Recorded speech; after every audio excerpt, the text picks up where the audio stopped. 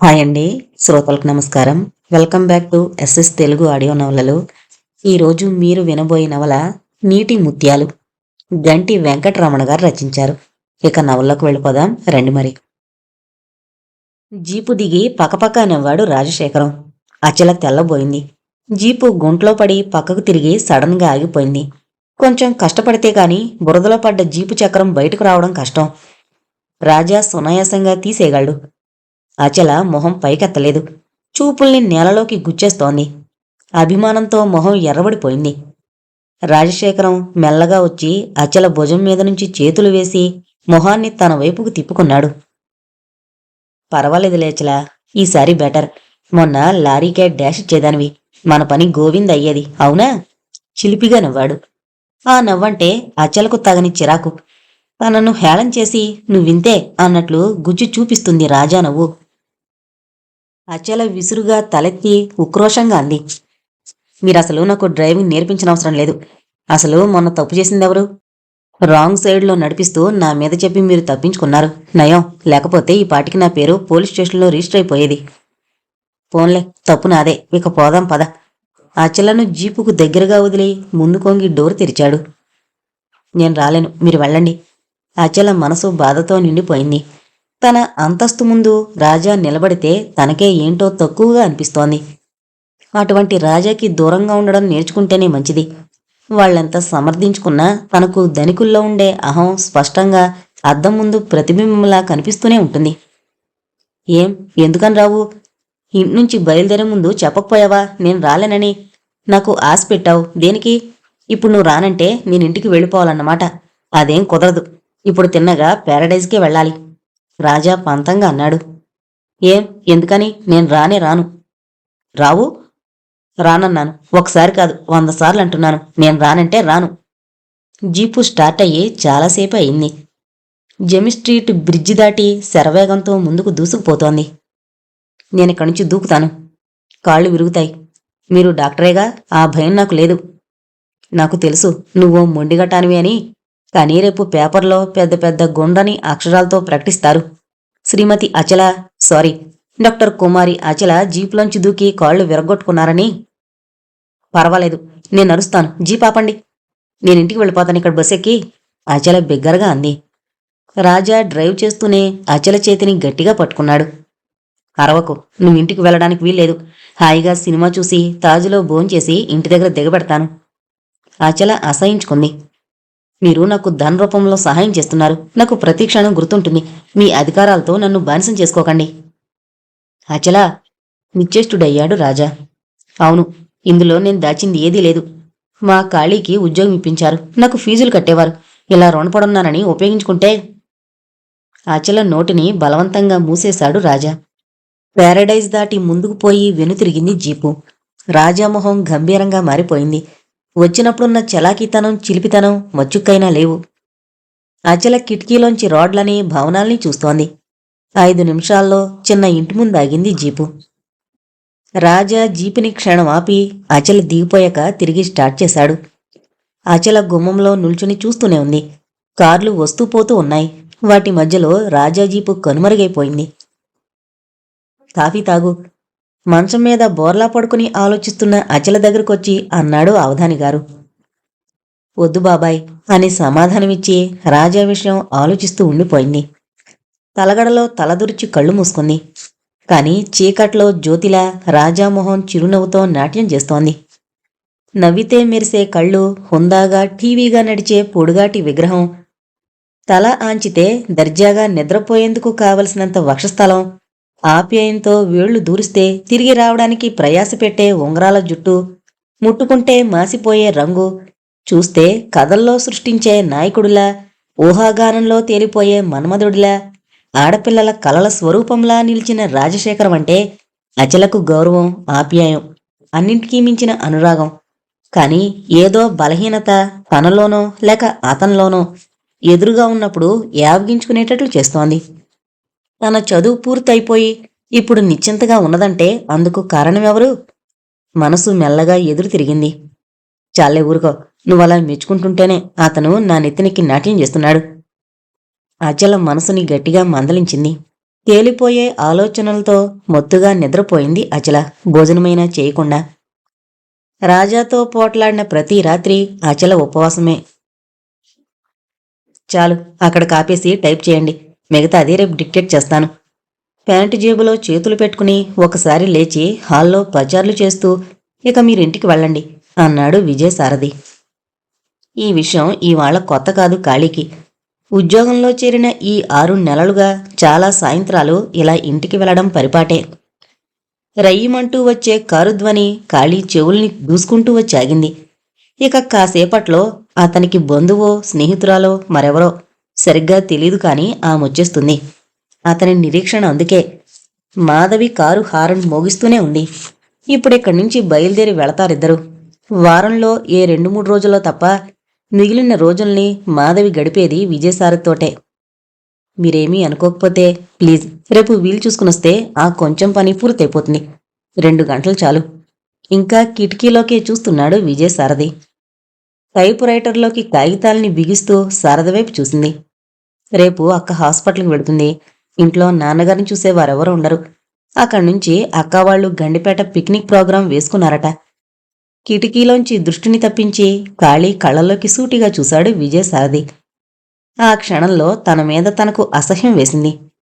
తెల్లబట్టలతో నొసటి కుంకుమరేఖలు ఆనవాలు సైతం లేకుండా బొత్తిగా వేదాంతిలా నిరాడంబరంగా ఉన్న కాళీ మీద ప్రపంచంలో ఉన్న జాలినంతా తనలో ఇముడ్చుకోసాగాడు విజయసారథి. ఒక చేతిని ప్యాంటు జేబులో అలాగే ఉంచి రెండో చేత్తో క్రాఫ్ని వెనక్కి తోసుకుంటూ మెల్లగా అన్నాడు. మాధవి గొడవ చేస్తుంది, వెళ్ళకపోతే ఊరుకోదు. ఒకసారి ఎలాగో అలాగే వీలు చూసుకుని ప్లీజ్. అర్జెంటుగా ఈ కాగితాలు గవర్నమెంట్కు పంపించేసేయాలి. క్రింద నుంచి కారు హారన్ తెగ మోగిస్తోంది. అందులో ఎంతో విసుగు ధ్వనిస్తోంది. నాగస్వరం విన్న నాగుపాముల హడావిడిగా డ్రాయరు మూసేసి తాళాలు ఖాళీ టేబుల్ మీదకి విసిరేసి కిందకి త్వరగా వెళ్ళిపోయాడు. కిటికీలోంచి చూస్తుంటే ఆఫీసులో ఆవరణతో పాటు బయట రోడ్డు కూడా చాలా దూరం కనిపిస్తుంది. ఆకుపచ్చటి పొడిగాటి కారులోంచి కిటికీ గుండా చూస్తోంది మాధవి.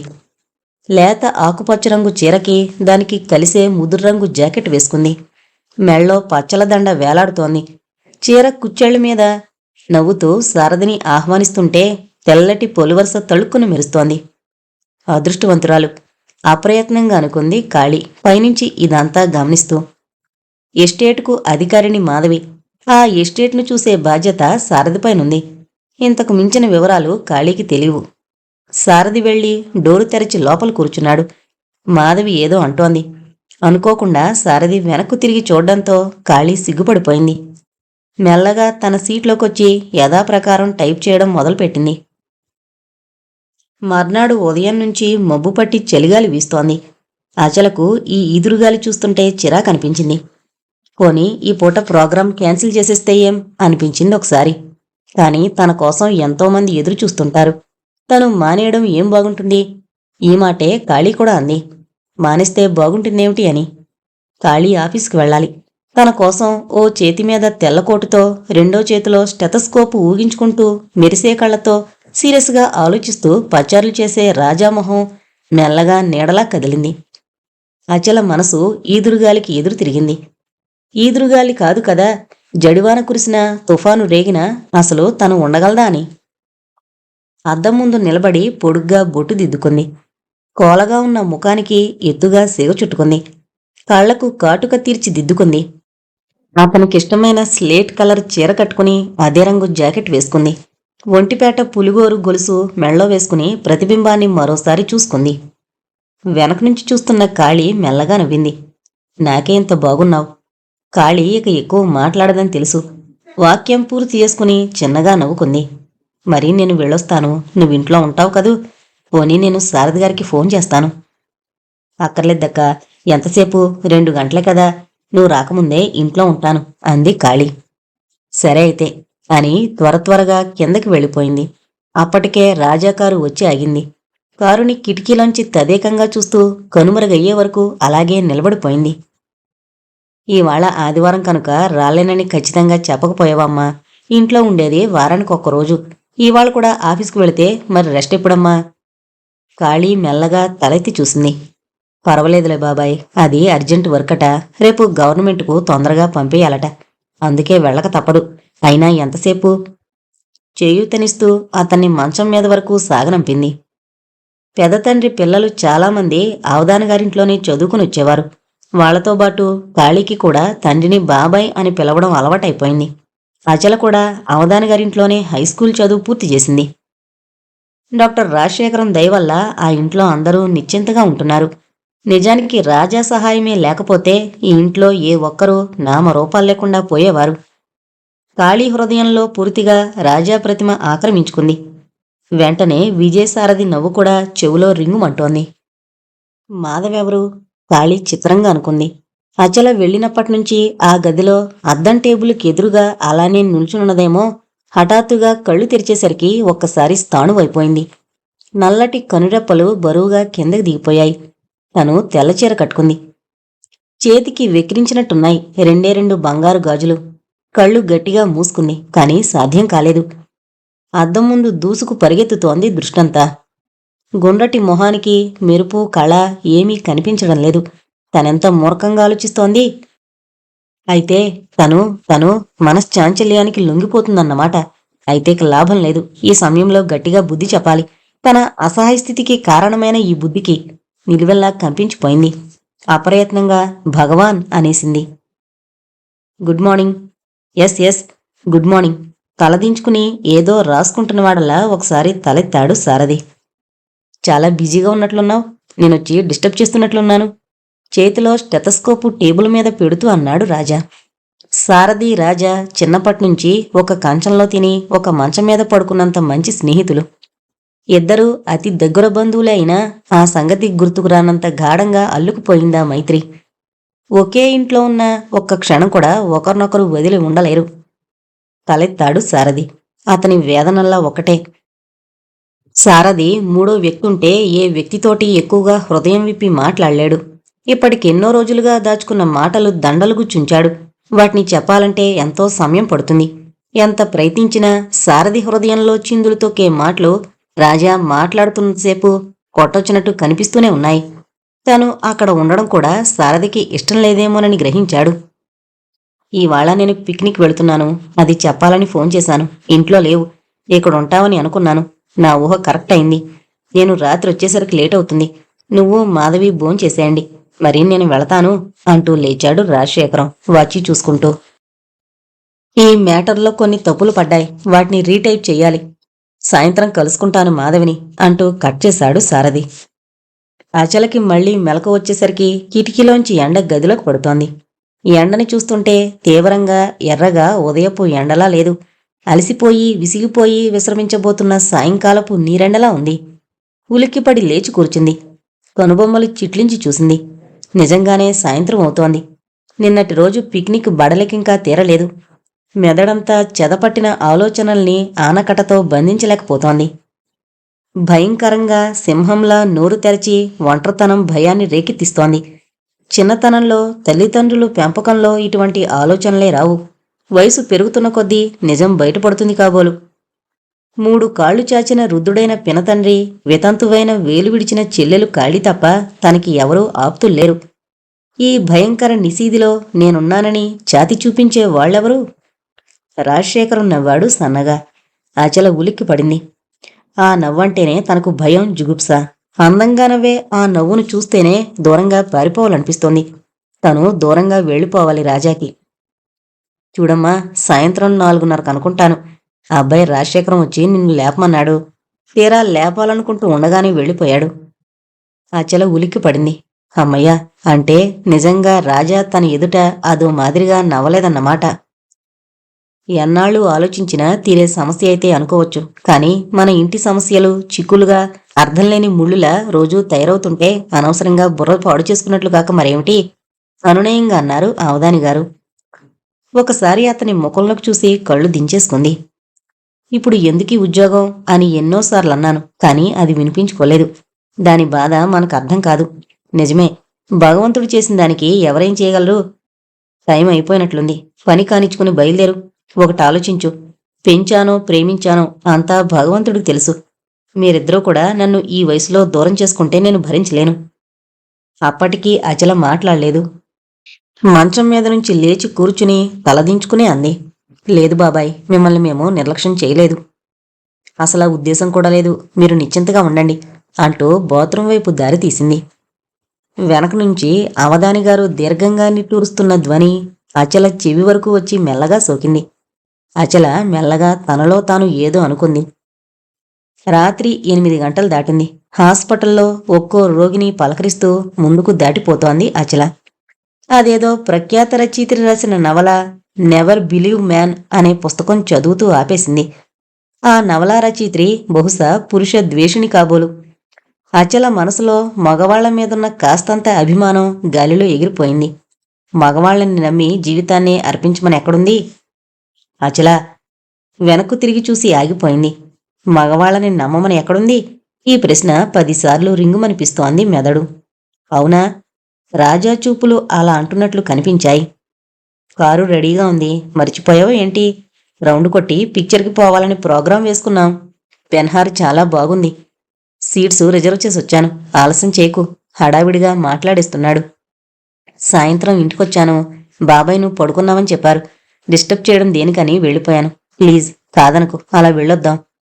రాజా మాటలకు బదులు చెప్పే స్థితిలో లేదు తను. చెయ్యి పట్టుకుని బలవంతంగా లాక్కెళ్లేటట్టున్నాయి అతని చూపులు. రాజాతో పరిచయమైన క్షణం ఎటువంటిదో కాని అతడి చూపులకు మాటలకు అనవసరంగానే కట్టుబడిపోతుంది. రౌండ్స్ ఒకటే కాదు, డ్యూటీ కూడా అయిపోయింది. తనలో తను అనుకున్నట్టుగా అనుకుంది అచల. డ్రైవ్ చేస్తూ ఫ్రంట్ కార్నర్లో ఉన్న అద్దంలోంచి కొంచెం వంగి చూశాడు. అలసిపోయింది అచల మొహం. జల్లు పడుతున్న లెక్క చేయని కారణంగా కాబోలు అక్కడక్కడ నీటి బిందువులు మెరుస్తున్నాయి. 2-3 ముంగురులు ఉంగరాల్లా నుదుటికి అతుకుపోయాయి. విచారంగా ఉంది అచల మొహం. రాజా మనసంతా జాలితో నిండిపోయింది. నిజమే, నేనెవర్ని ఆమెను ఇబ్బంది పెట్టడానికి అనిపించింది. వద్దచల, పోనీ సినిమా మానేద్దాం. నిన్ను ఇంటి దగ్గర డ్రాప్ చేస్తాను అనాలనిపించింది. కాని వెంటనే పురుషత్వం తాలూకా బింకం మేల్కొంది. అదేమీ పట్టనట్టన్నాడు. బెన్హార్ ఇదివరకు 2-3 సార్లు చూశాను, కానీ నీతో వెళ్లాలనిపించింది. అందుకు ఇది మరోసారి. అప్పటికీ మౌనం వహించింది. రాజా తనకెంతో దూరంలో లేడు కూడా. ఒక్కోసారి అతని టై పట్టుకుని సూటిగా అడగాలనిపిస్తుంది. నా మీద మీకిదేం అధికారం? నన్నెందుకెలా ఏడిపిస్తున్నారు? నేను మీకు ఏమవుతాను అని. కాని తను ఆడది, ఒట్టి అబల. అందుకే అడగలేకపోతోంది. అలా నాగుపాములా అతని నాగస్వరానికి వెళ్ళిపోతోంది. అచల, నీకో సంగతి చెప్పనా? అచల రాజశేఖరం మొహంలోకి చూసింది. నీకు కోపమొస్తేనే రెట్టింపు అందంగా ఉంటావు. రాజా ఉడికిస్తున్నట్లంటూ నవ్వాడు. నేనెలా ఉంటే మీకెందుకు? ప్లీజ్ నన్ను మాటిమాటికి వేళకోళంతో పరిహాసం పట్టించకండి. నేను మీతో తిరుగుతున్నానని ఏమేమో కల్పించుకుని రంగులు పూయకండి. నా కర్మాన నన్ను పోనివ్వండి. మేము మీ ఆదరణలో అంది అచల. రాజా తెల్లబోయాడు. మాటిమాటికి కాదు, క్షణక్షణానికి నన్ను నువ్వు రెచ్చగొడుతున్నావు. నాకసలా ఊహే లేదు. నేను మీకేదీ సహాయం చేయలేదు. ఎందుకు మభ్యపెడతారు? నాకు మీరు ధన సహాయం చేయలేదు. అందుకనే మీరు నన్ను మీ చుట్టూ తిప్పుకుంటున్నారు. నాకు కోపం తెప్పించుకచలా. రాజా మృదువుగా అన్నాడు. ఏం చేస్తారేం? రెట్టిస్తూ అడిగింది అచల. ఏం చేస్తానా? చూడు, నీ పొగరు ఇలా అణుస్తాను. రాజా అచల మొహం మీదకు చూస్తూ మాట్లాడనివ్వకుండా పెంకిగా పెనుగులాడుతున్నా లెక్క చేయకుండా అచల పెదవుల్ని తాకాడు. అచల దూరంగా జరిగి కూర్చుంటూ అంది. నాకు పొగరని అహంకారమని ఏవేవో అనుకుంటూ నన్ను నాశనం చేస్తున్నారు. నాకెవరూ లేరనేగా. అచల కళ్ళలో నీళ్లు గిర్రుని తిరిగాయి. మీతో చనువుగా ఉండడం నాదే పొరపాటు. మోచేతుల మధ్య తలవాల్చుకుని సీటు వెనకకు జారగలబడి వెక్కివెక్కేడ్చింది. రాజశేఖరం గుండెల్లో నిప్పుతో ప్రారంభమైన బాధ మంటలా పెనవేసుకుంది. ఆ బాధనంతా తన గుండెల మీద తలపెట్టుకుని తనకు కూడా పాలు పంచితేయేం? తను అంత కఠినుడా? తనకు మాత్రం ఆప్తులేని వారు ఎవరున్నారు కనుక? భగవంతుడు తనని పరీక్షిస్తున్నాడు. తల్లిదండ్రుల్ని పోగొట్టుకుని ఒక్కగానొక్క దురదృష్టజాతకురాలైన చెల్లెలతో మెడిసిన్ పూర్తి చేయగలిగిన తనంటే అందరికీ ఏంటో అపురూపం. కాని దూరపు కొండలు. కారు మెల్లగా మలుపు తిరిగి వెనుతిరిగి అచల ఇంటి ముందే ఆగిపోయింది. ఇలాంటిదేదో జరుగుతుందని అచలకు బాగా తెలుసు. కారు రయ్యమంటూ దూసుకుపోయింది చీకట్లోకి. ఒక మాట, కనీసం గుడ్ నైట్ అయినైనా చెప్పకుండా వెళ్ళిపోయాడు. తనసలు ఏమన్నదని? కళ్లల్లో నీళ్లు అలాగే ఇంకిపోయాయి. త్వరగా లోపలికి వెళ్ళిపోయి మంచం మీద వాలిపోయింది నిద్రాదేవిని ఆహ్వానిస్తూ. నిజంగా తను తెలివిలేంది. రాత్రి అలా అర్ధాంతరంగా వెళ్ళిపోయినప్పుడు అదేమీ ఎరగనట్లు నటిస్తున్నాడు. రాజాని పరిశీలనగా చూడసాగింది అచల. నన్ను ఫారెన్ పంపుతున్నారు క్యాన్సర్కి, సారీ, స్పెషలిస్టు కావడానికి. అచల సనాతన కుటుంబంలో పుట్టి పురాతన కట్టుబాట్లలో పెరిగింది. ఎంత కాదనుకున్నా కాస్తో కూస్తో మంచి చెడు నమ్మే మనిషి. క్యాన్సర్కి అంటున్న రాజా వంక చురుగ్గా చూసింది. అందుకే రాజా ధోరణి కరెక్ట్ చేసుకున్నాడు. రాత్రి జరిగింది మర్చిపోలేదు నువ్వు. నాకిలాంటివి మామూలే, కావాలంటే సారథినడుగు. మొహంలో ఎలాంటి భావాల్ని కనపడనీలేదు అచల. పోన్లే, నా మాట విను. భుజాలు పట్టుకుని కింద కూర్చోబెట్టాడు. పచ్చని పచ్చిక మీద కూర్చుంటూ అతని వంకే పరిశీలనగా చూడసాగింది. ఎంత నాటకమాడుతున్నాడు. రాత్రి తననెంతో ఏడిపించాడు. ఉంగరాల క్రాఫు కిందున్న మెదడులో ఎలాంటి గోతులు తవ్వే ఊహలున్నాయో. తీక్ష్ణంగా చూసే ఆ కళ్ళల్లో చపలత్వం లేదని నమ్మకం ఏమిటి? తను డాక్టర్ అయినంత మాత్రాన తనకు అత్యవసరమైన జీవితంలో ఘట్టాల్ని దాచుకోవాలని తెలీదా వసిపాప? తిన్నగా బాణంలా గుచ్చుకుపోయేట్లు నిస్సంకోచంగా ఉన్న ఆ కళనిక అంచనా వేయలేకపోయింది. నువ్వలా మోగదాన్లా కూర్చోకు, మాట్లాడు. నీ ఇష్టం వచ్చినవి ఏదైనా సరే నేను వింటాను. నువ్వు మూతి బిగిస్తే నాకు బాగుండదు. ఏం, ఎందుకని బాగుండదు? మీరు వట్టి స్నేహితులే. ఆ స్నేహాన్ని చిలవలు పలవలు చేయకండి. నా మీద మీకేం అధికారం? తెల్లబోయి చూసిన రాజా ఆగి ఐఎమ్ సారీ అన్నాడు. ఇద్దరి మధ్య నిశ్శబ్దం ఏర్పడింది కాసేపు. అన్నట్లు నీతో చెప్పవలసిన అతి ముఖ్యమైన సంగతి ఒకటుంది. ఇన్నాళ్ళు భరోసా లేకపోయింది. ఇప్పుడు నన్ను తప్పకుండా పంపుతున్నారు ఫారెన్. తిరిగి రావడానికి ఏడాది కావచ్చు. అచల మనసు పరిపరి విధాల పోయింది. ఎందుకలా నన్ను పిచ్చెక్కిస్తున్నారు? నీకు నేను తప్ప మరెవరూ లేరనంటే మీకేం నష్టం రాదుగా. నిన్న రాత్రి అన్న విషయాన్ని మరిచిపో అనకూడదు. మన మధ్య దూరం ఇంతే. నీ కర్మన్నా నాకు బాగుంటుంది. మరి ఎందుకిలా నన్ను విసిగిస్తున్నారు? మీ గుండెల్లో తలదాచుకుని నన్ను ఏడవనివ్వరేం? కరుకు తీరిన గుండెల్లోంచి నీళ్లు రావడం అంత సులభం కాదు. అచల నిండుగా నిశ్చలంగా ఉన్నట్లు కనిపిస్తుంది అంతే. వాతావరణం చాలామందిని మార్చేస్తుందనంటారు. నేను కూడా అలా అయిపోతే మంచిదే. స్నేహితుడిగా జ్ఞాపకొచ్చినప్పుడు ఒక ఉత్తరం రాయి. చటుక్కున లేచి నిలబడ్డాడు. ప్యాంటు జేబులో నుంచి రుమాలు తీసుకుని కనుకొనుకుల్ని సున్నితంగా తుడుచుకుని కదిలి వెళ్ళిపోబోయాడు. కాని ఆగి అచల మొహం నిశితంగా చూస్తూ పరికించసాగాడు. రాజా రెండు భుజాల మీద చేతుల్ని వేసి అడుగు ముందుకు పడనివ్వకుండా గట్టిగా పట్టుకుంది. వద్దు, మీరు వెళ్ళకండి. నన్ను కూడా తీసుకువెళ్ళండి. నేనొస్తాను. నేను మీకు కావాలా? రాజా చెవిలో మెల్లగా అడిగింది. చటుక్కున తిరిగి అచలను గాఢంగా హృదయానికి హత్తుకున్నాడు. చాలు, ఇక నాతో ఏమీ మాట్లాడకు. నేను తెలుసుకున్నాను. నువ్వు లేంది నాకు దారి దొరకదని. మనం కలిసి వెళదాం. మెల్లగా అతని గుండెల మీద చేయి వేస్తూ అంది. నాకిప్పుడు భయం లేదు. ఇలా ఉంటే చాలు. కారును మలుపు తిప్పుతూ అన్నాడు. ఇన్నాళ్ళు నన్ను ఏవేవో అడిగేదానివి. ఇప్పుడు చెబుతున్నాను విను. రాజా మాటలే వింటూ ఆలోచిస్తోంది తీవ్రంగా. నాకెవరూ లేరు, పిచ్చి చెల్లెలు తప్ప. కాళీ చాలాసార్లు చూసే ఉంటుంది. చిన్నప్పుడు ఏదో యాక్సిడెంట్లో మతి చెలించింది. పిచ్చిది అంటే పూర్తిగా మనుషుల్ని అర్థం చేసుకోలేదని కాదు. నేను అన్నేనని, మాకు ఎవరూ లేరని అన్నీ తెలుసు దానికి. బజార్లో ఉన్న రకరకాల చీరలన్నీ మా ఇంట్లోనే ఉంటాయి. అవన్నీ దానివే. నీకెప్పుడూ ఈ విషయం చెప్పలేదు. ఇవాళ మా ఇంటికొచ్చి స్వయంగా నువ్వే చూద్దువుగాని. ఇప్పుడా? అచల ప్రశ్నకు జవాబిచ్చే లోపలే కారు తిన్నగా హారన్ మోగించుకుంటూ రెండంతస్తుల అందమైన భవనం ముందాగింది. చుట్టూ లతలు, తీగలతో అల్లుకున్న చెట్లు, గేటు మీద బోగన్విల్లా పూల కటింగ్స్. ఒకటేమిటి, చిన్న తోట మధ్యలో ఉందా ఇల్లు. హారన్ శబ్దం విని మేలు రకం కుక్క తోకాడించుకుంటూ భయంకరంగా మురుగుతూ వచ్చి రాజా చుట్టూ తిరుగుతోంది. ఏదో కావాలన్నట్లున్నాయి దాని చూపులు. చేతిని కాలిని ఒకటే నాకుతోంది. అచలను చూస్తూ మరింత మొరగడం ప్రారంభించింది. మన చుట్టాలు, పద లోపలికి, అక్కతో చెప్పు. రాజా మాటలకి ఇక ఎక్కువసేపు ఉండలేదు. వెంటనే వెళ్ళిపోయింది. కట్టెను పక్కకు తప్పించి బయటకొచ్చింది. కిన్నెరల్ని మరిపించే అందంలో అతని చెల్లెలు. లేత గులాబీ రంగు చీర, అదే రంగు స్లీవ్లెస్ చోళీ వేసుకుంది. కొద్దిగా మెడపైకి అందంగా చుట్టుకుంది. పెద్ద పెద్ద కళ్ళు మరింత వెడల్పు చేసి చూస్తోంది. కోలగా గులాబీ రంగు కుంకుమ దిద్దుకుంది. చెవులకు సైతం అదే రంగు కమ్మలు మెరుస్తున్నాయి. కాటుక తీర్చిదిద్దింది. చుట్టుకు ఎడంవైపు ఉన్నది కూడా లేత గులాబీ రంగు పువ్వే. ఆలస్యంగా వచ్చేమేమన్నయ్యా? అచలను చూస్తూ రాజాని ప్రశ్నించింది. అచలాని చెబుతుంటాను చూడు, ఆవిడ ఈవిడ మా చెల్లెలు మాధవి. ఇద్దరికీ పరిచయం చేశాడు. నమస్తే అంది మెల్లగా అచల. ఆ నమస్తే. అసలు ఆ సంగతే మరిచిపోయాను. ఇలాంటివి కాస్త ఆలస్యం నా దగ్గర. మా ఇల్లు నచ్చిందా? అన్నట్లు మీరు బయటే నిల్చున్నారు. మంచినీళ్లు కావాలా? రండి లోపలికి. మనిషిలో లోపం చూపకపోతే బహుశా ఆ మనిషి భూమి మీద ఉండలేకపోయినాడేమో. మాధవి అంత అందంగా ఉంది. మాధవిని చూస్తుంటే బుగ్గలు సొట్ల పడుతూ నవ్వుతున్న రాజా స్పష్టంగా కనిపిస్తున్నాడు. అతని చెల్లెల్ని చూశాక రాజా మరింత దగ్గరగా వస్తున్నాడు అచల హృదయానికి. ఇది వరండా, ఇది మా గెస్ట్ రూము, ఇది డైనింగ్ హాలు ఒక్కొక్కటి చూపిస్తోంది అతని చెల్లెలు. ఇక్కడ 3 కుర్చీలు. నాకైతే తెలీదు కాని మా రాజా అన్నయ్య చెబుతూ ఉంటాడు. ఆంధ్రళ్లలో 10 కుర్చీలు ప్రత్యేకం డైనింగ్ హాల్లో ఉంటాయట. అమ్మ, నాన్న, అక్క, చెల్లి అందరూ కూర్చుంటే చాలా బాగుంటుందట. ఏమండి, మీకు తెలుసా? మీ ఇంట్లో కూడా అన్ని కుర్చీలున్నాయా?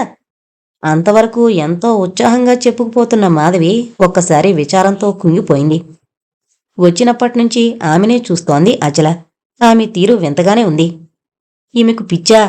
అచల ఆశ్చర్యపోయింది. పాపం, ఒక్కసారి విచారంగా అయిపోయిన ఆమెను మెల్లగానే సానుభూతిగా చూసింది. ఆంధ్రళ్లలో అలా ఉంటారని డాక్టర్ ఊరికే అనుంటారు. ఆంధ్రళ్ళు ఇలాగే ఉంటాయి. అందరికీ అందరూ ఉంటారా? కొంతకాలం గడిచేసరికి ఎవరో ఒకరు తప్పనిసరిగా లోటవుతూనే ఉంటారు. అలాగా అన్నట్లు చూసింది. క్షణంలో అనేక రంగులు మారుతోంది ఆమె మొహం. ఇక్కడ ఆగిపోయేవేం, ఇల్లంతా చూపించవా అంటూ ప్రవేశించాడు రాజశేఖరం. లేదన్నయ్యా, ఈవిడ ఏదో అంటుంటే వింటున్నాను పరధ్యానంగా అంది. చెల్లెల ముఖం నల్లగా ఉండిపోవడంతో అచల వైపు చూశాడు. అచల మౌనంగా తల ఉంచుకుంది. ఏం మాధవి, ఈవిడ నీకు బాగుందా? దోస్తీ చేసుకుంటావా? మాధవి చాలా మటుకు హిందీతో జతబడే మాటలే మాట్లాడుతోంది. రా, అలా పోయి హాల్లో కూర్చుందాం. చెల్లెలి తల మీద చేయివేసి తీసుకుపోయాడు. ఇలాంటి అన్నయ్యలు నూటికి ఎంతమంది? అచల మనసులో అనుకుంది. ఆవిడిక్కడే ఉంటే బాగుంటుంది కదన్నయ్యా. చేతితో చూపిస్తూ ప్రేమగా చూసింది మాధవి. నువ్వు చెప్పలేకపోయావమ్మా మధు, ఇక్కడే ఉండమని. కళ్ళు మెల్లగా తిప్పింది. ఉంటారా? అచల మాట్లాడలేదు. మీరు మా ఇంట్లో ఉంటే అన్నయ్య మీకు కూడా మంచి మంచి పిక్చర్స్ చూపిస్తాడు, చీరలు కొంటాడు, విజయ పుస్తకాలిస్తాడు. మన కారులో నాగార్జున సాగర్ ఇలాంటి చోట్లకు తిప్పుతాడు. వస్తారా? అచల జాలిగా నవ్వింది. మరి మా బాబాయ్ ఒప్పుకుంటే వస్తాను. చంగున రాజా పక్క నుంచి లేచి అచల పక్కగా వచ్చి కూర్చుంది మాధవి. రాజా కళ్ళల్లో దుఃఖం గెడ్డగట్టుకుపోతుంది. చెల్లెల్ని గూర్చిన బాధ కథలు కథలుగా చెబుతూ తెరలు తెరలుగా పరదాలేస్తున్నాయి అతని అందమైన కళ్ళు. ఎర్రని జీర కనుకొలుకుల్లో పూర్తిగా కెంపు రంగు పులుంకుని వ్యాపించింది. అతడి విచారం ఆ జీరల్లో పూర్తిగా జీర్ణించుకుపోయిందేమో అనిపిస్తోంది. అచల భుజాల చుట్టూ చేతులు వేసి తన వైపు తిప్పుకుని అడిగింది మాధవి. నాలాంటి చెల్లెలుందా మీకు? మెల్లగా తలూపింది అచల ఉంది అన్నట్లు. చరుణ లేచింది మాధవి. చూడండి, మా అన్నయ్య అంటుంటాడు, అన్నయ్య కర్మ కొద్దీ నేనిలా పుట్టానట. మరెవ్వరికీ నాలాంటి చెల్లెలు లేదట. ఇప్పుడు చెప్పండి, నేను బాగాలేనా? మీకు నేను నచ్చలేదా? నచ్చారు, నాకు బాగున్నారు. మీరు బాగలేదని ఎవరన్నారు? మా ఇంటికొస్తారా? రాజావైపు చూసింది మాధవి. మెల్లగా తలదించేసుకుంది. వెంటనే అన్నయ్య, అన్నయ్య. ఇక ఎంతోసేపు మాట్లాడలేదు. అంతా అయోమయంగా ఉంది అచలకు. హృదయం జాలితో నిండిపోయింది. రాజా ఎన్నో రకాలుగా బుజ్జగిస్తున్నాడు, కాని ఆమె మాత్రం మాట్లాడలేదు. రాజా స్వయంగా ఇంటి పనుల్లో చాలా భాగం చేశాడు. అచల ఏం చేయబోయినా వారించాడు. చెల్లెలికి అందంగా జడలు వేశాడు. ఎర్ర గులాబీ తెచ్చి మెల్లగా స్వాధీనం చేసుకుంటున్నాడు.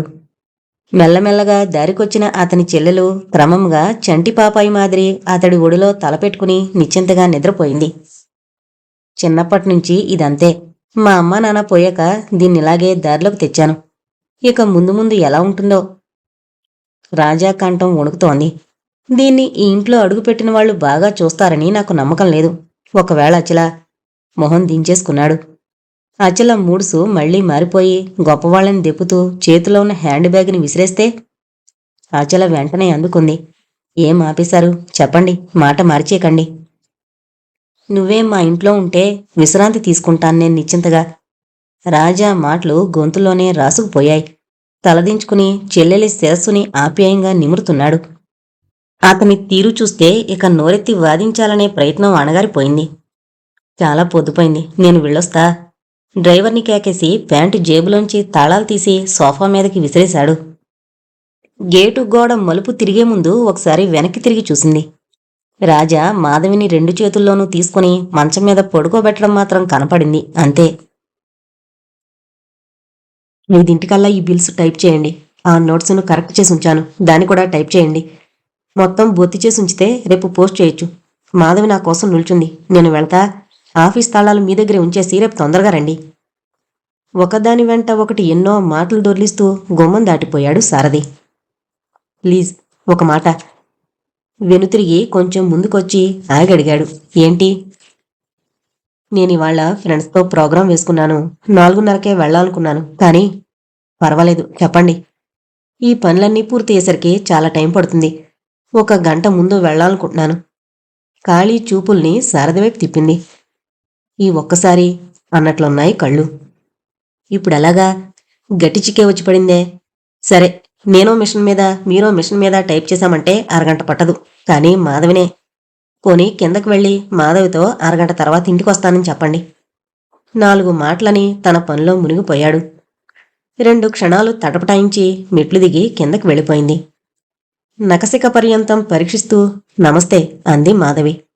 2 చేతులు జోడించి నమస్తే అంది కాళీ ప్రతి నమస్కారం చేస్తూ. చూడండి, తను అరగంట తర్వాత ఇంటికొస్తానని చెప్పమన్నారు. మాధవి మౌనం వహించింది. కూలింగ్ గ్లాస్ చేత్తో తిప్పుతూ పర్సు తీసంది. ఈ డబ్బు తీసుకోండి, అతన్ని రమ్మనమన్నానని చెప్పండి. కాళీ అర్థం కానట్లు చూసింది. నాకిలాంటివి కథలు కథలుగా చెప్తాడు మా అన్నయ్య. కొందరు డబ్బు చూపిస్తే పని తొందరగా చేస్తారని. పాదాల కిందున్న భూమి గిరున తిరుగుతున్నట్లయింది. కాళీ ఇంకేం మాట్లాడలేదు. ఎంత త్వరగా వచ్చిందో అంత త్వరగానూ వెళ్ళిపోయింది. మాధవికి అర్థం కాని ప్రశ్న ఒకటే, నా పర్సు తేలిగ్గా లేదే అని. కాళీ మౌనంగా టైప్ చేయడం ప్రారంభించింది. టైప్ రైటర్ టకటకా శబ్దం సారథి చెవి వరకు పోయింది. చెప్పారా? తలెత్తి అడిగాడు. చెప్పాను. ఏమంది? ఏమీ అనలేదు.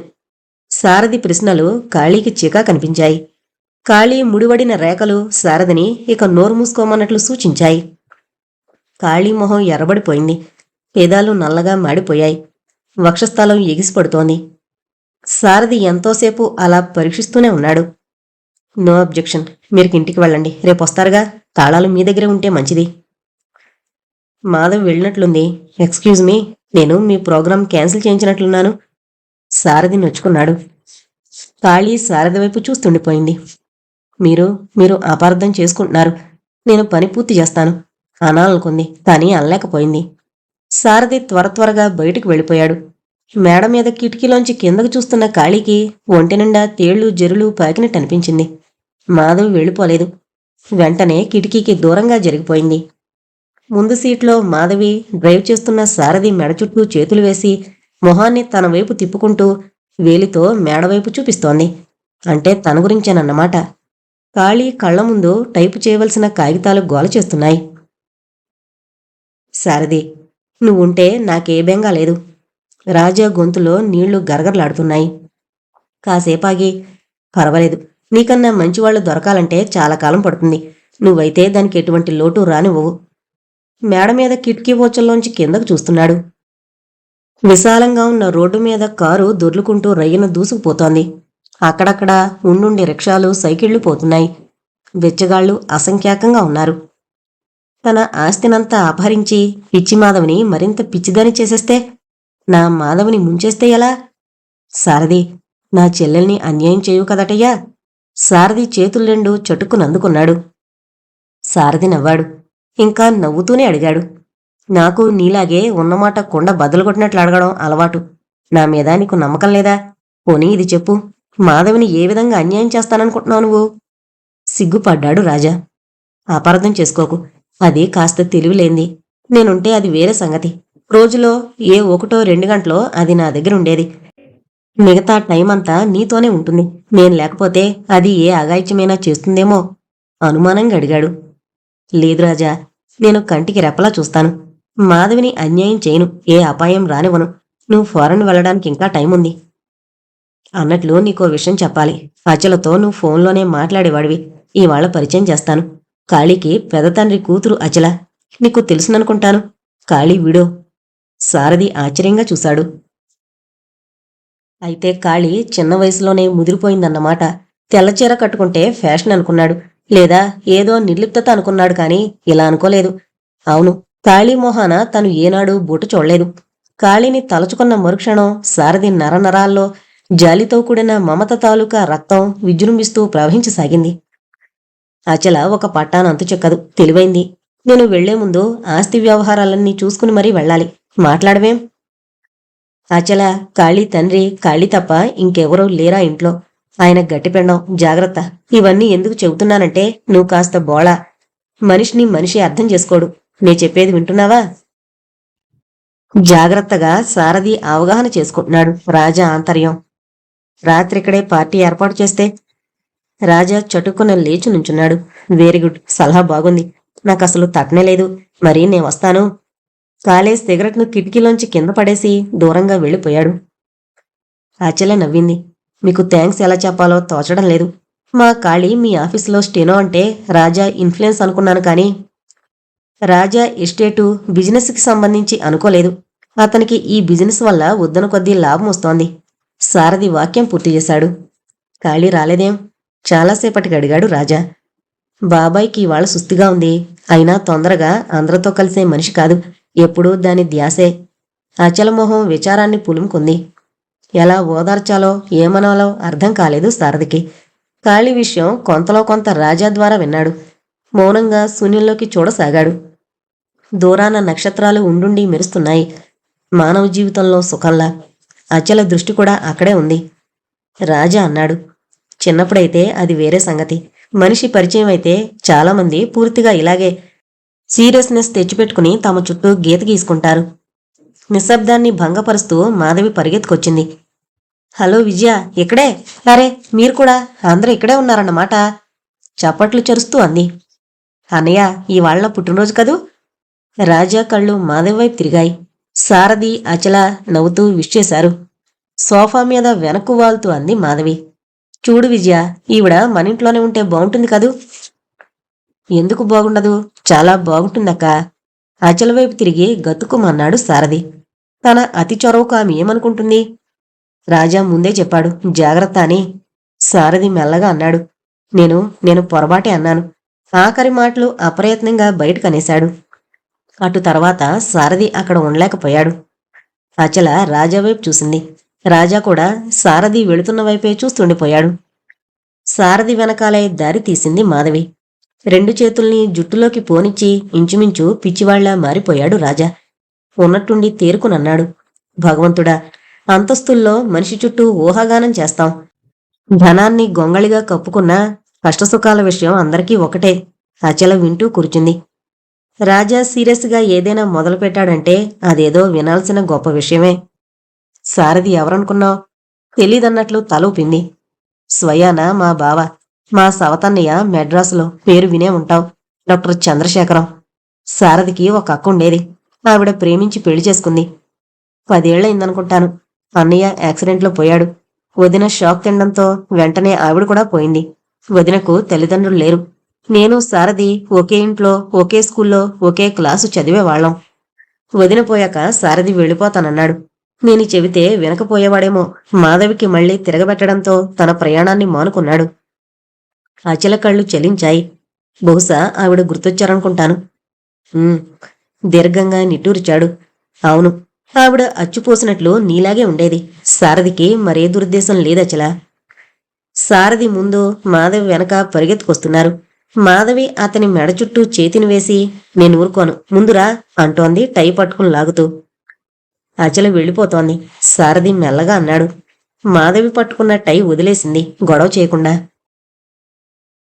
కదిలే కారు వైపు చూస్తూ నవ్వుతూ చెయ్యి ఊపింది మాధవి. ఉన్నట్టుండి అవధాని గారికి జబ్బు చేసింది. అచల, రాజా, మరో 4 డాక్టర్లు శతవిధాల ప్రయత్నాలు చేశారు. అంతుచిక్కని రోగం కోసం రాత్రింబవళ్లు తన విజ్ఞానాన్ని ఉపయోగించడం ప్రారంభించింది అచల. 2 నెలల క్రితం డిసెంట్రీతో అవస్థపడిన అవధాని గారు కడుపునొప్పితో తలకిందులయ్యారు.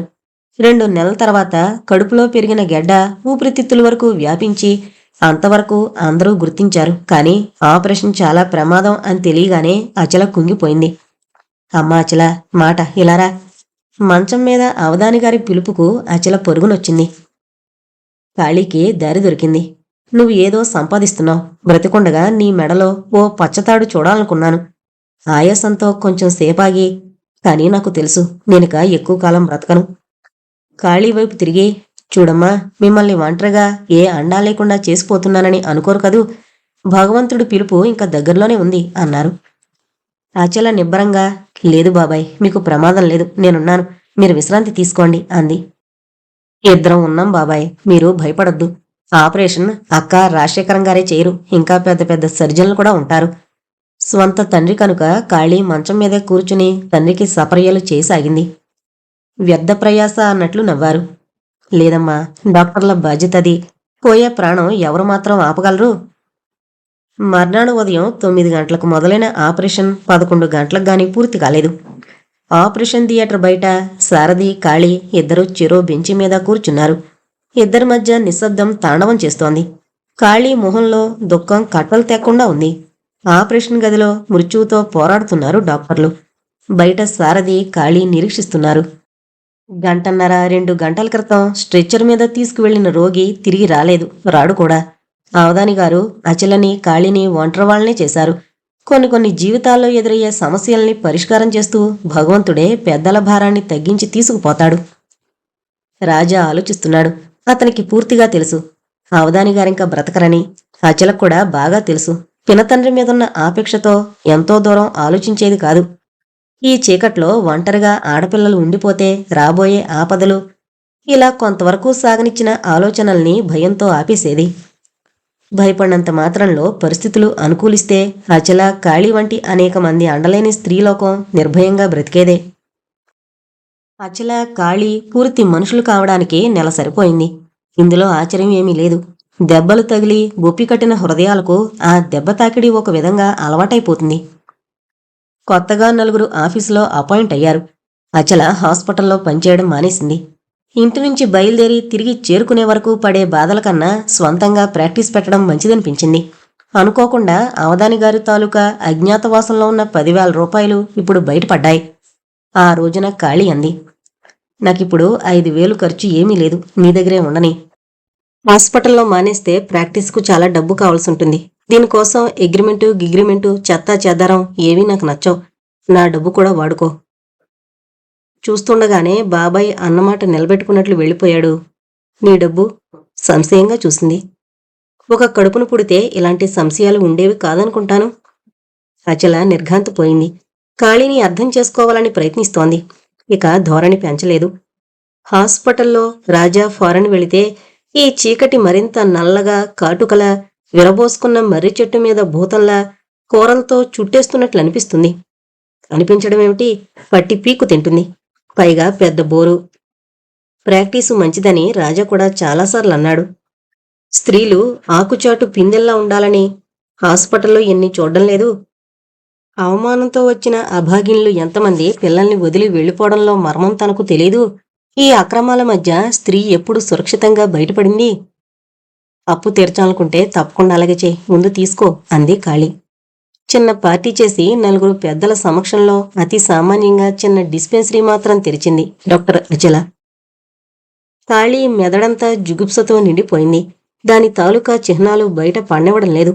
ఎంత బొందువైతే మాత్రం హద్దు పద్దు ఉండనవసరం లేదు. పదే పదే ఆలోచిస్తూ ఉంటే మనసంతా వ్యాకులమైపోతుంది. సారదే కళ్ల ముందు ప్రత్యక్షమవుతున్నాడు. ఫుల్ సూట్లో అందమైన కళ్లతో అమాయకంగా కనిపించే సారథి ఇలా ప్రవర్తిస్తాడంటే నమ్మశక్యంగా లేదు. టైపు చేస్తోందన్న మాటేగాని ఆఫీసులో 4 అనుకునే మాటలు రింగుమంటున్నాయి. ఆవిడ వన్నెల విసినికర్ర. ఎవడో రిమార్కు వేశాడు. ఎంత గారాభమైతే మాత్రం మరీ హద్దులు మీరా? కళ్ళజోడు సవరించుకుంటూ ముందు సీట్లోకి చేరాడు వెనక సీట్లో ఉన్న క్లర్కు. అసలు ఆడవాళ్లు పనిచేసి ఉద్ధరిస్తున్నారంటే మాత్రం నేను ఒప్పుకోను. అసలు వాళ్లతోనే ఉంది నానా చెత్త, ఒట్టి న్యూసెన్స్ తప్ప మరేం లేదు.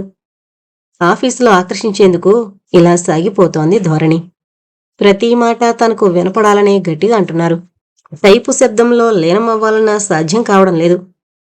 ఉన్నట్లుండి వాళ్ల సొమ్మేదో పోయినట్టు విరగబడి నవ్వే నవ్వు ఆఫీసంతా ప్రతిధ్వనిస్తోంది.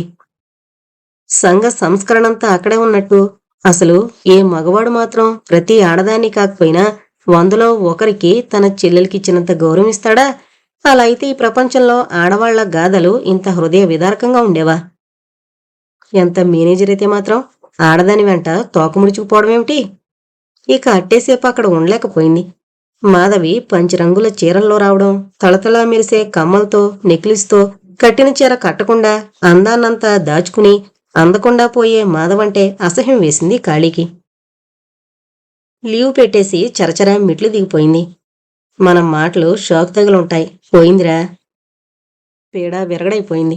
ఈ మధ్య దొరవారు గేలం ఎటువేశారో తెలుసా? కాళీకి ఇక వినాలని కూడా లేదు.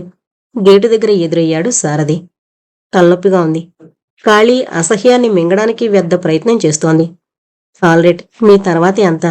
అంటే ఆఫీసు నడవాలంటే మీరంతా వెన్నెముకలాంటివారని సూటిగా కళ్ళలోకి చూస్తూ చిలిపిగా నవ్వాడు. మేమెందుకవుతాం? పునాదిరాళ్లు వేరే ఉన్నాయి. ఒకటి గుర్తించుకోండి. గోడలు ఎంత బాగున్నా సిమెంట్లో లోపం ఉంటే గోడలు కూలొచ్చు, శిథిలం కావచ్చు. వస్తా. విసురుగా వెళ్ళిపోయింది. సారథి కోలుకోవడానికి చాలాసేపు పట్టింది. కాళీని మొదట చూసి అంత మాట్లాడే స్వభావం కాదేమనుకున్నాడు. కాని అవకాశం లభిస్తే మాట్లాడడం కాదు, దెబ్బతీస్తుంది. తనిప్పుడేం చేశాడని? మొత్తానికి తన విషయమే. తననే కావాలని అలానే ఏదో అంది. ఎందుకని? ప్యాంటు జేబులో చేయి వేసుకుని చరచరా మెట్లెక్కుతూ ఆగిపోయాడు. అది ఆ బాపతే. అవే రిమార్కులు సారథి చెవుల్ని తూట్లు చేస్తున్నాయి. ఆవిడనేదో గాయపరిచారు, అందుకే తనకు కనువిప్పు చెయ్యాలనుకుంది. కావచ్చు, ఏదైతేనేం తను లేనప్పుడు ఆఫీస్ కాదు, నరకంలో ఉంటుందన్నమాట. సారథి చిన్నగా దగ్గాడు. ఆఫీసు క్షణంలో వాన కురిసి వెలిసిపోయినట్లయింది. కళ్ళు మూసుకుంది అచల. ఎలా బ్రతకాలి? కాళీకి మళ్లీ పెళ్లి చేయడం ఎలా? నాన్న లేరు. లేని నాన్న కంటే నిన్న మొన్నటిదాకా అండగా ఉన్న బాబాయిని మిన్నగా చూసుకుంటే ఏం లాభం? తను ఇంటి నుంచి బయలుదేరి వస్తూనే ఉంది. అతి దగ్గరగా వచ్చి మొహంలో మొహం పెట్టి మీద చెయ్యి వేయబోయాడు. రాజా రావడం ఆలస్యమైతే? అచల ఒళ్ళు భయంతో ఉణికిపోయింది. ఇంట్లోంచి బయటకు రాకుండా ఉండే రోజులైవి. ఒంటరిగా ఉన్న ఆడదాన్ని చూస్తే మగవాడి మస్తిష్కం కైపెక్కి నిప్పుతొక్కిన కోతిరూపు దాలుస్తుంది. కాళీకి చెబితే అది మరింత అధైర్యపడిపోతుందనేగా మానేసింది. ఈ కటిక చీకట్లో టార్చిలైటు వెలిగించి దోవ చూపేవాళ్లెవరు? భగవాన్, ఆడదాన్ని ఇలా పుట్టించకు. అచల మనసంతా రాజా కోసం ప్రాకులాడుతోంది. రాజా నోరు విప్పి ఏ మాట ధైర్యంగా చెప్పడు. తను అడగదు. అసలు ఆడపిల్లలకా స్వాతంత్రం ఇవ్వలేదీ దేశం. అచల కళ్ళు మూసుకుని కుర్చీలో వెనక్కు వాలింది. బలమైన 2 చేతులు గట్టిగా పట్టుకున్నాయి. నిన్న రాత్రి తన ఒంటిమీద ఇలాంటి చేయి పడింది. అప్పుడు రాజా వాణ్ణి తన్ని తగలేశాడు. పగబట్టాడు వాడు. ఎవరికో మద్దతిచ్చుంటాడు. తప్పదు, ఇది తప్పించుకోలేదు. ఆ చేతుల్ని మించిపోయాయి. ఈ ఉక్కు కడ్డీలాంటి చేతులు. తనకి శిక్ష కావలసిందే. గంట ముందు వెళ్ళిపోవలసిన తను ఆలోచిస్తూ ఇలా అనర్థాన్ని కొని తెచ్చుకుంది. ప్యూను కూడా దగ్గరలో లేడు. కాళీకి తోడుగా ఉండమని పంపింది. ఫోన్ చేసి రాజాని పిలవాలన్నా గట్టిగా ఉన్న ఈ చేతుల్ని తప్పించుకోలేదు. కళ్ళు అలాగే గట్టిగా మూసుకుంది. ఆలోచనల్లోంచి మనసు కృంగిపోతూ క్రమంగా ఏడుపులోకి దించేసింది. కుదిపి కుదిపి లేపేశాయి గట్టిగా పట్టుకున్న చేతులు. లేలే, ఎందుకలా ఏడుస్తున్నావు? కంగారుగా అడిగాడు రాజా. అచల నీరసించిపోతూ నిలబడింది. రాజా దగ్గరగా వస్తూ అడిగాడు, ఎందుకు ఏడుస్తావు నువ్వు? ఏడవడం ఏమిటి? అచల మాట్లాడలేదు. రాజా వక్షస్థలం మీద తల అంచేసింది. తనివి తీరా తృప్తిగా ఏడుస్తూ అలాగే ఉండిపోయింది. రాజా వారించలేదు. తనలో తను అనుకుంటున్నట్లన్నాడు, మాధవి కంటే చిన్నపిల్లవైపోతున్నావు దేనికి? మేం ఒంటరి వాళ్ళం. ఈ చేతుల్ని ఇలాగే ఉండనివ్వండి. మీరు తప్ప ఈ స్థితిలో మాకు ఎవరూ లేరు. వెక్కిళ్ల మధ్య కొన్ని మాటలు మింగేసింది. చటుక్కున అచల నుదుటి మీద పెదవులాంచి తీసేశాడు. లేదు, ఎన్నాళ్ళు నిర్లక్ష్యం చేశాను. ఇక మీదట అలాంటివి జరగనివ్వను. మాధవెంతో మీరిద్దరూ ఇంచుమించంతే. రాజా స్త్రీని సమర్థించినా దూషించినా మాధవిని సదా గుర్తించుకుంటాడు. మెల్లగా జరిగి నేలచూపులు చూస్తోంది. అచల కళ్ళు నేలను గుచ్చుతూ తనను తాను దూషించుకునే ప్రయత్నంలో ఉన్నాయి. జారిపోతున్న మనసుని గట్టిగా అదుపులోకి తెచ్చుకుంటూ ఆలోచనలతో కొట్టుకుపోతోంది. ఎందుకింత దిగజారిపోతోంది ఈ మధ్య? బాబాయి పోవడంతో ఇలా జరిగిందా? నీ పిచ్చి కాని రాజా ఎవరు? నువ్వు నాకు అండనివ్వాలని నిలయడానికి? అతన్ని మాత్రం నమ్మమనేముంది? అతను ఏమనుకుంటాడు? నీలో ఉన్న అబలత్వాన్ని ఏమాత్రం గుర్తించుకోడు. నువ్వు గుండెల్ని నిర్భయంగా చీల్చే డాక్టర్వి. గుండెలు పగిలేటట్లు ఏడిస్తే నమ్మడు. వట్టి నాటకం అనుకుంటాడు. నీ అల్పత్వాన్ని నలుగురిలో చాటి చెబితే ఏం చేస్తావు? నవ్వులు పాలైపోతావు. విరగబడి చెవుల్ని చిల్లులు చేసేట్లు నవ్వసాగింది అచల మనసు. అచల ధైర్యాన్ని కూడదీసుకుంటూ సున్నితంగా చివాట్లేసింది. నాకు ధైర్యం చెప్పవలసిన నువ్వే ఇలా పిరికిపాలు పోస్తే నేనేమైపోవాలి? ఎంత డాక్టర్నైతే మాత్రం మనిషిని కానా? నన్నిలా కొంగదీసేకు. రాజా అచల చేతిని గట్టిగా పట్టుకుని వరండాలోకి లాక్కెళ్లాడు. మెర్క్యూరీ లైట్ ముందు తలవాల్చేసి మనసుకు అలాగే సమాధానం చెబుతోంది అచల. కుడిచేత్తో అచల మొహాన్ని తన వైపు తిప్పుకుని, ఇప్పుడు చెప్పు, నేనంటే నీకు అపనమ్మకం, అవునా? రాజా కళ్ళల్లో అసహనం కనిపించింది. మాట్లాడు ఏదో ఒకటి. నేనంటే నీకు నమ్మకం ఉందో లేదో, లేకపోతే నీకున్న భయానికి కారణం ఎందుకేడ్చావు? గద్దించాడు. భయంగా తలూపింది అచల. లేదంటే ఊరుకునేవాణ్ణి కాదు. చెప్పు నీ సంగతి. నువ్వు నాతో చనువుగా ప్రవర్తిస్తున్నావని నలుగురితో చెప్పేస్తానని భయపడుతున్నావు, అవునా? అప్పటికే మాట్లాడలేదు. అవును, నేననుకున్నది కరెక్టే. నిన్నెలా వదిలివేయకూడదు. అచల మొహాన్ని బలవంతంగా తన వైపు తిప్పుకున్నాడు. అచల ఏదో మాట్లాడబోయింది. కాని రాజా అందుకు అవకాశం ఇవ్వలేదు. రాజా పెదవుల మధ్య అచల మాటలు పూర్తిగా మూలబడిపోయాయి. బలమైన రాజా బాహుద్వయంలోంచి బయటపడాలని ప్రయత్నించి ఓడిపోయింది. అచల కళ్ళు మాత్రం రాజా మీద యావగింపుతో బరువుగా మూసుకుపోయాయి. రాజా మాత్రం అచల తిడుతున్నా నిర్లక్ష్యంగా ఏదో అంటున్నాడు. అదేదో అంటారు, నాకు సరిగా సమయానికి సామెతలు గుర్తుకు రావు. నేను అర్థం చేసుకోవడానికి చాలా లేట్ అయిపోయింది. ఆఫీసులో మాటల్ని గుర్తు తెచ్చుకుంటూ 4 రోజుల తర్వాత కాళీని కలుసుకున్నప్పుడు అన్నాడు సారథి. కాళీ మాట్లాడలేదు. తప్పంతా నా మీదే వేస్తున్నారు. దీనికి కారణం నేనెందుకయ్యానో అర్థం కావడం లేదు. క్షమించండి. ఫోన్ చేసి మిమ్మల్ని ఒంటరిగా రప్పించడం పొరపాటే. నా మీద నాకు సదభిప్రాయం లేకపోతే నాకే చెబితే బాగుంటుందని ఇలా చేయవలసొచ్చింది. కాళీ మొదటిసారిగా సారథి కళ్ళలోకి గుచ్చి చూస్తూ అంది. ఆడపిల్లను ఎవరైనా సరే, మంచి కానివ్వండి చెడు కానివ్వండి, నలుగురి నోళ్లలో పడుతూ ఉంటే బాగుండదు. అంటే అర్థం కాలేదు సారథికి. ఆ విషయం నాకంటే బాగా ఆఫీసులో ఎవరినడిగినా చెబుతారు. మీ మీద ఓ ఖచ్చితమైన అభిప్రాయం ఉంచుకోవాల్సిన అవసరం నాకు లేదు. తెల్లబోయాడు సారథి. సారీ, మీకు నా మీద మంచి అభిప్రాయం ఉండాలని నేను అనడం లేదు, నిజం. కాళీ కుర్చీలోంచి లేచింది. రేపు కలుస్తాను. మీరు ఆఫీస్కు ఓవర్. ఇంతకంటే క్లియర్గా చెప్పవలసిన అవసరం నాకు లేదు. ఒకసారి కాదు కాళీ చేత అనిపించుకోవడం. సారథి సహజంగా ఉద్రేకి. కాని కాళీ గాథ విన్న తర్వాత అనవసరంగా ఎన్నోసార్లు ఓడిపోయాడు. ఎన్నోసార్లు ఇలాగే వెళ్ళిపోయింది. కాళీని ఇక మెత్తని మాటలతో క్షమించలేకపోయాడు. ఎంత అహంకారం! సారథి పొళ్ళు పడపట్లాడాయి. కాళీ ఆలోచిస్తోంది. ఈ ఉద్యోగం ఇక చేయలేదు. ఈ వెధవ వాతావరణంలో ఒక క్షణం ఉండలేదు. అందుకే స్త్రీలకు ఉత్తమమైన పని టీచర్ జాబే. తను బిఏ పాస్ అయింది. ట్రైనింగు కాకపోతే ఏం? తనకు సరిపోయే ఉద్యోగం ఎవరైనిస్తే అంతే చాలు. నలుగురు 4 మాటలు అనదగ్గవారిని అంటే కాస్త విన్నా అన్న అర్థం ఉంటుంది. తననంటే? కాళీ పూర్తిగా గతాన్ని తవ్వుకుంటూ వెనక్కు వెళ్ళిపోయింది. నేను ఎక్కువ రోజులు ఉండనవసరం లేదు. 4-5 రోజులే. అటు తర్వాత రోమియో జూలియట్లా, పోనీ హెమ్లెట్ ఒలిఫియాలా? కాళీ సున్నితంగా మురారి నోటికి చెయ్యి అంచేసింది. కవిత్వంలో పడ్డారు. కాళిదాసు గారి కవిత్వం కొంత, మన పైత్యం మరికొంత. కాళీ పకపక నవ్వింది. లేదు డియర్ డార్లింగ్, అలా అలా వినువీధుల్లో రెక్కల్లేని పక్షుల్లా. మురారి మాటలాపేశాడు. కాళీ నవ్వు శృతిమించింది. మురారి కోపం కట్టలు తెంచుకుంది. నీలా ఆంధ్రదేశంలో పుడితే నీ తాతకు బస్కీలు నేర్పేవాణ్ణి. తెలుగును ఒత్తి ఒత్తి పొలుకుతున్నాడు. కాళీ నవ్వును ఆపుకుంటూ అంది. రెక్కల్లేని పక్షుల్లా ఏంటండి? ఇలాంటి మాటలకి నవ్వురాదా ఏంటి? రోమియో జూలియట్టు పోలికేమిటి అసహ్యంగా? ట్రాజడీ బాగుండదు. మనది కామెడీ మిస్టర్.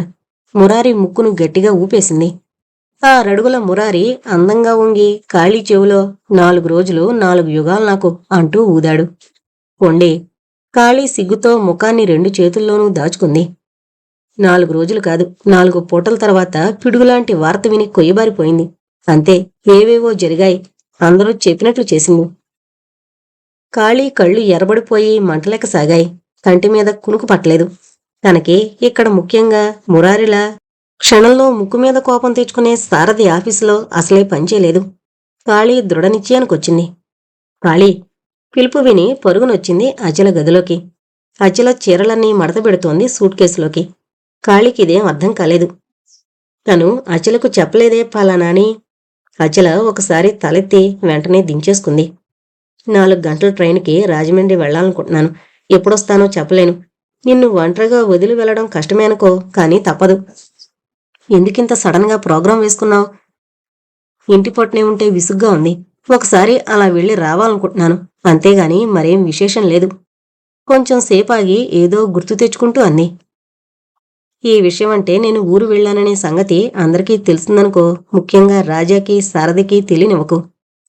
అచల మాటల్ని అర్థం చేసుకోలేనంత తెలివి తక్కువది కాదు కాళీ. ఒకవేళ అదే నిజమైతే యూనివర్సిటీలో ఫస్టున పాస్ అయ్యేది కాదు. 4 గంటల ట్రైన్కా? పక్కనున్న చీరల్ని మడతబెడుతూ అంది కాళీ.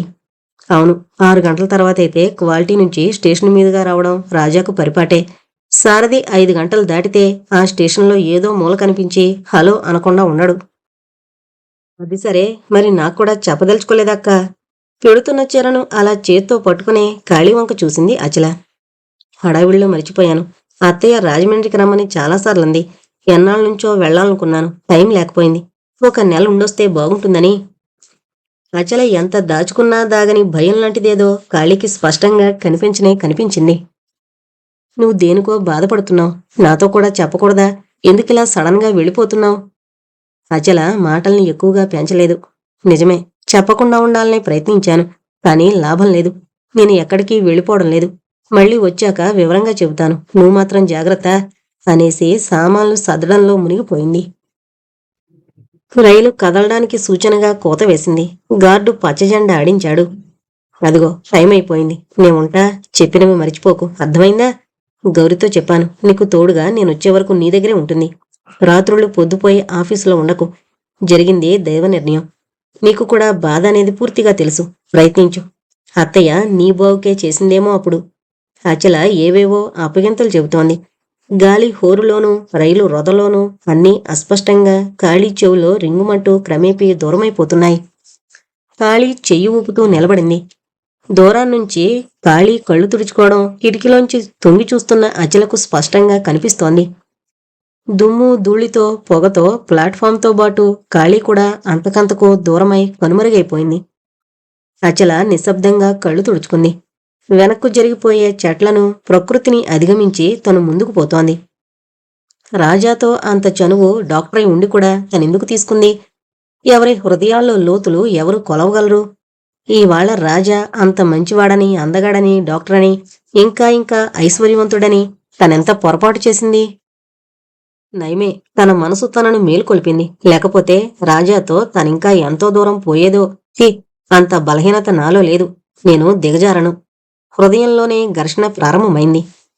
ఎదురుగుండా ఎవరో నవదంపతులు కాబోలు. మాటిమాటికి గుసగుసలు, వెంటనే నవ్వులు. ఎంత సెకండ్ క్లాసు కంపార్ట్మెంట్ అయితే మాత్రం. ఎదురుగా ఎవరో ముసలావిడ అచలను నకసిక పర్యంతం చూస్తూ అడిగింది. ఒక్కదానివి వెళుతున్నావా? ఎందుకో? అచల పరధ్యానం వదిలిపోయింది. రాజమండ్రి వరకునండి, ఒక్కదాన్నే. మీ ఆయన రాలేదా? అచల మొహం ముడుచుకుపోయింది. వినన్నట్లే నటించింది. అచల మౌనాన్ని చూసి ఆవిడ పలకరించడానికి సాహసం చేయలేకపోయింది. ట్రైను పూర్తి వేగంతో చరచరా ముందుకు దూసుకుపోతోంది. ఉన్నట్లుండి ఆకాశం పూర్తిగా చీకటి అలుముకుంది అన్నట్లు నక్షత్రాలు తెల్లగా అభాగ్యుల పాలిట ఆశాజ్యోతుల్లా మెరుస్తున్నాయి. కాళీ ఏం చేస్తుందో? తనింత త్వరగా చెప్పా పెట్టకుండా రావడంతో కాసేపు ఏడుస్తుంది. ఎవరితోనూ చెప్పుకోలేని ఈ అంతర్గత బాధలు ఎటువంటివి? రాజా ఇంటికి ఫోన్ చేస్తాడు. మాధవితో చెప్పి సారథిని వెతకమని కబురు చేస్తాడు. సారథి ఇంటికొస్తాడు. రాజా సీరియస్గా ఇంట్లో పచార్లు ప్రారంభిస్తాడు. నన్నెందుకు విడిచి వెళ్ళావు? త్వరగా వచ్చేయ్. ఎందుకిలా వేధిస్తున్నావు? నిన్ను ఇలా కాదు దారికి తేవడం. కోటు పక్కగా 2 చేతుల్ని జేబులోకి దూర్చి సీరియస్గా ఆలోచిస్తున్న రాజాని ఎందుకు విడిచొచ్చేసింది? అచల భారంగా కళ్ళు మూసుకుంది. ఆలోచనల్ని బలవంతంగా దూరంగా నెట్టి తల మీద నుంచి పైటను ముందుకు చెవుల మీదుగా లాక్కుని శూన్యంలోకి చూడసాగింది. క్రమేపీ అచల కళ్ళు భారమై మూతలు పడిపోయాయి. హల్లో అచల, బాగున్నావా? అసలు గుర్తుపట్టలేకపోయినంటే నమ్ము. ఆ మధ్య హిందీ పిక్చర్ చూశాను. హీరోయిన్ నర్గిస్ అనుకుంటాను. ప్లాట్ఫామ్ మీద విష్ చేస్తూ గబగబా మాట్లాడేస్తున్నాడు ప్రసాద్. చిన్నప్పుడు తను హీరో నాగేశ్వరరావుని పోట్లాడే ప్రసాదు వెనక్కు తిరిగేసరికి ఎంత వాడైపోయాడు. అచల నిండుగా నవ్వింది. చాలా ఏళ్లయింది కదూ నిన్ను చూసి. హీరో నాగేశ్వరరావు గారు ఇప్పుడేం చేస్తున్నారు? అమ్మకు తోచడం లేదట. మెడ్రాస్లో ప్రాక్టీస్ మానేసి తిన్నగా రాజమండ్రి వచ్చేశాను. పాపాయ్, పాపం అమ్మను వదలలేడు. అచల మళ్ళీ నవ్వింది. ఆ సూట్ కేసు ఇలా ఇవ్వు. స్టేషన్ బయటకు పద. ఇంటికి వెళ్ళాక మాట్లాడుకోవచ్చు తీరిగ్గా. రాజమండ్రి చిన్నప్పుడెప్పుడో చూసింది. అప్పటికిప్పటికీ చాలా మారిపోయింది ఊరు. చిన్న టౌన్ అయిపోయింది. ఆ రోజుల్లో వరదరాజు హోటల్కి తన తండ్రి తీసుకువెళ్లేవాడు. మరి ఆ హోటల్ ఎక్కడుందో అంతా మారిపోయింది. రిక్షాలు ఆ రోజుల్లో అంతగా ఉండేవి కావు. బండో లేక మనిషిలాగే రిక్షాలో. ఇప్పుడు పూర్తిగా హైదరాబాదును గుర్తు చేస్తోంది. రిక్షా మలుపు తిరిగింది. చిన్న బంగ్లా వంటి ఇంటి ముందు ఆగింది. లోపల నుంచే పలకరిస్తూ బయటకొచ్చింది ప్రసాద్ తల్లి రాజేశ్వరీదేవి. నువ్వు వస్తావని ముందుగా టెలిగ్రామ్ ఇవ్వడం మంచిదైంది. చిన్నప్పుడెప్పుడో వచ్చావు. నీకైతే ఇల్లు గుర్తుపట్టడం కష్టమైపోయేది. ప్రయాణం సుఖంగా జరిగిందా? 4-5 ప్రశ్నలు తడుముకోకుండా అనేసింది. స్నానానికి నీళ్లు తోడించి భోజనాలు సిద్ధం చేసింది. భోజనాల దగ్గర కూడా రాజేశ్వరీదేవి మాటల్ని ఆపలేదు. ఖాళీ ఎక్కడుంటోంది? రాజేశ్వరీదేవి ప్రశ్నకు ప్రసాద్ కళ్ళు అచల వైపు చురుగ్గా ప్రయాణం చేశాయి. దానికి మాత్రం ఎవరున్నారు? బాబాయ్ పోయాక ఇప్పుడు ఇద్దరమే ఉంటున్నాం. ఏంటో పట్టుదల. ఆవదాని బొత్తిగా మూర్ఖపు మనిషి. పెళ్లి మీద పెళ్లిళ్లే జరుగుతున్నాయి. దానిని ప్రసాద్కిచ్చి చేస్తానని అన్నాను. అంతే, గడప తొక్కలేదు. నేనిందులో ఏమంత తప్పు పని చేశానని రాజేశ్వరీదేవి ముక్కు తుడుచుకుంటూ అచలను ప్రశ్నించింది.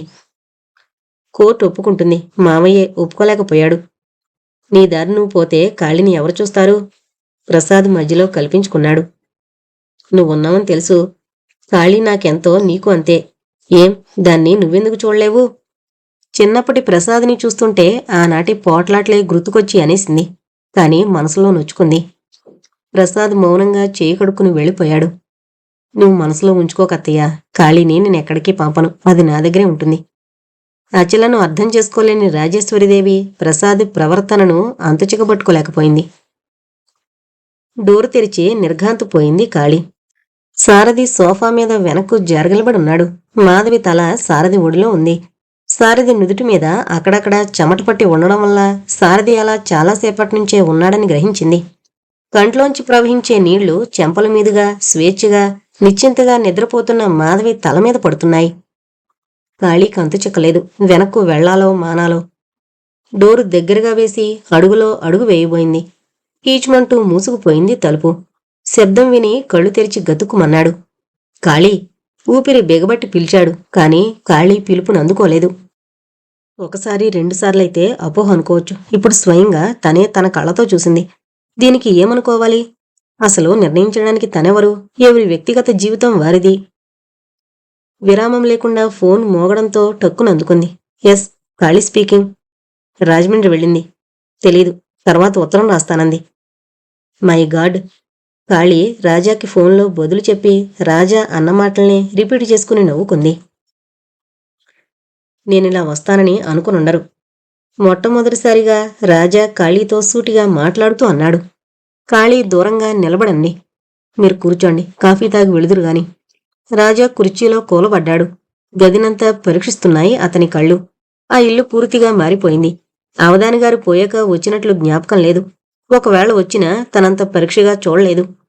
డ్రాయర్ మీద రేడియో పక్కన ఒక బుద్ధ విగ్రహం మాత్రం ఉంది. కిటికీలకి ద్వారబంధాలకి కట్టెలను వేలాడుతున్నాయి. సింపుల్గా నీట్గా ఉంది. అచల కాళీ తీయించుకున్న ఫోటో రేడియో మీదుంది. కాఫీ కప్పును అందుకుంటూ థ్యాంక్స్ అన్నాడు. ఇద్దరి మధ్య నిశ్శబ్దం ఏర్పడింది.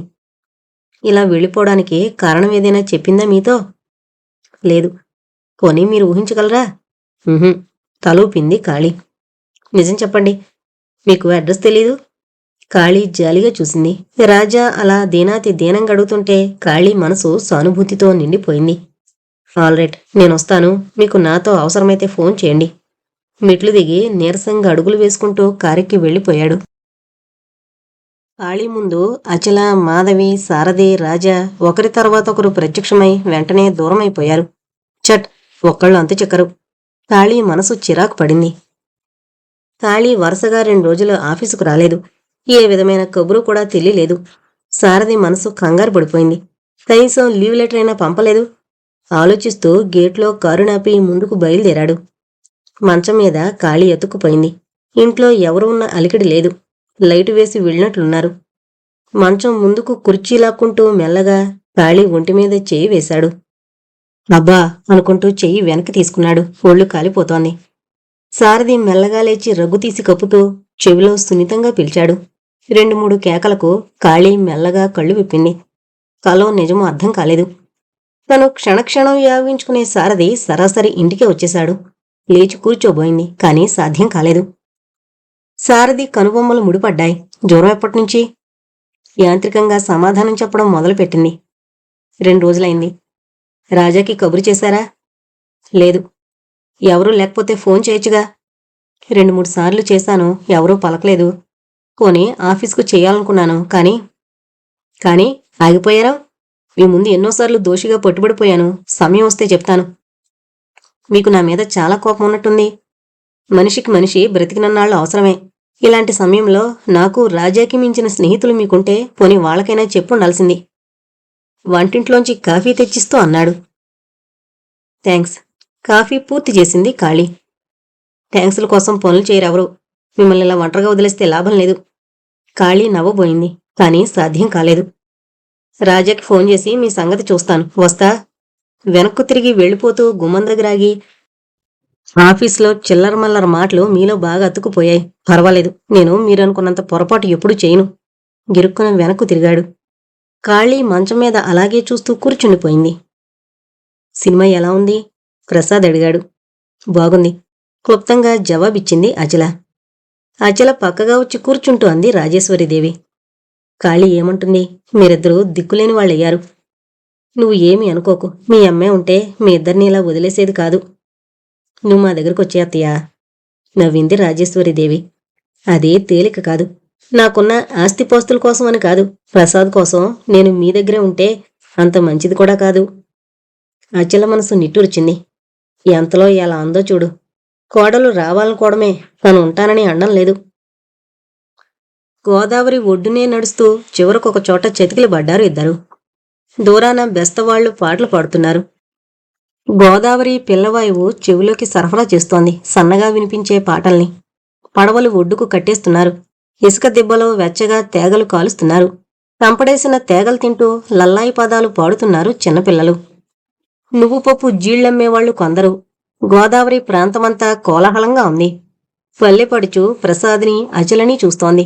దాని కళ్లల్లో ఈర్ష స్పష్టంగా కనిపిస్తోంది. అచల నవ్వుకుంది. దూరపు కొండలు ఉన్నట్టుండి అన్నాడు ప్రసాద్. ఖాళీ విషయం మామ ఒప్పుకోలేదు. పోనీ నువ్వు స్వతంత్రాలువేగా, నన్ను పెళ్లి చేసుకుంటే ఏం? అచల నివ్వెరపోయింది. చిన్నప్పుడు తనతో ఆడిన ప్రసాద్ ఇంత వాడయ్యాడా? ఆశ్చర్యంగా పరిశీలనగా చూడసాగింది. నీకిష్టమైతేనే. ప్రసాద్ నదివైపే చూస్తున్నాడు. నాకసలు ఆ ఐడియా రానేలేదు. ఇంకా చిన్నప్పటి ప్రసాద్లాగే కనిపిస్తున్నావు నీతో. అచల మాట్లాడడం ఆపి ప్రసాద్ వైపు చూసింది. కాపురం బాగుండదంటావు అంతేనా? ప్రసాద్ తేలిగ్గా నవ్వేశాడు. అచల మౌనం వహించింది. నిన్ను బలవంతం చేయనచలా. మనం వరసలు కలిసిన వాళ్ళం కనుక అడిగాను. నీకిష్టం లేకపోతే నిన్ను ఇబ్బంది పెట్టను. ప్రసాద్ లేచి నిలబడ్డాడు. అందరికీ ఏవో కొన్ని కోరికలు ఊహలో ఉంటాయి. అలాగే నాకు. నీ ఇష్టం. నేను ఎవరినీ కాను. అవసరం వస్తే నన్ను పిలువు. నేను నిన్ను ప్రేమించానని, నువ్వు లేకపోతే గోదావరిలో దిగుతానని అనడం నాకేంటో అసందర్భంగా అనిపిస్తుంది. నేను బ్రహ్మచారిగా ఉంటానని మాత్రం అన్ను. కాని నీ పెళ్లి చూశాక. ప్రసాద్ మెల్లగా ఆపేశాడు ధోరణి. ఆ రాత్రంతా పీడకలలతో తెల్లవారిపోయింది. రాజా పిచ్చివాడైపోయినట్లు, తనకిక ఎవరూ లేనట్లు, ఖాళీ ఏడుస్తున్నట్లు, ఏంటో తలా తోకా లేకుండా ఆ విధంగా సాగిపోయాయి. త్వరలోనే అర్థమైంది రాజేశ్వరీదేవి అంతరార్థం. ప్రసాద్ని వివాహం చేసుకునేటట్లయితే ఆవిడ పెద్దరికపు పరదాలో సురక్షితంగా ఉండొచ్చు. కాని పక్షంలో పీచేముడ్ అన్నట్లే ఉంటుంది ఆవిడ తీరు. ప్రశాంతత వెతుక్కుంటూ దాదాపు 3 మైళ్లు ప్రయాణం చేస్తే ఉన్నది కాస్త పోగొట్టుకోవడమేనని తెలిసిపోయింది. రాజాని తలచుకొన్నప్పుడు మనసు శరీరము ఏకమై పక్షిలా పరిగెత్తిపోయి తలదాచుకోవాలనిపిస్తోంది. రాజాను తేలిగ్గా నమ్మలేకపోతోంది. సహనం వహించి రాజమండ్రిలోనే ఉండిపోయింది. పోనీ ఇప్పుడైనా అచలకు ఉత్తరం రాయాలి. నీకు తెలీదంటే నమ్మను. నీకు టైఫాయిడ్. అయిన వాళ్ళు దగ్గర లేకపోతే మీ మనసుకు మాత్రం బాగుంటుందా? రాజా అడిగాడు. నిజం, నమ్మండి. అక్క నాకు చెప్పలేదు. ఖాళీ గొంతు అపశృతి పలుకుతోంది. మంచం తలవైపున కూర్చుని దీర్ఘంగా ఆలోచిస్తున్నాడు సారథి. ఉన్నట్టుండి తలెత్తాడు. పోనీ నేనే రాజమండ్రి వెళ్తాను. గోదావరి ఏమంత పెద్ద ఊరు కాదు. అంతా నాకు బాగా తెలుసు. కాళీ బలవంతంగా తలూపింది. వద్దు, మీరు వెళ్ళొద్దు. అక్క ఎవరిని తన కోసం రప్పించొద్దని మరీ మరీ చెప్పింది. సారథిని వారించాడు రాజా. నువ్వు వెళితే ఆఫీసు, ఇల్లు, మాధవి, కాళీ అంతా అలజడిగా తయారవుతుంది. నేనే వెళతాను. నాకు రాజమండ్రి నీకన్నా బాగా తెలుసు. కాళీ వాదిస్తున్నా వినలేదు రాజా. రాజా పొట్టుపట్టాడంటే ఒక పట్టాను వదిలిపెట్టాడు. నదికి కొంత దూరంలో ప్రసాద్కి అభిముఖంగా కూర్చునుంది అచల. ఏదో మాట్లాడుతోంది. ప్రసాద్ పగలబడి నవ్వుతున్నాడు. అచల కూడా ఉండుండి నవ్వుతోంది. 1000 మందిలో ఉన్న అచలను చప్పున గుర్తుపట్టగలడు రాజా. పడవను దగ్గరకు తెచ్చి ఆపేశాడు. అచల వీపు మాత్రమే రాజాకి కనిపిస్తోంది. అచల! రాజా గొంతు గాలిలో కలిసిపోతోంది. రాజా పిలవడం మానేసి పరీక్షగా చూశాడు. అవును, సందేహం లేదు. రాజాకు బాగా తెలుసు. ప్రసాదిని సమీపించి గట్టిగా కౌగులించుకున్నాడు. అచల ఆశ్చర్యంతో చూడసాగింది. ప్రసాద్, ఎన్నాళ్లకు కలుసుకున్నాన్రా? మెడ్రాస్ వెళ్ళాక అసలు నీకోసం ఎంత ఏడ్చింది మాధవి. ఆ వేళ అట్నుంచటే వెళ్ళిపోయావు. రాజా చటుక్కున జరిగి కూర్చుంటూ ప్రసాద్ చేతిని పట్టుకుని ఇసుక దిబ్బలో కూర్చోబెట్టాడు. పిన్ని, బాగున్నావా? రాజా పలకరించాడు. రాజేశ్వరిదేవి గుర్తుకు తెచ్చుకుంటూ అంది. ఎవరు? రాజా కదూ. ఇన్నాళ్ళు ఎక్కడున్నావురా? మాధవి బాగుందా? దాన్ని ఒంటరిగా వదిలి ఇలా తిరుగుతున్నావా? పనిమీదొచ్చాను పిన్ని. నిన్ను నాతో తీసుకువెళ్ళాలి, వస్తావా? రాజేశ్వరిదేవి నవ్వింది. హాస్యానికేం, భోజనానికిలే. రాజా వచ్చినప్పటినుంచి అచలని పలకరించలేదు. ప్రసాద్ రాజశేఖరానికి వరసకు తమ్ముడవుతాడు. రాజేశ్వరిదేవి భర్త, రాజా తండ్రి ఒక తల్లి పిల్లలు. వరండాలో కుర్చీలో కూర్చుని అచల తలెత్తి రాజా వైపే చూస్తోంది. రాజాకి ఈ ఇంటివారికి ఉన్న ఆ సంబంధం ఏంటో గట్టిదే అని తేలిగ్గా తెలుసుకుంది. రాజేశ్వరిదేవి చెప్పింది. అది మా అన్నయ్యకి పెద్ద కూతురు. ప్రసాద్కి నీకు మేనమామ కూతురన్నమాట. ప్రసాద్ అచల వైపు చూశాడు. అచల చూపులన్నీ పాత ఫిల్మ్ఫేర్ మీదే ఉన్నాయి. రాజా వరసకి బావవుతాడన్నమాట. తన చెవులు అబద్ధాన్ని వినలేదు కదూ. రాజా మొహంలో ఎటువంటి భావము కనిపించనీలేదు. అతని హృదయం ఆనందంతో దూదిపించి కన్నా తేలికైపోయి గాలిలో ప్రయాణం చేస్తోంది. ఎంతో దూరం నుంచి అచల కోసం వస్తే యాదృచ్ఛికంగా ఇలా ఆప్తులు కనిపించారు. పైకి నాటకం ఆడుతున్నాడు అచలతో సంబంధం లేనట్లు. పిన్ని, సాయంత్రం ట్రైన్కి అందరం హైదరాబాద్ వెళదాం. కాళీకి వారం నుంచి టైఫాయిడ్. వింటున్న ముగ్గురు కంగారు పడిపోయారు. అచల కుర్చీలోంచి లేస్తూ ఎంతసేపు చెప్పలేదు అంది. రాజా మాట్లాడలేదు. నిర్లక్ష్యంగా చూశాడు అచల వైపు. అత్తయ్య, ముందు నేను వెళతాను. దాన్ని ఒంటరిగా వదిలి రావడం అసలు నాదే తెలివి తక్కువ అంటున్న అచలతో నీతో నేను వస్తాను. అమ్మ రాజా రేపు వస్తారులే అన్నాడు ప్రసాద్. అచల ఈ అవకాశాన్ని జారి విడుచుకోలేదు. అవును, నువ్వుంటేనే బావుంటుంది. మనిషి ఆసరా ఇప్పుడు అవసరం. అచల గొణుక్కున్నట్టుగా అంది. కంచంలో చేతిని కడుక్కుంటూ అచల మొహంలోకి సూటిగా చూశాడు రాజా. ప్రసాద్ వైపు తిరిగంది. ఇవాళ వెళ్ళిపోదాం. అక్కడెలా ఉందో. ఎంత నిర్లక్ష్యం, ఎంత అహంకారం. రాజా పళ్ళు పడపట్లాడడం అచలకొకదానికే వినిపించింది. ఎర్రటి రంగుకొచ్చేశాయి రాజా కళ్ళు. ఈర్షతో, కోపంతో, ఉద్రేకంతో ఉంటే రాజాని తేలిగ్గా గుర్తుపట్టచ్చు. ఆ కళ్ళలోకి చూస్తూ అచల భయపడలేదు. వెనక్కి తిరిగి చూస్తూనే మరో గదిలోకి వెళ్ళిపోయింది. మాధవిని చూశావుగా, ఇప్పుడు ఏమంటావు? రాజా ఊరు వదిలి వెళ్ళినప్పటినుంచి పగలంతా ఖాళీ దగ్గరే ఉంటున్నాడు సారథి. రాత్రుళ్ళు 10-11 గంటలకి చేరుకుంటున్నాడు. టెంపరేచర్ చూడడం, పళ్ళరసం ఇవ్వడం ఒకటేమిటి, ఖాళీ వారిస్తున్నా వినకుండా విధి విరామం లేకుండా చేస్తున్నాడు అంత పని. సారథి ప్రశ్నకు జవాబుగా నీరసంగా నవ్వింది. మాధవిని చూస్తే అందరూ ఏమనుకుంటారో నేను అదే అనుకుంటాను. నువ్వు మనిషివేగా, ఒకటి చెప్పు. సారథి ఖాళీ ముఖంలోకి సూటిగా చూస్తూ కప్పుతున్న రగ్గును వదిలేసి భుజాలు పట్టుకున్నాడు. ఖాళీకి కోపం రాలేదు. బొమ్మలా చూస్తుండిపోయింది.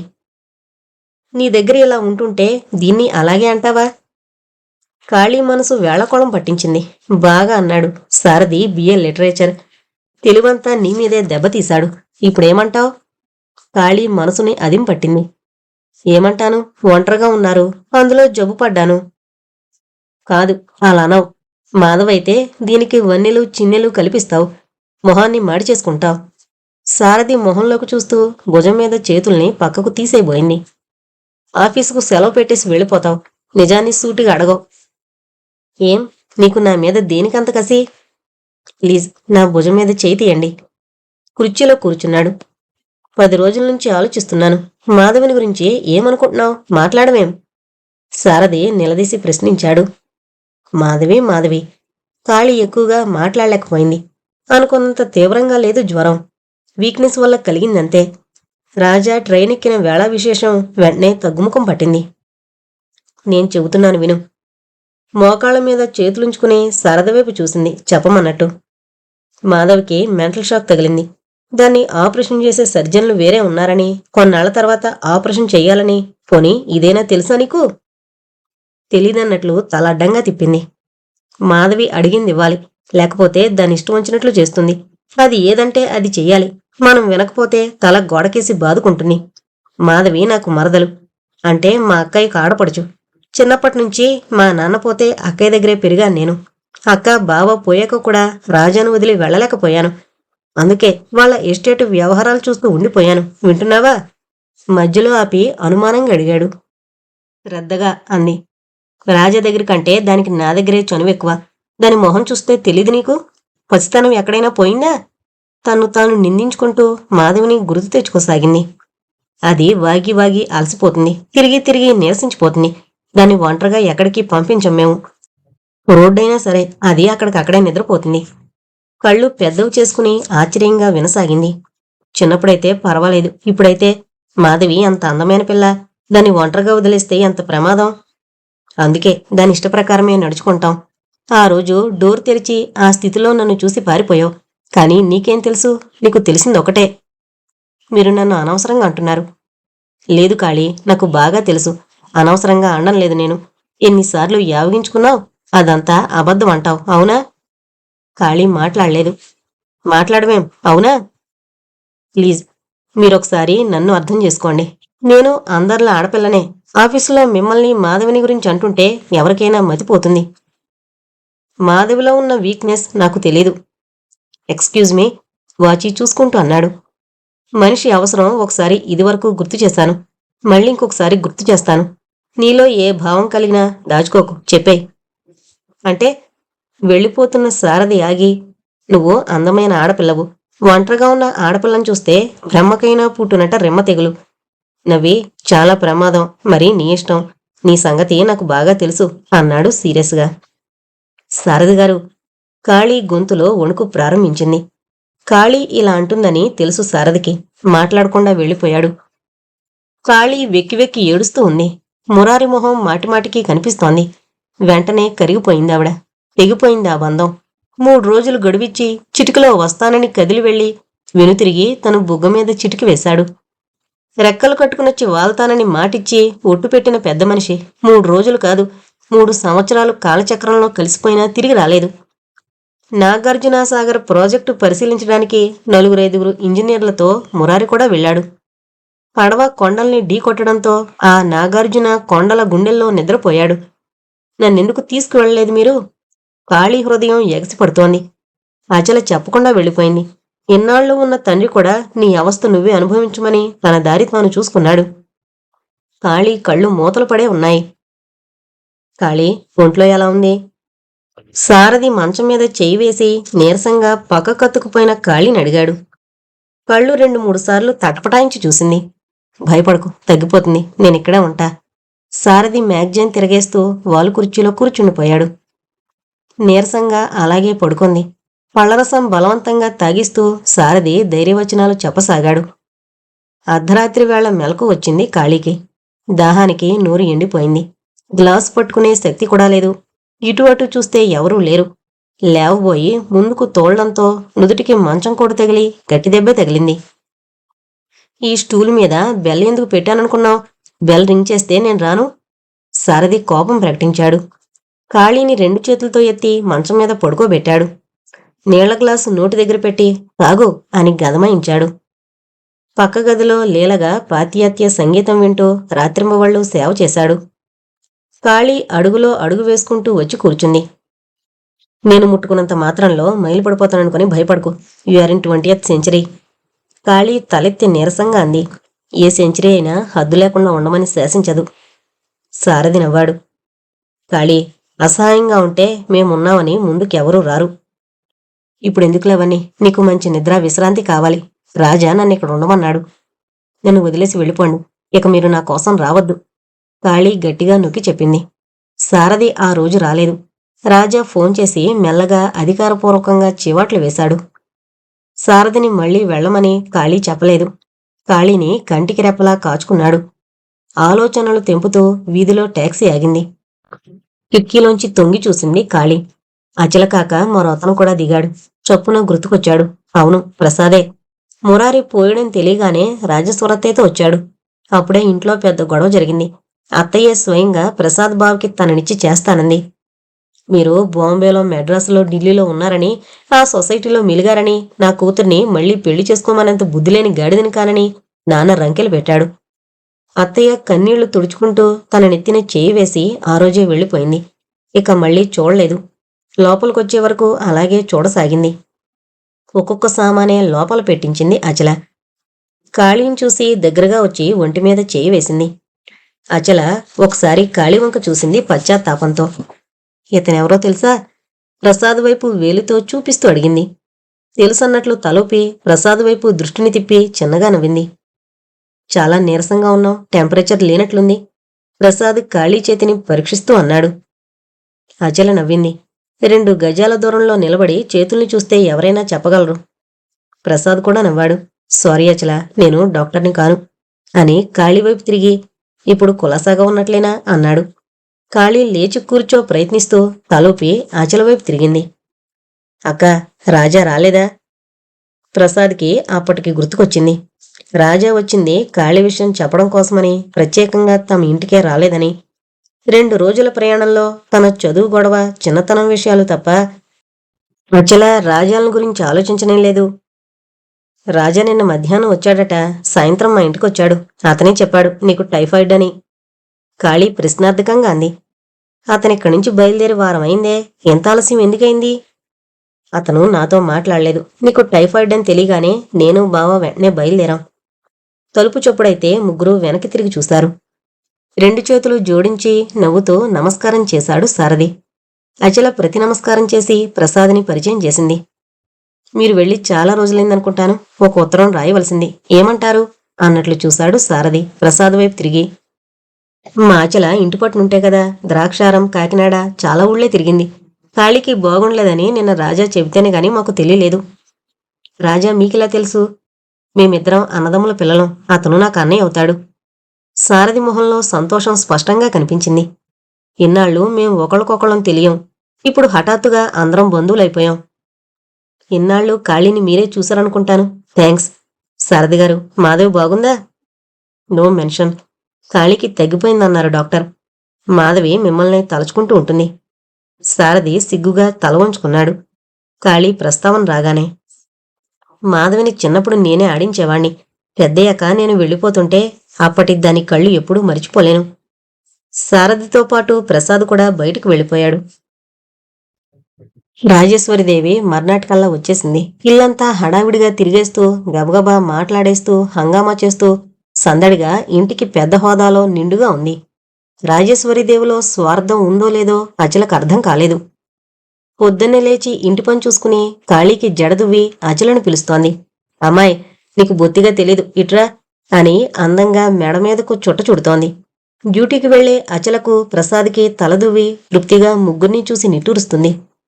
అలాంటప్పుడు ప్రసాద్ నవ్వుతూ అంటాడు, ఏమ్మా, ఆడపిల్లలు లేరనుకునేదానివి కదూ, ఇప్పుడెలా ఉంది? ఆడపిల్లలు వద్దనిపిస్తోంది కదూ? రాజేశ్వరీదేవి కోపంగా చూస్తూ కసురుకుంది. పిల్లలైనా కోడళ్లైనా వీళ్లకంటే ఎక్కువ కాదు ఎవరు. నిన్ను నిర్లక్ష్యం చేస్తున్నానా? లేదమ్మా, కాళీ మంచం దిగనంతసేపు పేషెంటు పోన్లే అనుకునేవాణ్ణి. మరి ఇప్పుడేమైంది? అదేం చేసిందిరా? ఇంకేం చెయ్యాలమ్మా, కాఫీ కూడా పట్టించాల్సి వస్తుంది. నువ్విలా తయారు చేస్తే ఇద్దరూ నీ నెత్తినెక్కి భరతనాట్యం చేస్తారు. లేదత్తా, మేం కాదు గాని బావ ఇల్లంతా రాక్ అండ్ రోల్తో చంపేస్తున్నాడు. కాళీ పరిహాసం పట్టిస్తుంది. వచ్చావ తల్లి, మామయ్య చక్కటి పేరే పెట్టాడు, మహంకాళి అని. మహంకాళినే, భద్రకాళినే, కాని బావా, అత్త మాకే సపోర్ట్ తెలుసా? కాళీని వారిస్తూ అచలంటోంది. అది కాదు కాళీ, బావ దేనికో పెద్ద ప్లేటు వేస్తున్నాడు. బాబోయ్, ఒకళ్ళకిద్దరు. ప్రసాద్ చెవులు మూసుకుని వెళ్ళిపోయాడు. ఆ రాత్రి అచల గదిలోకొచ్చింది రాజేశ్వరీదేవి. షేక్స్పియర్ రచన చదువుతూ పూర్తిగా అందులో మునిగిపోయింది అచల. చూడచలా, రాజేశ్వరీదేవి స్వరం ఖంగుమంది. తల తిప్పి కూర్చోమన్నట్లు కుర్చీ చూపించింది. కుర్చీ మీద చేయి వేసి పక్కనే నిలబడింది రాజేశ్వరి. నువ్వు ఏమీ అనుకోనంటే ఒక సంగతి చెప్పాలనుకుంటున్నాను, పరిసరాల్ని చూస్తూ అంది. చెప్పత్తయ్య, అనుకోవడం దేనికి? డబ్బు విషయం ఆలోచించుకో. మాధవిని ఇవాళ చూశాను. దాని దురదృష్టం అలా చేసింది. కానీ అది ఎంత తెలివైందని. రాజా ఫారెన్ వెళితే సారథితో ఒంటరిగా ప్రపంచం ఊరుకోదు. సారథి అలాంటివాడు కాదత్తయ్య. ఇవాళ నువ్వు చెప్పాలాచలా, సారథి ఇంతప్పటినుంచి తెలుసు నాకు. ఆ కోడలు ఎలా చూసేది మాధవిని తల్లి కంటే ఎక్కువగా. మళ్ళీ సారథి కూడా ఆకాకు తమ్ముడని తెలీదు నాకు. ప్రసాద్ ఎంతో వాడు అంతే. అయితే అచల సంశయంగా చూసింది. మీరు ముగ్గురు అనుకోండి, దాన్ని నీ దగ్గర ఉంచుకుంటే ఏం? రాజా ఒప్పుకోరత్తయ్య. వాడితో నేను చెబుతాను. పోతే ప్రసాద్నే సారథికి తోడుగా ఉండమని చెప్పొచ్చు. నీకిష్టమైతే నాకేం అభ్యంతరం లేదు. మాధవ్ది ఒక రకం మనస్తత్వం. తనకు తోచినట్లు చేయకపోతే ఊరుకోదు. సారథి రాజా ఒప్పుకున్నా మాధవ్ ఒప్పుకోవద్దు. రాజేశ్వరీదేవి ఆలోచిస్తూ ఉండిపోయింది. బావ ఎలాగూ ఇక్కడే ఉంటాడు. మాధవ్కి తోడుగా రాజా వచ్చే వరకు అక్కడే ఉండమంటే ఏం? అచల సూచన బాగా పనిచేసింది. చదరంగం ఆడుతూ కాళీ రాజును కట్టేశాడు ప్రసాద్. చప్పట్లు చరుస్తూ, చూడు కాళీ, నిన్ను కట్టేయడం ఈజీ. ప్రసాద్ నవ్వుతూనే ఉన్నాడు. కాళీ ఉక్రోషం పట్టలేకపోయింది. నన్ను నువ్వు కట్టలేవు బావా, అంత అబద్ధం.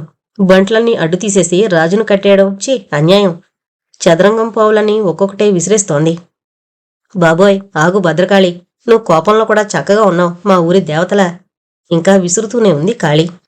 పోనీ ఇంకో ఆట ఆడదాం. ఛీ, సిగ్గులేదు. ఇంకోసారి కూడా ఇలాగే ఆడతావా? నేను నువ్వు పార్ట్నర్స్. ప్రసాద్ని కట్టేద్దాం. నీ కోపం చల్లారిపోతుంది. సారథి నవ్వుతూ ప్రవేశించాడు. వెనక్కు తిరిగి కాళీ చటుకును కుర్చీలో కూర్చుంది. రండి, బావను కట్టేయాలి. సారథి ఇంట్లోనే కాదు, క్లబ్లో కూడా ఎక్కువగా చెస్ ఆడతాడు. అంతర్జాతీయ ఛాంపియన్ అనేవారు సారథిని కాలేజీలో. బాంబేలో ఆటల పోటీ జరిగినప్పుడు సారథి ఫస్ట్ నొచ్చి గోల్డ్ మెడల్ కొట్టేశాడు. కళ్ళు మూసుకుని కూడా చకచకా ఆడేగాళ్ళు. ప్రసాద్ని తేలిగ్గా 5 నిమిషాల్లోపలే కట్టేశాడు. దేవత కోపం దిగిందా? వేళకోళం ఆడాడు ప్రసాద్. ఇంకో 2-3 ఆటలు వేసుకున్నాం సారథి అనేలోగానే కాళీ అని కేక వినపడి ఉలిక్కిపడింది. రాజేశ్వరీదేవి పిలుపుతో పూర్తిగా కట్టుబడిపోయింది. వాడంటే బావా, ఆట ఆడిన అర్థం ఉంది. ఇంట్లో పెద్దదాన్ని ఉండి కూడా నేనే చేయిస్తున్నానంటుంది ప్రపంచం. రాజేశ్వరీదేవి అనుభవ పాఠాన్ని వల్లెవేసింది. కాళీ తలదించుకుంది. నా మీద నువ్వు కోపించుకున్నా నేను చేసేది లేదు. ఎవరి బాధ్యత వారిది. కానీ నలుగురు చూస్తే బాగుండదు. అతను నీ పై ఆఫీసర్. మన బంధువని ప్రపంచానికి తెలీదు. మనింటికి వచ్చిపోవడంతో ఒకసారి ఆలోచించు. రాజేశ్వరీదేవి వెళ్ళిపోయింది. పోతూ పోతూ కాళీ కొన్న లీలమాత్రపు అభిప్రాయాన్ని గట్టిగా చాక్పీస్తో రుద్ది మరీ వెళ్ళింది. ఈ పెద్దవాళ్ళెప్పుడూ ఇంతే. ఒక అనుమానాన్ని పెంచుకుని ఎదుటి మనిషిలో దాన్ని రేకెత్తించి ఫలితాన్ని చూసి విస్తుపోవడం తప్ప ఏదీ చేయలేరు. వాళ్ళకేం తెలుసు అలా అనుమానిస్తే ఆ అనుమానమే నిజమవుతుందని? వెన్నెల తెల్లగా పిండారబోసినట్లుంది. మల్లెపందిరి కింద మంచం మీద పడుకుని ఆకాశంలోకి చూస్తూ ఆలోచనలతో పోరాడుతోంది కాళీ. రాజేశ్వరీదేవి ఏదో పిక్చర్కి వెళ్ళింది, ప్యారడైజ్ చూడాలని. అచల డిస్పెన్సరీ నుంచి ఇంకా రాలేదు. ఇంట్లో తనొక్కతే ఉంది. ప్రసాద్ సుల్తాన్ బజార్ వెళ్ళాడు ఏదో కొనాలంటూ. ఇక్కడున్నావా? ఇల్లంతా వెతికాను. వీళ్ళంతా ముఖ్యంగా అమ్మేది? పిక్చర్కి వెళ్ళింది. ఏ హాలు? ప్యారడైజ్. ఇప్పుడెలాగా? ప్రసాద్ చేతులు రాచుకుంటూ అయోమయంగా అడిగాడు. లేచి నిల్చుంటూ అడిగింది కాళీ. ఏం కావాలి బావా? నాకు ఆకలి దంచేస్తోంది.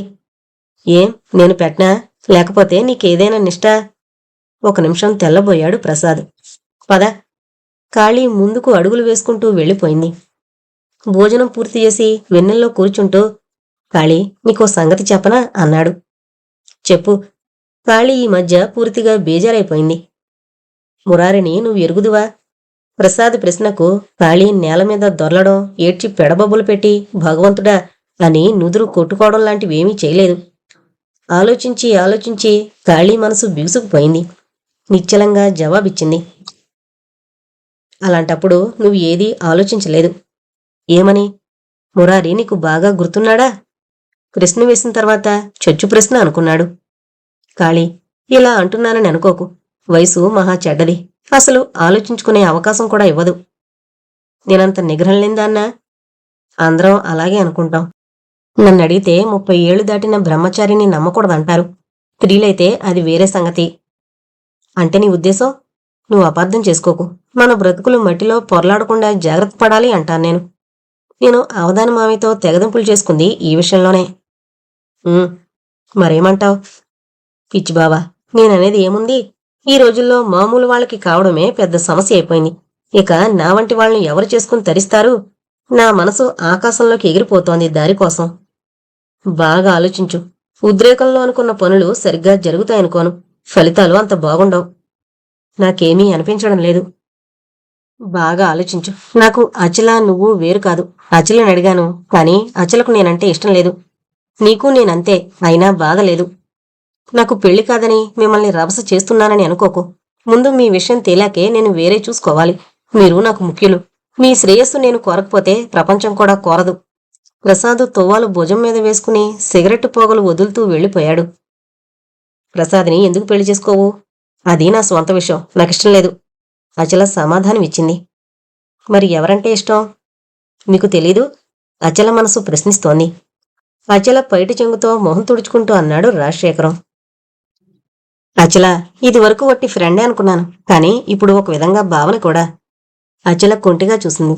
చీర కొంగును ముందుకు లాక్కుని, నాతో రాజమండ్రిలో మాట్లాడవేం అంది. నువ్వు మొదట్నుంచి అంతే. ఏ విషయం చెప్పనివ్వు. ఆ రోజు నిన్ను గట్టిగా పట్టుకున్నానని నలుగురికి చెప్తావేమోనని భయపడి చెప్పకుండా పారిపోయావు.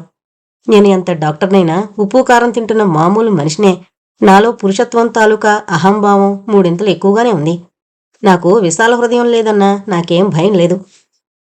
నాతో చెప్పకుండా వెళ్లడమే కాకుండా గోదావరి ఒడ్డు దగ్గర ప్రసాద్తో షైరుకెళ్లడం, నువ్వు వాడితో నవ్వుతూ మాట్లాడుతుంటే నాకు తెలియకుండానే నా మనసు మండిపోయింది.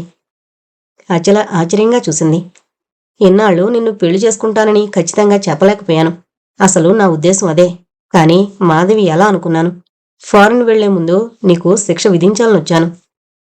కంగారుగా, చూడండి ప్లీజ్, పేషెంట్స్ వచ్చే వేళవుతోంది. మీరు దూరంగా నిల్చుని మాట్లాడరు అంది జాలిగా చూస్తూ. చిన్నగా నవ్వాడు రాజా. నీకు ఇవ్వాల్సిన శిక్ష ఇంతకు మించి ఎక్కువ లేదు. అచల పెదాల్ని మాట్లాడనివ్వలేదు రాజా. రాజా, అతి కష్టంగా అంది.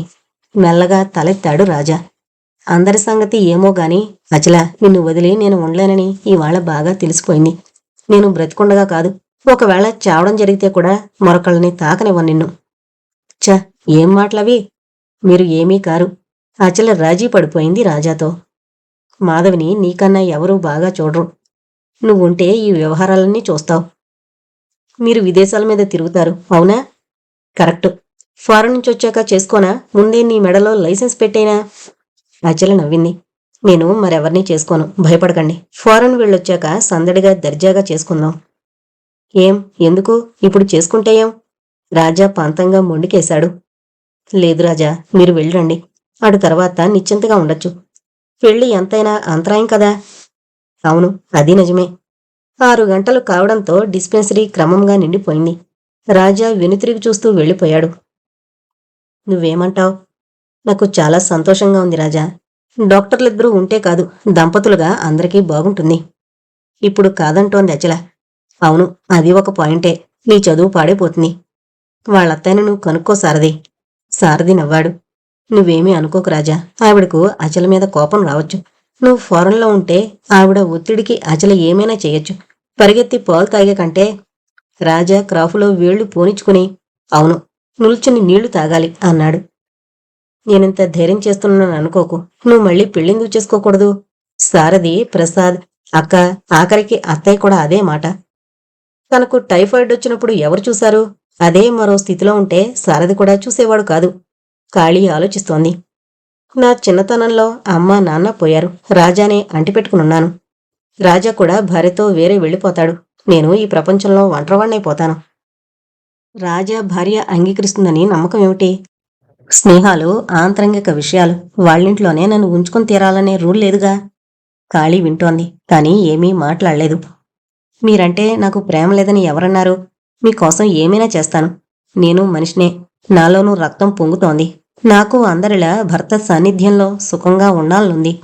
తల నిండా పూలు పెట్టుకోవాలని, అందరిలా అలంకరించుకోవాలని ఉంది. నా భర్తగా మిమ్మల్ని మనసులో ఆరాధించి ఆ మనసులోనే మీతో కళకళ్లాడే కాపురం చేస్తున్నాను.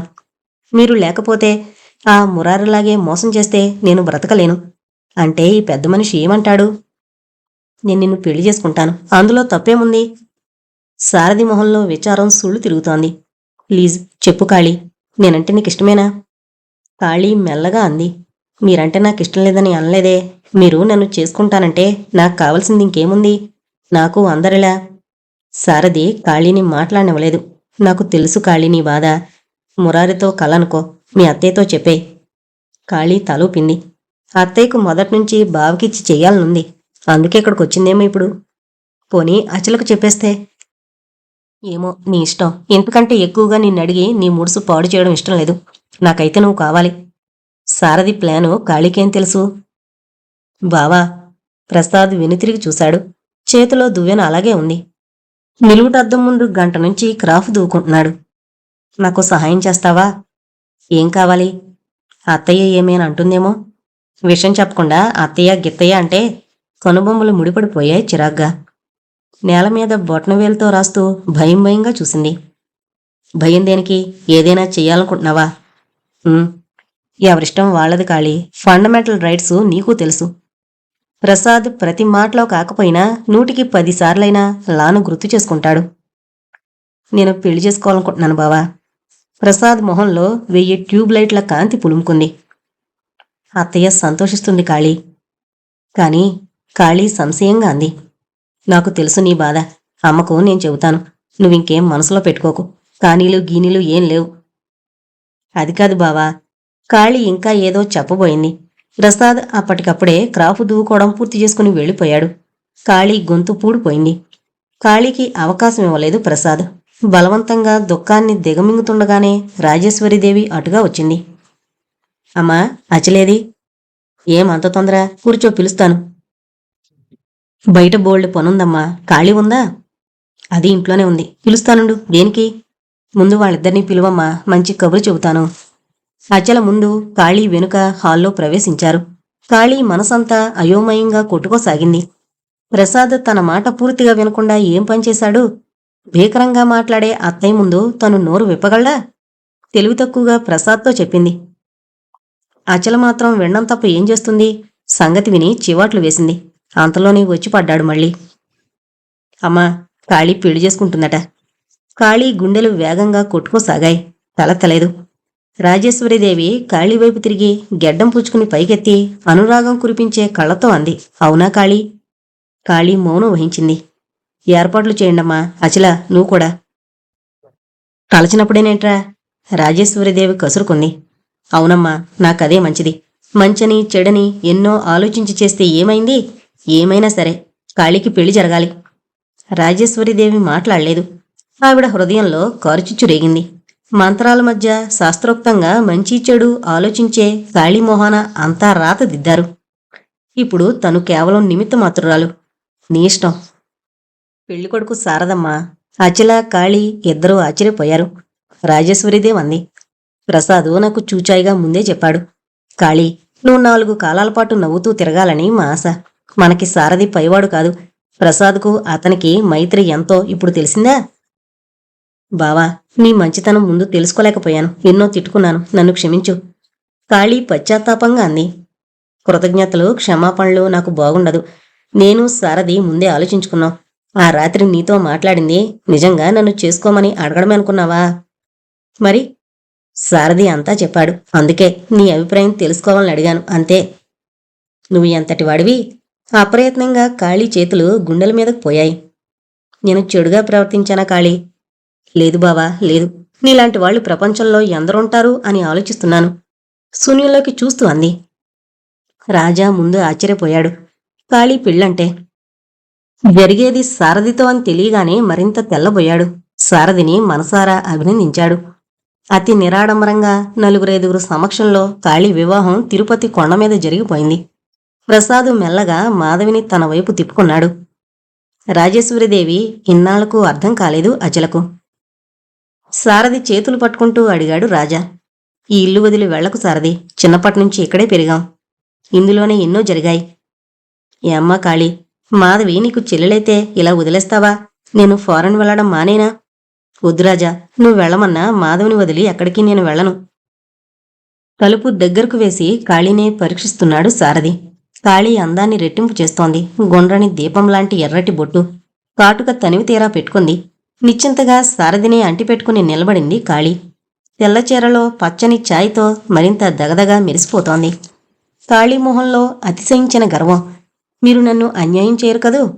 సారథి మెడ చుట్టూ చేతులు వేసి గుండెల మీద తల అంచింది కన్నీరు కారుస్తూ. ఛ, ఏంటిది? ఎందుకేడుస్తున్నావు? ఈరోజు ఈ జీవితంలోనే రాదనుకున్నాను. సారథి కాళీ మొహంలోకి తొంగి చూశాడు. నన్నెప్పుడూ వదిలేయద్దు. కాళీకేదో నిరాశ. సారథి గట్టిగా పట్టుకున్నాడు. లేదు కాళీ, నిన్ను ఇప్పుడే కాదు, ఎప్పుడూ వదిలేను. అన్నట్లు నా మీద కోపం పోయిందా? మంచానికి సమీపంగా తీసుకువెళ్లి మెల్లగా చెవిలో గుసగుసలాడాడు. ట్రైన్కి వెళ్లే ముందు అచలను కలుసుకున్నాడు రాజా.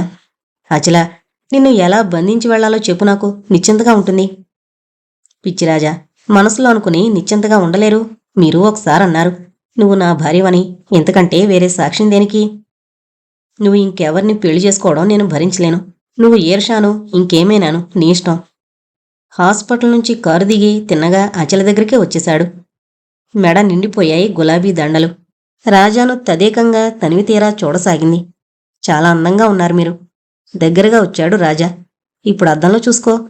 అచల ఎదురుగా నిలువుటద్దంలో రాజా ప్రతిబింబం కనిపిస్తోంది. రాజా తన మెడను ఆ దండలతో ముంచెత్తుతున్నాడు. ఇదేమిటి? కంగారుగా ప్రశ్నించింది. రాజా కళ్ళు చిలిపిగా నవ్వాయి. మీరు వెళ్ళొద్దు రాజా, ఫారెన్లో ఏమీ లేదు. ఎక్కడున్నా ఇంతకంటే మనం నేర్చుకునేదేం లేదు. ప్లీజ్ వెళ్ళకండి. అచలను 2 చేతులతో బంధిస్తూ, మీకేం పిచ్చా? కళ్ళు మూసుకుంటే ఏడాది అన్నాడు. అచల రాజా మెడని 2 చేతులతో చుట్టేసి భుజం మీద వాలిపోయింది. అచల, ఆదుర్దాగా అరిచిన రాజా ఆపుకోలేని ఆత్మీయతతో జారిపోతున్న క్షణాన్ని పట్టుకున్నట్టు దగ్గరగా లాక్కుని గుండెలకు హత్తుకున్నాడు. అచల తడి కళ్లతో నిండుగా నవ్వింది. మెరిసే కళ్ళలో రాజా అద్దం ముందు కంటే కళ్ళల్లోనే స్పష్టంగా అందంగా కనిపిస్తున్నాడు. రాజా 1000 జన్మల నిరీక్షణ తర్వాత పిలుస్తున్నట్లు అంది అచల. నా ప్రేమ నిజమైతే, పవిత్రమైతే మీరు తిరిగి వచ్చే వరకు నేనిలా ఉండడం కాదు. మీ ప్రయాణం శుభప్రదమవుతుంది. మీరు మంచి కీర్తితో వస్తారు. మిమ్మల్ని ఎలా వదిలి ఉండగలను? మీకోసం ఇండియాలో ఎక్కడో ఆంధ్రదేశంలో పరితపించే మీ అచల ఉన్నదని జ్ఞాపకంతో తిరిగి రండి. నా ప్రేమ అజరామరమై నా మనసు శరీరం మీకోసమే తపిస్తే మీరు నా కోసమైనా తిరిగొస్తారు. ఇంకా మీరు గుర్తించుకోవలసింది. అచల పెదవులు రాజా పెదవులను బంధించాయి. నా ఈ స్పర్శ సందేశాలు జ్ఞాపకం ఉంటే మీరు నావారవుతారు. అచల ఆవేశంగా ఏమేమో చెప్పసాగింది. అచలను వారిస్తూ ముందుకొంగిన రాజా మధురిమలాంటిది ఏదో దొరకగానే నిశ్చలంగా చవిచూస్తూ ఉండిపోయాడు. అచల వీపు మీద చేయివేసి నిమురుతూ ఉండిపోయాడు. వివాహబంధం సంఘానికి సంబంధించింది. ఇది మన ఆంతరంగిక బంధం. దీని నుండి నువ్వు నేను తప్పించుకోలేం. కర్మవశాత్తు ఏదైనా జరిగినా దాని ఫలితం భార్యాభర్తలుగా ఇద్దరం అనుభవిద్దాం. అచల కళ్ళు నీటితో బరువెక్కాయి. నేను ఇది గ్రహించగలను. వెళ్లే ముందు మీరైనా స్వయంగా ఏదైనా ఆజ్ఞాపిస్తారా? రాజా అచలను మోచేయి దూరంలో నిలబెట్టి కళ్ళలోకి గుచ్చి చూస్తూ అన్నాడు. ఫారెన్ వెళితే మారిపోతారట. ఒకవేళ నా విషయంలో అలాంటిదేదైనా జరిగితే నీ ఇష్టప్రకారం చెయ్యి. అంటే అక్కడే నేను సెటిల్ అయితే మళ్ళీ పెళ్లి చేసుకో. అచల కళ్ళు ఎర్రబడిపోయాయి. ఇదే మరొకరైతే చాచి లెంపకాయ కొట్టేదాన్ని. పొగరు వేషం కూడా తగలేదు. కానివ్వు, నిన్నిలా ఏడిపించడం నాకు భలే ఇష్టం. రాజా ముక్కును పట్టుకుని సాగదీసింది అచల. లేదచల, నాకు పొగరు అసలు లేదు. రాజా నవ్వుతూ అచల బుగ్గ మీద చిటికి వేశాడు. అచల, ఫారెన్లో అచల కంటే బాగున్నవారు దొరికితే రాననుకో. సీరియస్గానేసి పొక్కును నవ్వాడు రాజా. మీకిష్టమైతే అలాగే కానివ్వండి. ఆ విషయం ముందర ఉత్తరంలో రాస్తే మాధవి విషయం ఆలోచించొచ్చు. మాధవి నాకు ప్రాణం అచల. మాధవి కోసమైనా అటువంటి వాటి జోలికి పోను. అరే, టైం అయిపోయింది, మరి వెళ్ళొస్తా. పిన్ని అని కేకేస్తూ లోపలికి వెళ్ళాడు. ప్రసాదేడు పిన్ని? ఇవాళే వెళుతున్నావట కదూ? ప్రసాద్ చెప్పాడు. ఇప్పుడే వస్తానని బయటికి వెళ్ళాడు. ఈ పాటికి గుమ్మంలో ఉంటాడు. రాజేశ్వరీదేవి మాటలింకా పూర్తి కాలేదు. ప్రసాద్ ఏల వేసుకుంటూ వచ్చి రాజాకి షేక్ హ్యాండ్ ఇచ్చాడు. Wish you best of luck. Thanks. Foreign నుంచి వచ్చే ముందు ఆరోగ్యం జాగ్రత్త బాబూ, రాజేశ్వరీదేవి హెచ్చరించింది. ఇది నీకు బాగుంటుందని తెచ్చాను, తీసుకో, కాలక్షేపానికి పనికొస్తుంది. ప్రసాద్ చిన్న సైజు ట్రాన్సిస్టర్ చేతిలో పెట్టాడు. ఇప్పుడు ఇదెందుకు, నీకేం మతిపోయిందా? రాజా కోపంగా అన్నాడు. నో మిస్టర్, అది రాజేశ్వరీదేవి వంక చూస్తూ ప్రసాద్ మెల్లగా అన్నాడు. అచల అడ్వైజ్. రాజామొహంలో క్రమంగా ముడతలు కరిగిపోయాయి. చేయి చాచి థ్యాంక్స్ అన్నాడు. పిన్ని, మీరింకెక్కడికి వెళ్ళద్దు. లాభం నష్టం అంతా వాడిదే. నేనొచ్చే వరకు కాదు, ఎప్పటికీ నా దగ్గరే ఉండిపోండి. సారథి ఒకడు బిజినెస్ చేయలేడు అనాగి ప్రసాద్ వైపు తిరిగాడు రాజా. ఏమంటావ్ అన్నట్లు చూస్తూ. Yes your honour. చాలేరా. ప్రసాద్ చేతిని రాజా ప్రేమగా నొక్కాడు. రాజా, నిన్న రాత్రి పిన్ని ప్రోగ్రాం వేసుకుంది. తను ఇక ఇక్కడ ఉండదట. సారథి హాల్లోకొస్తూ అన్నాడు. అన్నింటికీ చెప్పి వెళుతున్నా, నా మాట తోసేదు. నీకు ఇంకో కొడుకుంటే. అవును, ఇలా చేయను. వాక్యం పూర్తి చేసింది రాజేశ్వరీదేవి. కాళీ, ఇక నువ్వు రెస్ట్ తీసుకో. ఆఫీస్కు వెళ్ళనవసరం లేదు. నేనొచ్చేటప్పుడు అమెరికా నుంచి మంచి మంచి బొమ్మలు తెస్తాను. ఆడుకుంటావో ఆడిస్తావో. ఓ బావా.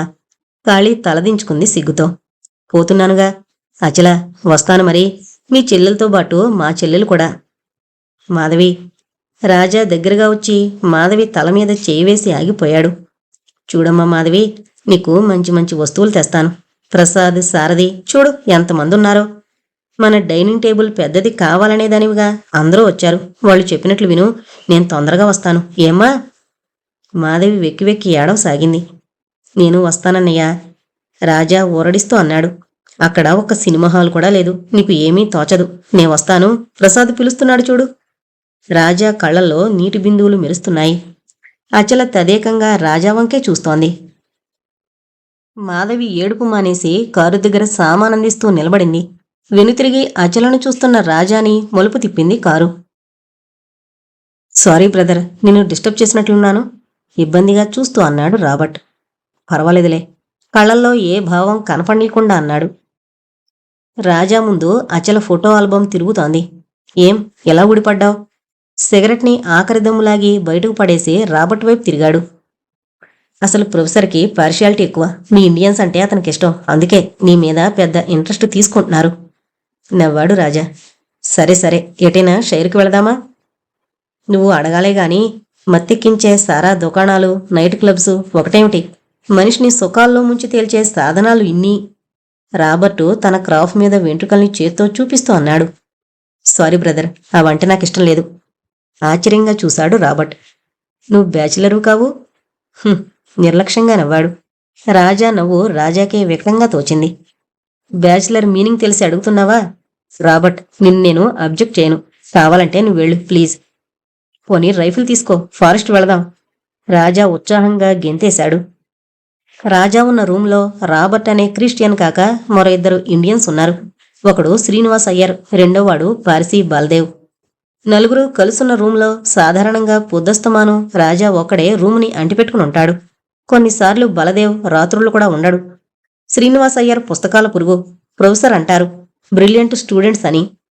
రాబర్టు అసిస్టెంట్ అయిన స్నేహానికి స్టూడెంట్స్ భేదం కనిపించదు అతనిలో. రాబర్టుతో రాజా చాలా దూరమే వెళ్ళాడు. చాలాసేపు కొండల ప్రాంతంలో నిలబడి షిల్లాంగు కొండల గురించి, నదీ లోయల గురించి రాబర్టు చెప్పాడు. రాజా తెల్లగా పాల ముద్దలా ఉన్న కొంగని కూల్చేశాడు. ఒకసారి అచల, రాజా గండిపేట పిక్నిక్ వెళ్ళినప్పుడు ఇలాగే కొంగను కూల్చేస్తే అచల కోపగించుకుంది. బ్రాహ్మణత్వం వేషం కూడా లేదని. ప్రకృతి అందాల్ని చూస్తూ రాజా ఆలోచనల్లో తేలిపోయాడు. ఎక్కడి ఇండియా, ఎక్కడి అమెరికా? అచల ఏం చేస్తూ ఉంటుంది? మాధవి ఎలా ఉందో? అయిన వారికి ఆప్తులకి దూరంగా కొన్ని వేల మైళ్లు దాటొచ్చేశాడు. రాజా మనసు భారమైపోయింది. నైట్ క్లబ్కి ఇవాళ ఒక్కరోజు రాకూడదు? రాజా చురుగ్గా చూశాడు. ప్లీజ్ నన్ను ఇబ్బంది పెట్టకు. నాకటువంటివి ఇష్టం లేదని బాల్దేవ్ అంటుంటే నువ్వు వినలేదు? సారీ బ్రదర్, నువ్వు విచారంగా కనిపిస్తే అలా అన్నానంతే. మీ భారతీయులంటే నాకిందుకేమంట. అంతలోనే నీరు కారిపోతారు. మనసు బాగుండకపోతే మజా చేస్తాం. రాబర్ట్కి అన్ని భాషలు మాట్లాడడం వచ్చు. మీలా కాదు మేం. దిగజారే ముందు మా వెనకేదో భయం మమ్మల్ని బలంగా కట్టేస్తుంది. రాబర్టు ఎర్రటి మొహం మరింత ఎర్రగా అయిపోయింది. అంటే మేం ఒట్టి వేసియాలోళ్ళం అనా నీ ఊహ? నవ్వాడు రాజా. ఎందుకు భుజాలు తడుముకుంటావు? ఎవరిష్టం వారిది. నాకిష్టం లేనిది నీకిష్టం, ఇందులో బలవంతం ఏముంది? చూడు, మనం ఉద్రేకంలో ఎన్నెన్నో అనుకుంటాం. ఇందులో మన స్నేహానికి అంతరాయం కలిగే విషయాలున్నా సర్దుకుపోవాలి. అన్నీ మరిచిపోయి స్నేహంగా ఉండడమే నేను కోరేది. ఏమంటావ్? రాజా కొండ మీద నుంచి చరచరా ముందుకు అడుగు వేశాడు. రాబర్ట్ స్వతహాగా మంచి మనిషి. కాకపోతే అతనికి పొద్దస్తమానం చలాకీగా ఉండడం, చక్కగా మాట్లాడుతూ తను నవ్వుతూ మరొకరిని నవ్వించడం సరదా. క్షణంలో మండే అతని కోపాన్ని ప్రొఫెసర్ మెచ్చుకుంటారు, బొగ్గున మండి గుప్పునారిపోతుందని. రాజా వచ్చిన 2 నెలల్లోనే రాబర్ట్ తత్వం పూర్తిగా అర్థమైపోయింది. ఫ్రెండ్స్కి నిర్వచనం రాబర్టేనని చొప్పున గ్రహించాడు. రాజా చాలాసార్లు గమనించాడు. రాబర్ట్ మాత్రం రాత్రివేళ కిటికీ ఊచలను పట్టుకుని చీకట్లో ఎంతోసేపు నిలబడి ఆలోచించడం.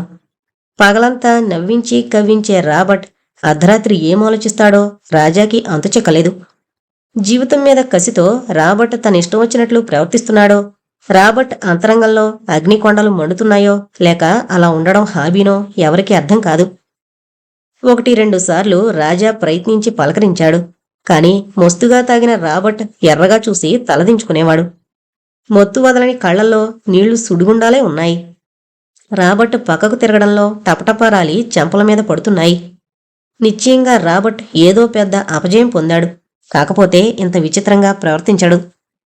క్లాసుకు రావడం, సాయంత్రం షైరు, రాత్రి నైట్ క్లబ్సు, పొద్దున్న ఎన్ని గంటకు లేస్తాడో తెలియదు కాని సూర్యోదయానికల్లా నీటుగా ముస్తాబై మౌతార్గంతో అందర్నీ మేలుకొలుపుతాడు. ఉన్నట్టుండి ఒకరోజు అడిగాడు రాజా, నీకీ హిందీ పాట ఎక్కడిది రాబర్ట్? ఏది? రాబర్ట్ నీలికళ్ళు చిత్రంగా సముద్రపు అలల్లా మెరిశాయి. అదే సైగలు పాడింది, సోజా రాజకుమారి సోజా. నాకసలు సైగలు పాటలంటే ప్రాణం, నీకదొకటే వచ్చా? రాబర్ట్ మొహం కళతప్పినట్లయింది. మూడుసు బాగున్నప్పుడు తప్పకుండా వాయిస్తాను. రాజా వేళకోళం ఆడాడు. నీకసలు సీరియస్నెస్ ఉందా? రాబర్ట్ మొహం తిప్పేసుకున్నాడు. బాదల్ గాకర్ సజాని. రాజా మౌనం వహించాడు. రాబర్ట్ వాయించే పాటలు చాలా మటుకు సైగల్, పంకజ్ మల్లికలవే. చాలా. మౌతార్గం తుడుస్తూ ఉండిపోయాడు రాబర్ట్. థ్యాంక్స్, నిన్ను బాధపెట్టినట్లున్నాను. I'm sorry. అదేం లేదు, డోంట్ వర్రీ. రాబర్ట్ పరిగెత్తికెళ్ళిపోయాడు. రాబర్ట్, నీ మనసులో ఏముందో విప్పి చెప్పు. నీలో నువ్వే బాధపడకు. రాజా మనసులో బయలుదేరిన ప్రశ్నలకు జవాబు రాలేదు. నేను కూడా రానా? అచల వెనకాల నడుస్తూ అడిగాడు ప్రసాద్. ఎక్కడికి? ప్రసాద్ వైపు చూసింది అచల. నేను నీతో రాకూడదనుకుంటే అలాగే. స్నేహితులు కూడా మన జీవితాల్లో తటస్థపడుతూ ఉంటారు. దీనికేమంటావ్? నేను రావడం నీకు ఇష్టం లేదంటే చెప్పే. దీనికి పెద్ద ఘర్షణ దేనికి? ప్రసాద్ వెనుతిరిగాడు. మేడ మీద నుంచి మాధవి చెయ్యి ఊపుతోంది ఆగమన్నట్లు. జేబులోంచి కర్చీఫ్తో చెయ్యి ఊపాడు రమ్మన్నట్టు. పద వెళదాం బావా. ప్రసాద్ను పిలిచింది అచల. ప్రసాద్ ఎత్తి పొడిచే మాటగాని, నేను రానని మొండికేయడంగాని చేయలేదు. అచల వస్తానన్నదని ఉత్సాహంతో ఎగిరి గొంతు వేయలేదు. ఉండి వెళదాం, చెల్లయొస్తోంది అన్నాడు. కారు తిన్నగా పబ్లిక్ గార్డెన్స్ వైపు పరిగెత్తింది. అచల రోడ్డు వైపు, వీధుల వైపు చూస్తూ ఉంది. జనంతో కిక్కిరిసి లేకపోయినా పలచగా మాత్రం లేవు రోడ్లు. ఇలాంటి టైంలో ప్రసాద్ ఉండబట్టి సరిపోయింది. కాళీకి పెళ్లి కాకపోతే, రాజేశ్వరిదేవి ప్రసాదు పట్టించుకోకపోతే ఆడపిల్లలు ఒంటరిగా ఉంటే ఎంత ప్రమాదం. పట్టణాల్లో జరిగే అన్యాయాలు నాలుకలు చాచి ఎన్ని రూపాల్లో భయపెడతాయో భగవంతుడికే తెలుసు. పేరుకే డాక్టర్ తను. లోకానుభవం లేని తను ఎలా బ్రతకాలి ఈ ప్రపంచంలో? ఇక్కడ ఒంటరిగా ఉన్న ఆడపిల్లల జీవితాలు కష్టమనే కదూ ఆలోచిస్తున్నావు? ప్రసాదు క్రీగంట చూస్తూ అడిగాడు. చిన్నగా నవ్వింది. ఎన్నాళ్ళు ప్రాక్టీస్ చేసావు బావా? ఏంటి? డ్రైవ్ చేస్తూనే అడిగాడు ప్రసాద్. హిప్నటిజం. ప్రసాద్ ఇదేమీ పట్టించుకోనట్టు ఎదురుగా ఉన్న రోడ్డును, మనుషుల్ని చూస్తూ అన్నాడు. అన్నయ్య, పిక్చర్కి కాదా? ప్రసాద్ భుజం మీద చేయి వేస్తూ అడిగింది మాధవి. లేదమ్మా, పబ్లిక్ గార్డెన్స్కి. అయితే నేను రాను. మాధవి ధ్యాసంతా పిక్చర్ మీదే ఉంది. సుల్తాన్ బజార్లో మంచి రకం చీరలొచ్చాయట, గ్రీన్ కలర్వి. నీకొద్దా? ప్రసాద్ బొజ్జగించడం కాదు.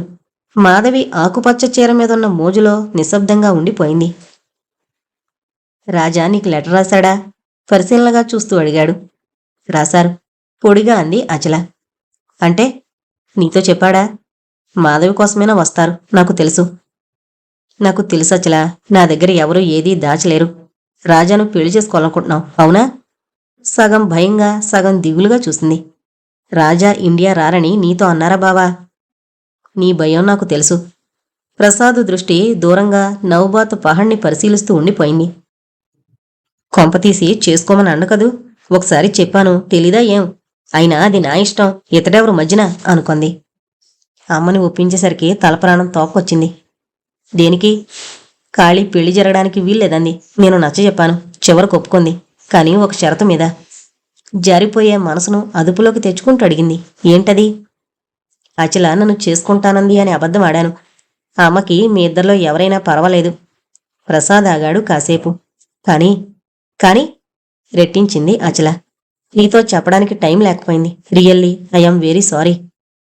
ఇప్పుడెలా? ఇవి పెళ్ళిళ్ళ రోజులట. అమ్మ నన్ను వేధిస్తోంది. అచల ఇష్టపడితే నీ అభ్యంతరం ఏమిటని. నాకు తెలుసు, రాజాన్ తప్ప నువ్వెవర్నీ చేసుకోవని. కాని ఏం చేయను? చూస్తూ చూస్తూ కాళీని ఎలా ఏడిపించను? నన్ను ఏడిపించగలవు. అచల మొహం ఎర్రబడిపోయింది. దీనికొక్కటే మార్గం. ఏంటది? నేనే నిష్క్రమిస్తే మంచిదనిపిస్తోంది. అమ్మతో ట్రైనింగ్ కని అబద్ధం ఆడాలి. ఒక అబద్ధాన్ని దాచే యత్నంలో పుట్టుకొస్తూనే ఉంటాయి ఈ అబద్ధాలు. రాజా వచ్చే వరకు ఎలాగో కష్టపడితే నేను బాంబే వెళతాను. వెళ్ళిన వెంటనే అక్కడ ఉద్యోగం రెడీగా ఉండదు. అమ్మనడిగితే డబ్బివ్వదు. నువ్విస్తావా? ప్రసాద్ అడిగాడు. అచల అప్పటికే పశ్చాత్తాపంతో తనను తాను దూషించుకుంటోంది. నువ్వు దేవుడివి బావా, అప్రయత్నంగా అనేసింది. నవ్వాడు సాలోచనగా. ఇంకా నవ్వుతూనే ఉన్నాడు ప్రసాద్. మనుషులు దేవుళ్ళైతే అనుకొంది అవుతుందట. మరి ఈ దేవుడికి శూన్యం. మనుషులు దేవుళ్ళు అనుకోవడం దేవుణ్ణి చిన్నబుచ్చడం కదూ. నేను రుణపడుంటాను. ఇంకేం మాట్లాడుకో, మనం వెళ్ళిపోదాం. కారు డ్రైవ్ చేసుకుంటూ ఎన్నో మలుపులు తిప్పుతున్నాడు ప్రసాద్. బ్రతుకులన్నీ ఇలాగే ఎన్నో మలుపులు. ప్రసాద్ లోపల మాటలు బయటకనేశాడు. డియర్ అచల, నా ఆశీస్సులు. ఇంకా ఏమైనా కావాలంటే కొన్ని నెలలు ఓపిక పట్టాలి. రాత్రుళ్ళు చందమామను చూస్తుంటే బాబోయ్ నాకు కవిత్వం రాదు. మాధవిని ఎక్కువగా పిక్చర్స్కి పంపకు, కళ్ళు పాడవుతాయి. ఇక్కడ రాబర్ట్ అని నాకు ఫ్రెండ్ దొరికాడు. నీ ఫోటో చూసి నువ్వు చాలా అందంగా ఉంటావని రిమార్క్ వేశాడు. అతడు మెంటల్ స్పెషలిస్టు. కొన్ని వేల మైళ్ళ దూరం వేరు చేస్తోంది. ఇప్పుడు అనిపిస్తోంది పేరు ప్రఖ్యాతలు ఉన్నవి చాలని. రాబర్ట్ చిలిపిగా తొంగి చూస్తున్నాడు. ఉత్తరంలో ఎక్కువగా ఏమీ రాయలేని అసమర్థుణ్ణి. నీ రాజా. ఉత్తరం ప్రసాద్ దగ్గర నుంచేనా? అచలను సమీపిస్తూ అడిగింది రాజేశ్వరీదేవి. కాదత్తయ్య, రాజా రాశారు. రాజేశ్వరీదేవి కనుబొమ్మలు ముడిపడిపోయాయి. వాడు నీకెందుకు రాశాడు? ప్రసాద్కి తెలిస్తే బాధపడ్డు. ఆడదానికంటే మగవాడే 1000 రెట్లు ఎక్కువ ఈర్షతో బాధపడతాడచలా. నాకేదో అనుమానం అనుకోకు. ప్రసాద్ రాశాడా ఉత్తరాలు? అప్రయత్నంగా అనేసింది. ఏమని రాశాడేమిటి? అవును, ఏమని రాశాడు? అనుకోకుండా అబద్ధం ఆడేసింది. ఏమని చెప్పాలి? ఏంటో అంతా గజిబిజిగా ఉంది. ట్రైనింగ్ బాగుందని, సదుపాయాలు బాగున్నాయని ఇలాంటివి ఏమైనా రాశాడా? లేకపోతే వాడి ధోరణి వాడిదా? రాశాడత్తయ్య. నేనుండగా ముడుముళ్ళు పడితే చూడాలని, నా పిల్లలు 1000 ఇళ్లను చేసుకోవాలని ఆశ. వదినలు నాకు చిన్నప్పుడు ఎంత సేవ చేశారు. అన్నయ్య పిల్లల్ని చేసుకోవాలని ఎంతో ఆశ పెట్టుకున్నాను. నిన్ను ఇవ్వమని అడగాలనుకున్న టైంలోనే ఖాళీ రాత అలా అయింది. రాజేశ్వరీదేవికి వదినల మీద మమత అటువంటిది. నమస్తే రాజా. నవ్వుతూ వచ్చి రాజా పక్కన కొద్ది దూరంలో కూర్చుంది ఇండియన్ స్టూడెంట్ జానకి. నమస్తే. ఏం ఇలా బయలుదేరావు? చుట్టూ పరికిస్తూ రాజా ప్రశ్నించాడు. నేను ఇంక కొద్ది వారాల్లో ఇండియాకు వెళ్ళిపోతున్నాను. అదృష్టవంతురాలివి. జానకి నిట్టూర్చింది. పెద్ద చదువులు, విదేశీ యాత్రలు, డబ్బు, స్కాలర్షిప్, వీటిలో ఏది ఉంటే అదృష్టం అనుకోవాలి రాజా. రాజా ఆలోచిస్తూ ఉండిపోయాడు. చెప్పు, ఏదుంటే అదృష్టవంతుల కింద జమ కట్టొచ్చు? చిన్నగా నవ్వాడు. ఒకటున్న అదృష్టమే. లేదు రాజా, అవన్నీ ఒట్టి మిథ్యావాదాలు. అందులో ఏ ఒకటి అదృష్టాన్ని కొని తీసుకురావు. సరే, నిన్ను మరో విషయం అడుగుతున్నాను, ఏమనుకోకు. అడుగు. ఒకటేం? నీ ఇష్టం వచ్చినన్ను. చూడు రాజా, అన్నీ కొట్టిపారేయాల్సిన సంగతులు కావు. సీరియస్గా తీసుకోవాలి కొన్నైనా. చెప్పు. నువ్వు పెళ్లి చేసుకోవు? రాజా నవ్వాడు. అవును. అచల ఏం చేస్తుందో తన గురించే కలలు కంటూ ఉంటుంది. ప్రసాద్ ఎంత యోగ్యుడు. పిన్నిని మభ్యపెట్టి అచలకెంత సహాయం చేశాడు. తనే ఒట్టి ఫూల్. అనుభవించవలసిన సమయంలో ఇక్కడ ఎవరూ లేనిచోట ఏం చూసుకునున్నాడు? మాట్లాడవేం రాజా? లాన్ మీద గడ్డిని చేత్తో లాగుతూ అంది. చేసుకోవాలి జానకి. నాకెవరూ లేరు, మా నాన్న తప్ప. నీకు తెలిసే ఉంటుంది. మా నాన్న కల్నల్ నందకుమార్. నేను ఒక్కతనే ఆయనకు పుట్టినవారిలో బ్రతికిందాన్ని. అమ్మ పురిట్లోనే పోయింది. జానకి మొహంలోకి చూశాడు రాజా. జానకి ఉద్దేశం అర్థమైంది. 1000 మెర్క్యూరీ లైట్ల కాంతి తొంగి చూస్తోంది. భారతదేశానికి ప్రతిబింబంగా నిలిచింది జానకి అంటారు స్టూడెంట్స్ అంతా. గుండ్రని పెద్ద బొట్టు, తీర్చిదిద్దిన కాటుక, మెళ్ళో ఒంటిపేట పులిగోరు గొలుసు. ఏ సమయంలో కూడా జానకి ప్రత్యేకంగా ఫ్యాషన్లు చేసుకోదు. జానకి ఎక్కువగా మాట్లాడేది రాబట్టు రాజాలతోనే. నాన్న చదివించారు, మీలాగే నేను ఇక్కడికొచ్చాను. మీ గురించి, ముఖ్యంగా నీ గురించే ఎక్కువగా రాస్తుంటాను నాన్నకి. రాజా ధైర్యం చేస్తూ అడిగాడు. నీ అభిప్రాయం ఏమిటో నాకు అర్థం కావడం లేదు. నన్ను ఎవరు ఏ విధంగా అనుకున్నా పర్వాలేదు, తెగించాననుకున్నా ఇబ్బంది లేదు. నిన్ను పెళ్లి చేసుకోవాలనుంది. రాజా కంగారు పడలేదు, చెదిరిపోయి పారిపోలేదు. నువ్విలాంటిదేదో అడుగుతావని గ్రహించాను. నువ్వు ఏమీ అనుకోకు. ఇండియాకు వెళ్లడం జరిగితే అక్కడ నా కోసం ఎదురుచూసే నా అచలుంది. జానకి ఆశ్చర్యంగా చూసింది. నువ్వు కూడా ప్రేమించాలా? రాజా కళ్ళు మూసుకున్నాడు. అచల నా స్నేహితురాలు, తర్వాత తెలిసింది బంధువని. అచలకి మాటిచ్చొచ్చాను. ఏమీ అనుకోకు, క్షమించు జానకి. జానకి నిరాశగా నవ్వింది. పోన్లే రాజా, నిన్ను అభినందిస్తున్నాను. ఇండియా మనుషులు ఇండియా బౌండరీస్ దాటాక గుర్తుండ్రనుకునేదాన్ని. నిన్ను బాధపెట్టినట్టున్నాను. ఎక్స్క్యూజ్ మీ, నేనే పొరపాటు చేశాను. నువ్వంటే పాస్ట్ ఈజ్ పాస్ట్. ఇండియాకొస్తే మాత్రం ఈ అడ్రస్కి యోగక్షేమాలు రాయి. జానకి తడికళ్ళు నీళ్లలో చేపల్లా తళతళ్లాడుతున్నాయి. నేను మొండిగటాన్ని, నువ్వంటే ఇష్టం లేదని అనుకోకు. కానీ చూస్తూ చూస్తూ అచలకి అన్యాయం చేయలేను. వెళుతున్న జానకి వెనుతిరిగి నవ్వింది. నేనంత నేరో మైండెడ్ కాదు రాజా. మౌతార్గాన్ మందకొడిగా పలుకుతోంది. రాబర్ట్ రూంలో ప్రవేశించాడు. ఎంతమంది రాబర్ట్ వెనక కథలు కథలుగా చెప్తున్నా ఎవరినీ కేరి చేయడు. అతను పగలంతా నవ్వుతాడు, నవ్విస్తాడు. కనపడిన ప్రతి వాళ్ళని పరిచయం చేసుకుంటాడు. ఎంతో మంది మధ్య బిజీగా తిరుగుతున్న రాబర్ట్కి ఒకళ్ళిద్దరు తప్ప ఎక్కువ మంది ఫ్రెండ్స్ లేరు. రాబర్టు తల్లిదండ్రులకు ఏకైక గారాల బిడ్డ. చూడు రాజా, నీ వల్ల నాకు నైట్ క్లబ్స్, పార్కులు అన్నీ దూరమైపోయాయి. నువ్వు చదివేది కాకుండా నా ప్రాణం తీస్తున్నావు. నైట్ క్లబ్స్కి వాటికి వద్దని, ఇదని అదని. రాజా తలెత్తాడు. పోనీ బోట్ షైర్కి వెళదాం, వస్తావా? రాజాని విడవకుండా అంటి పెట్టుకుని తిరిగే ఈ అమెరికన్ అంటే రాజాకి ప్రాణం. All right. రాబర్ట్ చేతినందుకున్నాడు రాజా. దారిలో అడిగాడు.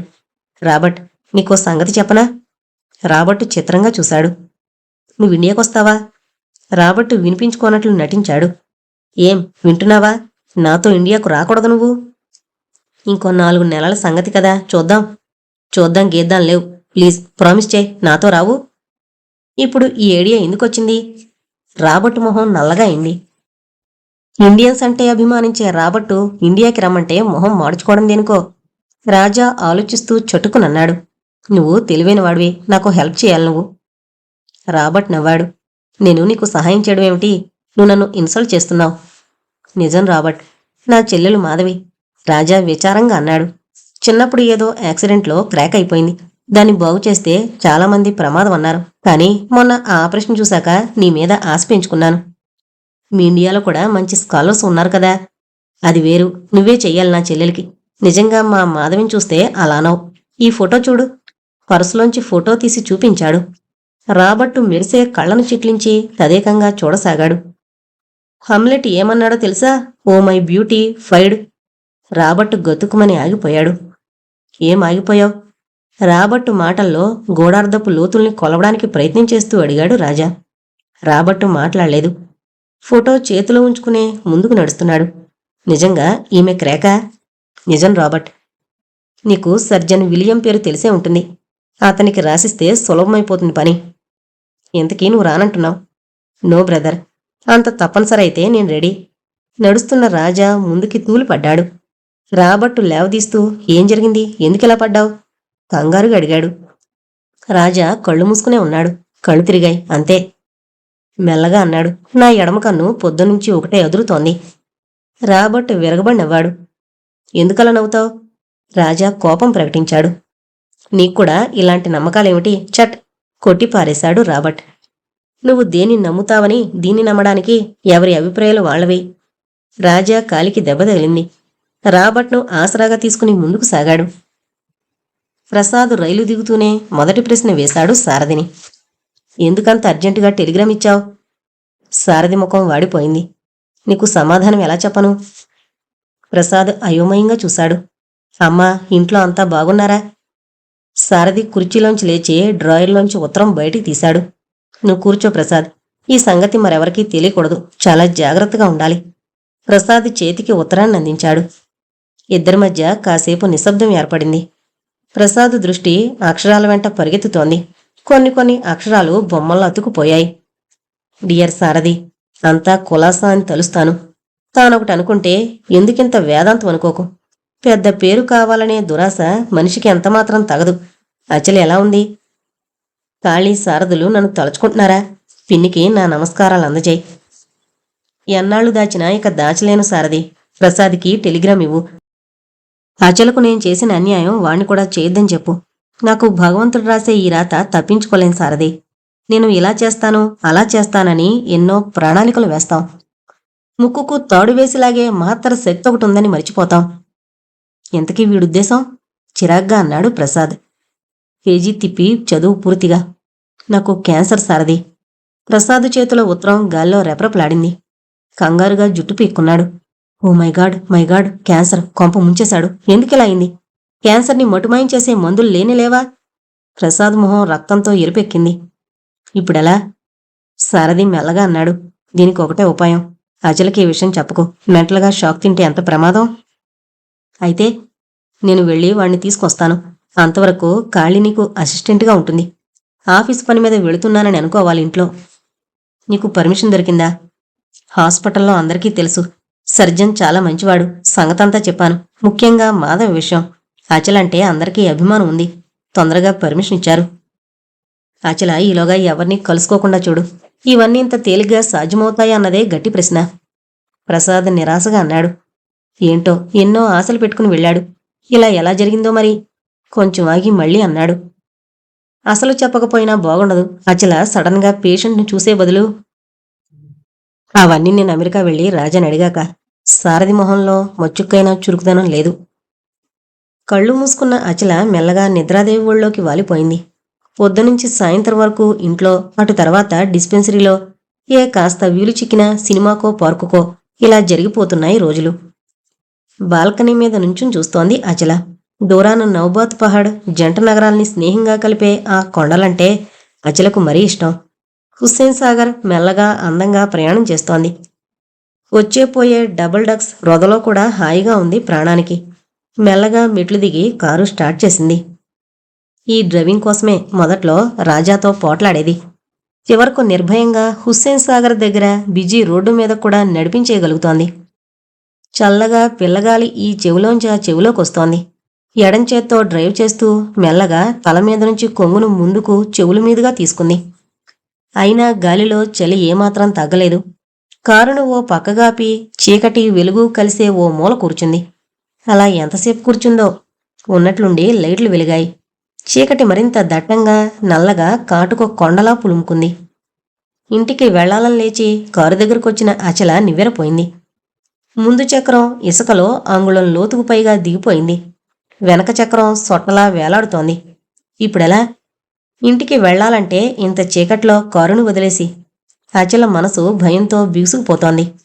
కళ్ళెత్తి దూరంగా చూస్తోంది. భగవాన్, తెలిసిన వాళ్ళెవరైనా రాకూడదు?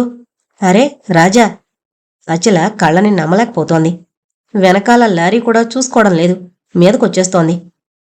కూరలు చాపుకుని దెయ్యంలా మింగేసేటట్టుంది. రాజా! చెవిటివాడైపోతున్నాడు. అంత శబ్దం చేస్తూ వచ్చే లారీ వినపడకపోతే మీకేం వినిపిస్తుంది? రాజా! అచల పరిగెత్తింది. రాజాకి పెద్ద దెబ్బే తగిలింది. తను ఏడుస్తోంది. తననెవరూ లెక్క చేయరేం. రాజాని ఎవరో తీసుకుపోతున్నారు. నాకు భయంగా ఉంది. ఈ చీకట్లో భయంలో నా కాళ్ళు నేలకంటుకుపోతున్నాయి. రాజా, నన్ను తీసుకురమ్మని మీరైనా చెప్పండి. అచల గొంతు తడారిపోతుంది. ఎవరో వస్తున్నారు. టార్చ్లైట్ మొహం మీద వేశారు. తన చుట్టూ చేతులు వేసి గుండెలకు హత్తుకుంటున్నారు. ఛీ, వదలండి, వదలండి. ఎవరు మీరు? చీకట్లో నాకేం కనిపించడం లేదు. మాట్లాడరేం. రాజా, చూడండి, నన్ను మీతో తీసుకువెళ్ళమంటే తీసుకువెళ్లలేదు. భగవాన్, నన్ను రక్షించు. రక్షించడానికే వచ్చాను. మొగగొంతు గుర్తుకొస్తోంది. నువ్వా? అవును, నేనే. నీ రాజా లేడు. ఇక తప్పించుకుపోలేవు. నన్నొదులు. నువ్వంటే నాకు అసహ్యం. ఛీ, వదలమంటుంటే. బలమంతా కూడదీసుకుని చాచి లెంప మీద వేసింది ఏడుస్తూ. గాజులన్నీ మంచం కొడుకు తగిలి ముక్కలైపోయాయి. ఎదురుగా ప్రసాద్ నిల్చునున్నాడు. అచల కళ్ళు చిట్లించి తదేకంగా చూసింది. సందేహం లేదు, కలే. గుండె మీద చేయి వేసుకుంటూ అంది.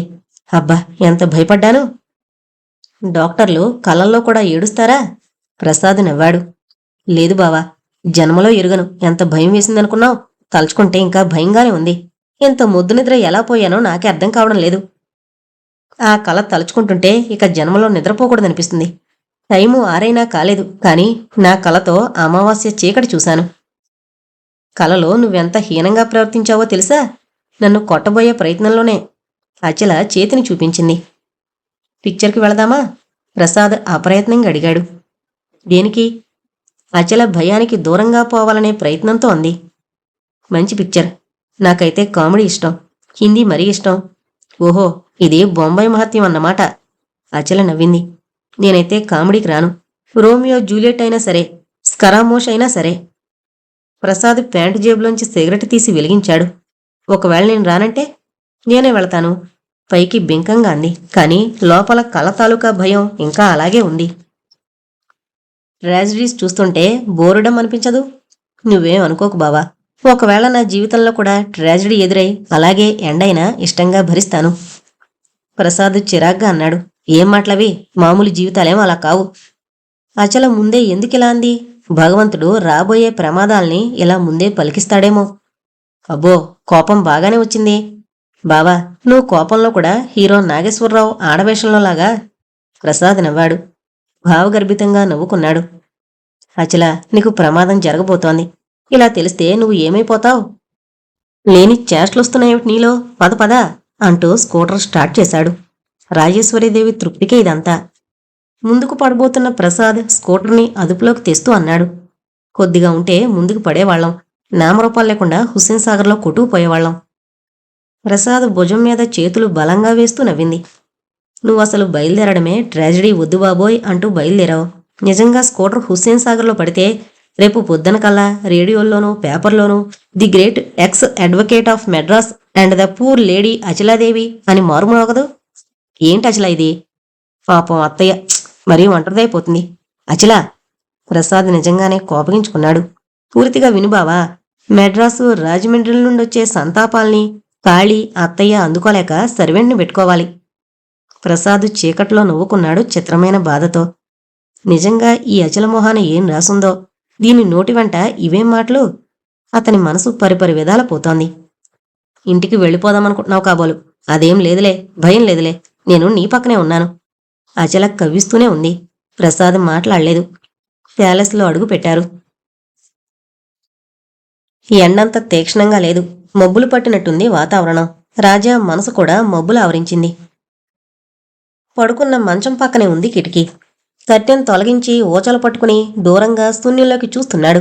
బతుకంతా నిస్సారమైనట్టు, తోడు ఎవరూ లేనట్టు, ఒంటరిగా ఉన్నానే అనే బాధ మరోవైపు కార్చిచ్చులా దహించి వేస్తోంది. ఊరికే ఆలోచిస్తే బాగుండదు. నువ్వు డాక్టర్వే, నేను నీకు చెప్పాలా? ఇన్ని పుస్తకాలిక్కడ పడేసి వెళ్ళా, ఒకటైనా చదివావా? గదిలోకి ప్రవేశిస్తూ పుస్తకాల్ని దులిపి షెల్ఫ్లో పెట్టి రాజా దగ్గరకొచ్చి మందలించింది జానకి. ఎలా చదవగలను జానకి, మీకు తెలిసి కూడా. ఏం ఇప్పుడేమైందని? నువ్వు కోరి తెచ్చుకుంటున్నావు రాజా. నీకెన్నిసార్లు చెప్పినా లాభం లేకపోతోంది. ఏమైనా ఇప్పుడు నీకు కావలసింది మంచి నిద్ర, తిండి. వీటి గురించి ఆలోచించకపోతే మాత్రం ఊరుకునేది లేదు. ఏం చేస్తావేం? రాజా కొంటిగా ప్రశ్నించాడు. నువ్విలా అన్ని విషయాల్లోనూ కేర్లెస్గా ఉంటున్నావని అచలకు ఉత్తరం రాసేస్తాను. రాజా కంగారు పడ్డాడు. వద్దు జానకి, నీకు పుణ్యం ఉంటుంది. నువ్వు చెప్పినట్లే చేస్తాను. ఏం చేయమంటావు చెప్పు. ముందిలరా. రాజా చేతిని తన చేతిలోకి తీసుకుంటూ బాత్రూం వైపు నడిచింది. రాజా కళ్లల్లో నీళ్లు గిర్రును తిరిగి చెంపల మీదుగా పడ్డాయి. జానకి తలెత్తలేదు. నువ్వు అందంగా అందర్నీ మించి ఉన్నావని, నేను ప్రేమించానని, ఇప్పుడీ కాలు లేదని తిరస్కారం చేస్తానని అనుకోకు రాజా. భగవంతుడిలా చేసి ఉండకూడదు. నేననుకునేదాన్ని, రాజాకి ఇంత అందం తెలివి ఎందుకు కల్పించావు అని. ఇప్పుడు అర్థమైంది. ఈ అందం వట్టి కల్పనే అని. నీ అందం కింద ఇంత అనర్థం ఉందని తెలుసుకోలేకపోయాను. జానకిని పరీక్షగా చూస్తూ అన్నాడు రాజా. నువ్వు నాకింత సేవ చేస్తున్నావు జానకి. దీనికి మన హిందువులు రుణానుబంధం అంటారు. నీకు ప్రతిఫలం ఏ విధంగానూ ఇవ్వలేకపోతున్నాను. నీకు ఏది కావాలన్నా ఇప్పుడే అడుగు. నీకు తెలుసు, నేను డాక్టర్నే. నా బ్రతుకు ఇంకా 3-4 నెలలు. రాజా నోటిని మూసేసింది జానకి. కన్నీళ్లు తుడుచుకుంటూ, నువ్విలా అంటే నేను ఊరుకోను. నువ్వు తప్పకుండా బ్రతుకుతావు. అచలని అన్యాయం చేయనని ఆ రోజే అన్నావు, గుర్తుందా? నీ మాట నిలబెట్టుకుంటే అంతే చాలు అంది. అది సరే, నీకు నా దగ్గర ఏదీ తీసుకోవాలని లేదు? విచారంగా అడిగాడు రాజా. నిరాశగా నవ్వడానికి ప్రయత్నం చేస్తూ కళ్ళు రెండు ఎత్తి రాజా మొహంలోకి గుచ్చి చూస్తూ అంది. ఒకప్పుడు ఈ రెండు కళ్ళల్లోనూ కాపురం ఉండాలని కోరుకునేదాన్ని, కాని ఇప్పుడు ఆ ఆశ లేదు. నువ్వు నా కోరికను మొదట్లోనే తుంచేశావు. ఇంకేం కోరుకుంటాను? కోరికల్ని చంపే శక్తిని కోరుకోవాలని ప్రయత్నిస్తున్నాను. అవును, నీకు ఆశ పెట్టాను. నాకు తెలియకుండానే నువ్వు నన్ను ఇలా చూస్తూ ఆశ్చర్యపోతున్నావు. అమెరికా వచ్చి అమూల్యమైన జీవితాన్ని అంధకారం చేసుకున్నావు. ఒకప్పుడు నవ్వుతూ నవ్వించే నేను అవి రెండూ మరిచిపోయాను. నువ్వు నాకు చేసే సపర్యలు మరిచిపోలేనివి. రాజా కాలు మొండిగా వేలాడుతోంది. జానకి కట్టుగట్టి రాజాకిష్టమైన slate colour pant, bush shirt తొడిగింది. వాచి పెట్టి తలదూవుతూ నవ్వుకొంది. ఎందుకు నవ్వుతావు? ఇదే మన ఇండియా అయితే దీన్ని చిలవలు పలవలు చేసి ఆర్భాటం చేసేవారు. ఆ సొసైటీ పూర్తిగా వేరు, ఇక్కడ పరిస్థితి వేరు. మనం బంధువులు అనుకుని ఎవరూ మనల్ని పట్టించుకోవడం లేదు. ఒక విధంగా ఇది అదృష్టం కదూ. అచల ఏం చేస్తుందో రాజా మనసులో అచల తొంగి చూస్తోంది. నువ్వు నాకేమవుతావు? ఇంత పని విసుగు విరామం లేకుండా చేస్తున్నావు. జానకి సహాయంతో మంచం మీద పడుకుంటూ అడిగాడు.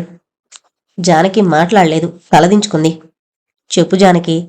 రాజా తిరిగి అదే ప్రశ్న వేశాడు. జానకి చటుక్కున తలెత్తంది. నీకో సంగతి చెబుతాను, ఏమీ అనుకోకదు. తలూపాడు రాజా. ఒక మగవాడికి సేవ చేయడం, అందులో ఇష్టమైన వ్యక్తికి చేయడం కోసం స్త్రీ ఎటువంటి కష్టాన్నైనా నవ్వుతూ భరిస్తుంది. ఇదొక రకమైన వరం అనుకుంటుంది. అంటే? నేను అందరిలాంటి ఆడదాన్ని కాదు. నాకు పెద్దగా ఏడవడం, తల పగలగొట్టుకోవడం లాంటివి రావు. నాన్న పెంపకం అటువంటిది. ఎన్నో రకాల శిక్షలు నా కళ్ళెదుట నాన్న చేయించడం చూశాను. నాన్న ఇలాంటివి కావాలనే చూపించేవారు. తన పుత్రిక తన హృదయం కంటే కఠినమైన హృదయంతో, తనకంటే ఎక్కువ బలంతో పెరగాలని నన్నిలా పెంచారు. నేను ఒక విధంగా ఆడదానిలో మగవాడిగా పెరిగాను. కానీ నాలోనూ స్త్రీత్వం ఉంది. నువ్వు పెళ్లి చేసుకోనంటే ఏడవలేదు. నీ కాలు పూర్తిగా తీసేసిన రోజున విచారించలేదు. ఏదో నిర్వేదావస్థలో ఉండిపోయాను. అన్నింటికీ మించిన బాధ ఇప్పుడు అనుభవిస్తున్నాను. రాజా వింటున్నాడు. జానకి చెప్పేది 100కి 100 పాళ్ళు నిజం. ఎన్ని ప్రైజులో, ఎన్ని మెడల్సో. జానకి ఆల్బం చూసినప్పుడు తనే చూశాడు. College champion, college beauty, college terror. Janaki ప్రతి పుస్తకంలోనూ అభిమానంతో వ్యాఖ్యానించారు ఫ్రెండ్సు. ఇప్పుడెందుకు బాధపడుతున్నావు అని అడుగుతావేమో. నీకు విసుగనిపించినా చెప్పక తప్పదు. నీకు సేవ చేయడంలో నాకున్న ఆనందం ఇక 3 నెలలు కూడా లేదు. నువ్వు ఇండియాకు వెళ్ళిపోతావు. అచల నీ పరిసరాలకి రానివ్వదు నన్ను. నేను మిగిలాను, అంతే.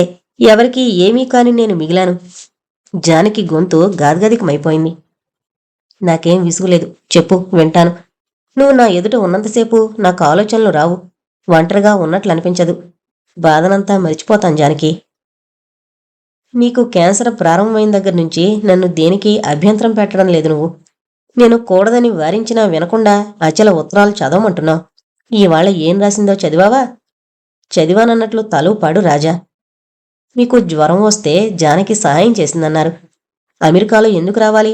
చూస్తావా ఎలా రాసిందో? అంటే తను స్త్రీనని నిరూపించుకుంది. నా అనుకున్న తర్వాత స్త్రీ తను గీసిన పరిధిలోకి మరొకరిని రానివ్వదు. కాని రాజా, నీకు నేనేం కావాల్సింది? దీనికి జవాబు చెప్పు. అప్పటికే రాజా ఆలోచనల్లో మునిగిపోయాడు. వెలకిల్లా పడుకున్న మంచం మీద పక్కగా కూర్చుని జానకి అతని గుండె మీద చేయి వేసింది. చెప్పవేం రాజా? అచల కంటే నేనేం ఎక్కువ కానా నీకు? జానకి కళ్ళల్లో నీళ్లు రాలి ఒళ్ళో పడుతున్నాయి. మెడ చుట్టూ చేయి వేసి మొహంలోకి చూడసాగింది. దూరంగా నెట్టివేయలేదు రాజా. నీ కోరికే నాకు తెలుసు జానకి. కాని ఏం చేయను? నువ్వు ఇండియాలో అచల కంటే ముందుగా కలుసుంటే. రాజా మాటల్ని కట్ చేసింది జానకి. అవును రాజా, నేను ముందే అన్నాను నువ్వు చాలా తెలివైన వాడివని. నీ పవిత్రత భంగమైపోతుంది నీకు నేను ఏమవుతానో చెబితే. పోన్లే, నా మనసు నాది, ఇదుంచు. రాజా వేలుకున్న ఉంగరాన్ని తన ఉంగరంతో మార్చేసింది. రాజా మాట్లాడలేదు, అభ్యంతరం చెప్పలేదు. తనకెంతో కాలం బ్రతకడు. అచలను చూడాలి. అచల ఒళ్ళో ఒకసారి పవిత్రంగా నిద్రపోవాలి. రాబర్ట్ ఆపరేషన్ చేస్తే మాధవి తెలివిగలదైపోతుంది. 2 రోజుల తన జీవితంలో జానకికి ఆశ చూపడం ఎంత పాపం. అందుకే జానకి అడుగుతున్నా తను మౌనం వహించాడు. జానకిని తలుచుకుంటేనే జాలితో హృదయం నిండిపోయింది. ఇద్దరిలో తను ఎవరినీ కూడా పొందలేడని స్పష్టంగా జానకికి తెలుసు. అచల స్నేహితురాలు, ఆప్తురాలు. మరి జానకి? జానకి వెళ్ళిపోవడం గమనించాడు. కన్నీరు తుడుచుకోవడం స్పష్టంగా చూశాడు. జానకి ఎవరితోనూ మాట్లాడదు. తన పనిలో తనను బలవంతంగా పెట్టుకుంటుంది. మనుషుల్ని కీలుబొమ్మలు చేసి ఆడించే ఆ డైరెక్టర్ ఎవరు? జానకి వెళ్ళిన వైపే చూస్తున్న రాజాకు నవ్వుతున్న రాబర్ట్ ప్రత్యక్షమయ్యాడు. రాజామొహం కిందకి వాలిపోయింది. చూపులు నేలకి బాణంలా గుచ్చుతున్నాయి. ఆలోచనలు దూరంగా రాకెట్లా పరిగెత్తిపోతున్నాయి.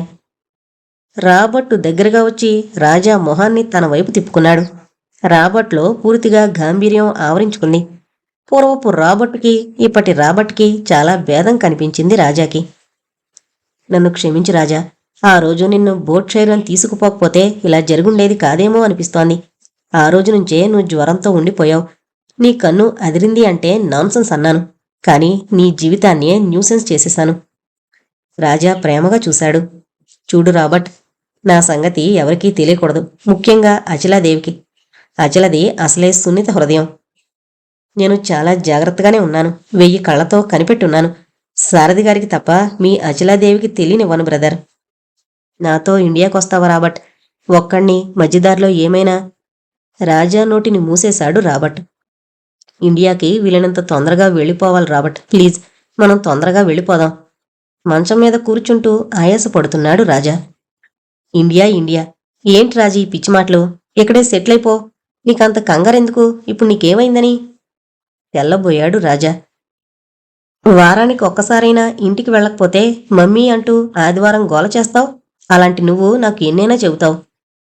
నీకు నీ మమ్మీ ఎంతో, నాకు నా ఇండియా అంతే అంటే నవ్వుతావు. నీకు నా పిచ్చి చెల్లెల్ని బాగు చేయడం ఇష్టం లేదు. అందుకే నీ ఇష్టం వచ్చినట్లు అంటున్నావు. ఆ రోజు నువ్వు అడిగిన వెంటనే నా చెల్లెలి ఫోటో ఇచ్చేలేదు. ఆ చెల్లెలు ఒంటరిదైతే పోనీ అచిలలా ఏకాకవుతుందని ఒకటే బాధపడి ఊరుకునేవాణ్ణి. ఆ చెల్లెలు బీదదైతే పోనీ అని ఊరుకునేవాణ్ణి. కానీ రాబర్ట్, నా చెల్లెల్ని భగవంతుడు కాదు, కర్మ అన్యాయం చేసింది. నేను ఏడ్చేది దానికోసం. నీలా రోజుని వ్యర్థం చేసే తత్వం నాదైతే. రాజా, నిశ్చేష్టుడయ్యాడు రాబర్ట్. నువ్వు నన్ను ఎన్నైనా వింటాను. కానీ ఆఫ్టర్ ఆల్ సర్జరీ కోసం గర్వంగా నిన్ను బ్రతిమలించుకోవాలని నాకు లేదు. నీ చెల్లెల్ని అలా ఉంచడం వల్ల నాకేం లాభం? ఏదైనా కాని నీ విరహాలు, వేశ్యాగృహాలు మానుకొని రమ్మండం నాది. రాజా, రాబర్ట్ కళ్ళు ఎరబడిపోయాయి. నీతో రానని ఖచ్చితంగా చెప్పలేదు. నేనొస్తాను. వచ్చే ముందు నా కథ పూర్తిగా విను. రాబర్ట్ దృష్టి చేతిలో మౌతార్గన్ మీద ఉంది. మెల్లగా కదిలి కిటికీ దగ్గరగా వెళ్ళాడు. రాజా తల పంకించాడు. జీవితం అందరికీ వడ్డించిన విస్తరి కాదు. అది అదృష్టవంతుల సంగతి. నా వంటి వారికి ఉన్న ఆ విస్తరి కూడా గాలికి ఎగిరిపోతుంది. కొందరు ఈ బాధల్ని భరించలేక ఏడ్చి మొత్తుకుంటారు. కొందరు నవ్వుతూ నవ్విస్తారు. నవ్వును నలుగురికి పంచిపెట్టు. ఏడవాలనుకుంటే ఓ మూలకపోయి ఎవరూ లేని చోట ఏడు అనే సూక్తిని నేను అక్షరాలా నమ్ముతాను. నా ఏడుపు ఎవరో వినరు, విన్నా నవ్వుతారు. రాజా ఆసక్తిగా చూశాడు. ప్రొఫెసర్కి ఇండియన్స్ అంటే ఇష్టం. ఆ సంవత్సరం కూడా ఎంతో మంది వచ్చారు ఇక్కడికి. అందులో అందర్నీ ఆకర్షించింది సత్యాదేవి ఒకతే. నువ్వామెను ప్రేమించావా? ఉండబట్లేక అడిగాడు రాజా. రాబర్ట్ కళ్లల్లో నీళ్లు చెంపల మీదుగా చేతిలో ఉన్న మోతార్గాన్ తడుపుతున్నాయి. మాకా సంవత్సరంలో పోటీ పెట్టారు. సత్య కంటే ఫస్ట్ రావాలని రాత్రింబవళ్ళు చదివాను. కాని ఏం లాభం? నిశ్చింతగా నిద్రపోయే సత్యాదేవే గెలుచుకుంది. ఒంటరిగా కలుసుకుని చీవాట్లు పెట్టాను ఉక్రోషంగా. నవ్వి వెళ్ళిపోయింది. ప్రొఫెసర్ సత్యకు గోల్డ్ మెడల్ ఇచ్చారు. సత్య ఎవరికీ తల వంచేది కాదు, భయపడేది కాదు. ఆ మెడల్ అందరి ఎదుట నా కోటుకే గుచ్చింది. అందరూ ఆశ్చర్యపోయారు. కొందరు వేళకోళం చేయకపోలేదు. ప్రొఫెసర్ సమర్థించారు. అవును, ఎనాటమీ టఫ్ సబ్జెక్ట్. ఎప్పుడూ నాకే ఫస్ట్ మార్కులు. కాసేపు ఆగాడు రాబర్ట్. నిట్టూరుస్తూ తిరిగి ప్రారంభించాడు. అప్పట్నుంచి మా స్నేహం ప్రారంభమైంది. సత్య ఇంటికి విషయం రాయనంది. నేను ఊరుకున్నాను. హఠాత్తుగా ఒకరోజు ఊడిపడ్డాడు సత్య తండ్రి. మెడలో తాడులాంటిదేదో ఉంది. చెవులకేవో కాయిల్లా ఉన్నాయి. ముక్కు కూడా చిన్న బంగారు తీగ చుట్టుంది. ఆడవాళ్లలా ఈ సింగారాలేమిటి అన్నాను రహస్యంగా. వాళ్ల నాన్న వైదిక బ్రాహ్మణుడట. సత్యనిక నన్ను కలుసుకొనివ్వలేదు ముసలిపీనుగా. రాబట్టు కసి వెళ్ళగక్కాడు. నా సత్యకు సైగల పాటలిష్టం. లాన్ మీద నా ఒళ్ళో తలపెట్టుకుని పడుకునేది. చూడు సత్య, నా ఒళ్ళు మండిపోతోంది. మనం నా నోటిని మూసేసేది. డియర్ రాబర్ట్, ముందు చదువు, తర్వాత పెళ్లి, అటు తర్వాత చలో ఇండియా అని పకపకా నవ్వేది. నన్నేం చేయమంటావు అనేవాణ్ణి అసహాయంగా. తానసేనికి కూడా నీలాగే ఒళ్ళు మండేదట. దీపకళిక రాగమంట. నాకేం తెలీదు, హాయిగా పాడేది. నేను వింటూ సర్వం మరిచిపోయేవాణ్ణి. నాకు భగవంతుడు సాధారణంగా గుర్తుండడు. నేను నాస్తికవాదిని కాను. అందుకే నాకు శాస్తి బాగా అయింది. రాజా మాట్లాడలేదు. ఇలాంటిదేదో జరుగుంటుందని అతను ముందే గ్రహించాడు. రేపు ప్రయాణమనగా తనిక బయటకు రాలేదు. ఆ ముసలిపీనుగ బయటే కాపలా ఉన్నాడు. రాబర్ట్కేం తెలుసు? హిందూ దేశంలో అనాదిగా ఓ జాతిలో ఇనుపగోడల్లాంటి ప్రాకారాలతో ముళ్లలాంటి ఆచార సాంప్రదాయాలున్నాయని. మనిషిని మనిషి ప్రేమించి పెళ్లి చేసుకోవడం తప్పేమిటి అని ప్రశ్నించే రాబర్ట్కి నచ్చజెప్పడం కష్టం అని రాజాకి బాగా తెలుసు. మార్గం చెప్పకపోయేవాణ్ణా నన్నడిగితే? పోనీ ఎటైనా పారిపోకపోయేవాణ్ణా? రాబర్టు ఆవేశంగా అన్నాడు. కాని అది అంత అవమానమైన సంగతో సత్యకు తెలుసునని గ్రహించలేకపోయాడు. నన్ను అన్యాయం చేసింది, నన్ను మోసం చేసింది. నీ రాత నువ్వు అనుభవించు అని వెళ్ళిపోయింది. సత్య ఆ రాత్రే చచ్చిపోయింది. రాబర్టు పూర్తి చేశాడు. అతని మొహం ఎర్రబడిపోయింది. కళ్ళు ఎర్రగీతల్ని పులుముకున్నాయి. అందుకే ఇండియా రానన్నాను. నీకు నీ చెల్లెలు ప్రాణమని తెలుసు. మాధవికి సత్యకి పోలికలున్నాయి. అప్పుడప్పుడు సత్యని ఓ బ్యూటిఫైడ్ అనేవాణ్ణి. పరధ్యానంలో ఆ రోజు అలాగే అన్నాను. నువ్వు గ్రహించావు. ఏదో ఒక రోజు ఈ విషయం చెప్పాలనుకున్నాను. రాబర్ట్ మౌతార్గాన్ని విషాదంగా ఒకసారి మోగించి అంతలోనే నవ్వేశాడు. నువ్వింకో పెళ్లి చేసుకోలేదెందుకు? హఠాత్తుగా అడిగాడు రాజా. ప్రేమ వ్యవహారం పాడైందని ఇలాగే ఉంటానని ఏడ్చే పద్ధతులు నాకు నచ్చవు.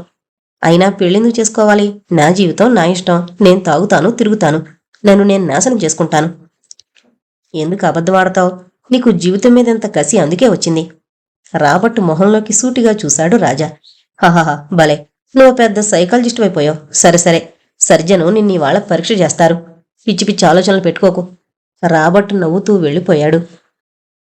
చాలా విషాదంగా నవ్వుకుంది. ఆలోచనలతో మనసు పరిపరి విధాలు పోతోంది. చెంపల కిందిగా చేతులాంచుకుని శూన్యంలోకి చూస్తోంది. రాజా ఎంత మోసం చేశాడు. అమెరికాలో ఉన్న ఇండియాలో ఉన్నట్లే ఉత్తరాలు రాస్తానని, నా ప్రేమ నేను శాశ్వతమని ఎన్ని చెప్పి అన్నీ ఒట్టి గాలి కబుర్లు చేశాడు. ఆ రోజు కల. పగటి కలలు పాడికావు అంటారు. మరిప్పుడు? మెల్లగా తలమీద చేయి పడగానే చటుక్కున తలెత్తింది. రాజేశ్వరీదేవి కళ్ళు కళతప్పిపోయాయి. ఇన్నాళ్ళు నీ బాధ ఒంటరిగా భరించావా తల్లి? అర్థమైంది. అచల గట్టిగా కౌగులించుకుని వెక్కి వెక్కి ఏడవసాగింది. ఏడవడం వల్ల లాభమేముందో నీకు తెలీదా? డాక్టర్వి ఇలా ఏడిస్తే? అచల ప్రసాద్ వైపు చురుగ్గా చూసింది. చూడు బావా, డాక్టరు డాక్టరు అంటారు. డాక్టర్ మనిషి కాదు. గుండెల్ని చీల్చగలిగినంత మాత్రాన గుండెలు పగిలే బాధల్ని ఊర్చుకోవాల్సిందేనా? అయినా నేనే పొరపాటు చేశాను. సారథి చెప్పినట్లు నీతో చెప్పకుండా. మధ్యలో తెంపేసింది.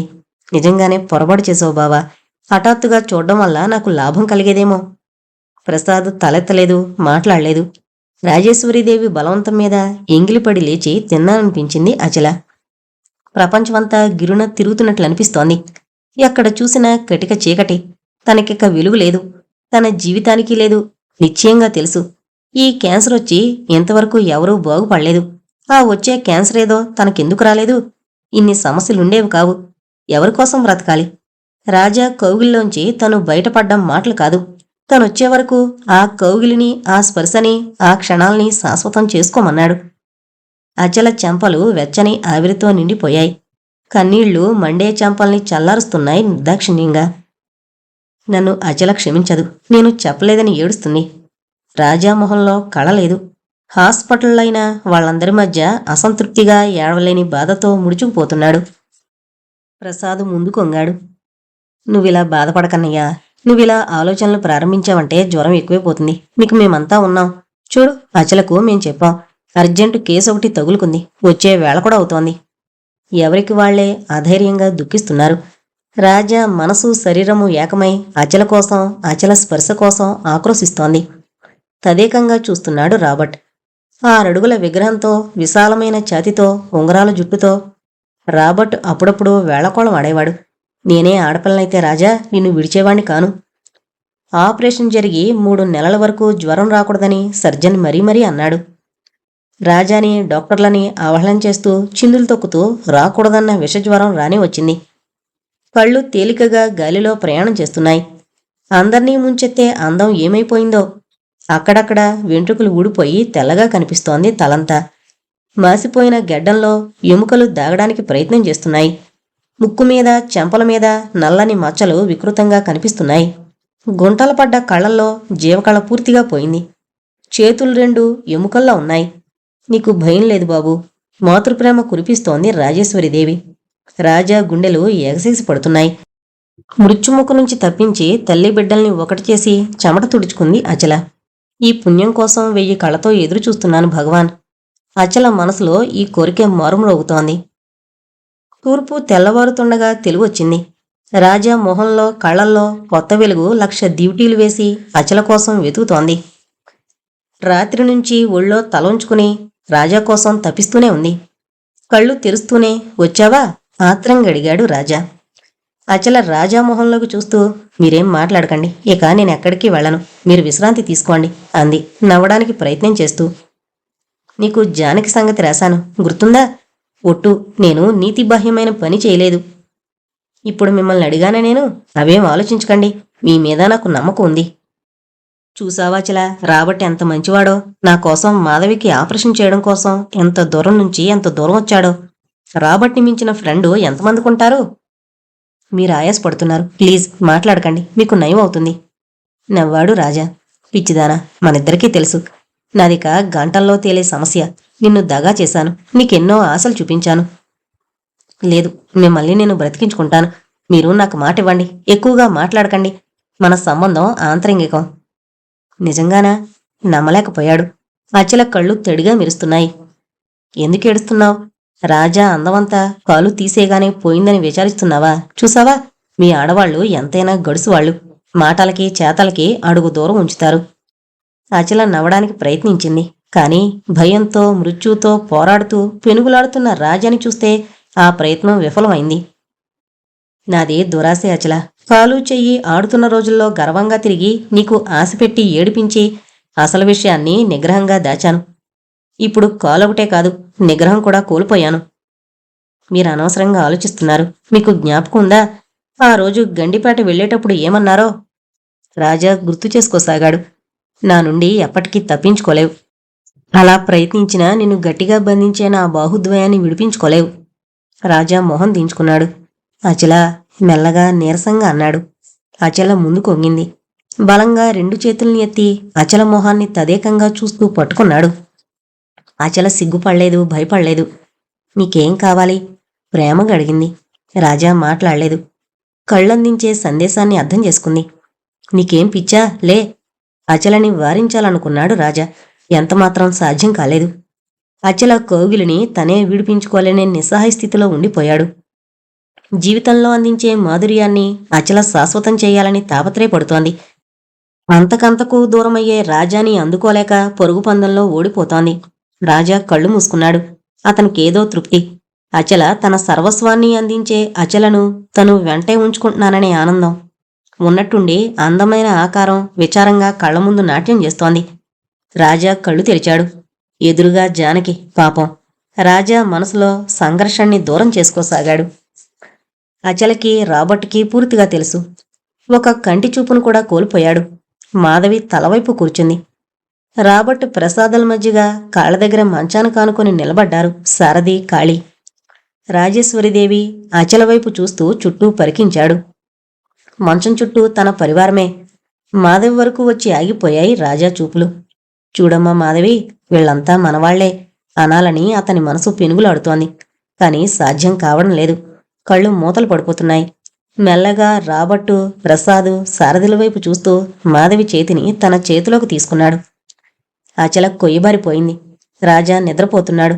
అందని లోకాలకి వెళ్ళిపోయాడు. రాజా ఆశయాలు ఏమీ ఫలించలేదు. మాధవికి ఆపరేషన్ చేయడం సులభం కాదని తెలిస్తే మరో స్పెషలిస్ట్ని వెతకడం కోసం బ్రతికేవాడేమో. తనకు కలిగిన క్యాన్సర్ భయంకరంగా నోరు తెరుచుకుని పిలుస్తోందని తెలిసి కూడా నాటకం ఆడాడు. ఎంతో కాలం బ్రతుకుతానన్నట్లు. రాబర్ట్ చెంపలు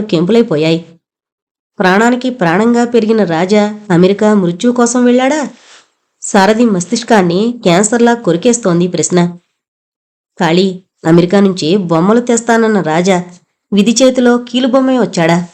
ప్రసాద్, ఈ ఇంటి బాధ్యత నీది. పిన్ని, అమలా తిరిగొచ్చావు అన్న మాటలు గాల్లో కలిసిపోయాయి. అచల చిన్నపిల్లలా ఏడుస్తోంది. హాస్పిటల్ ఆవరణ నుంచి బయలుదేరిన పరివారం శ్మశానం వరకు వచ్చింది. రాజా డాక్టర్గా పేరు గడించినవాడే.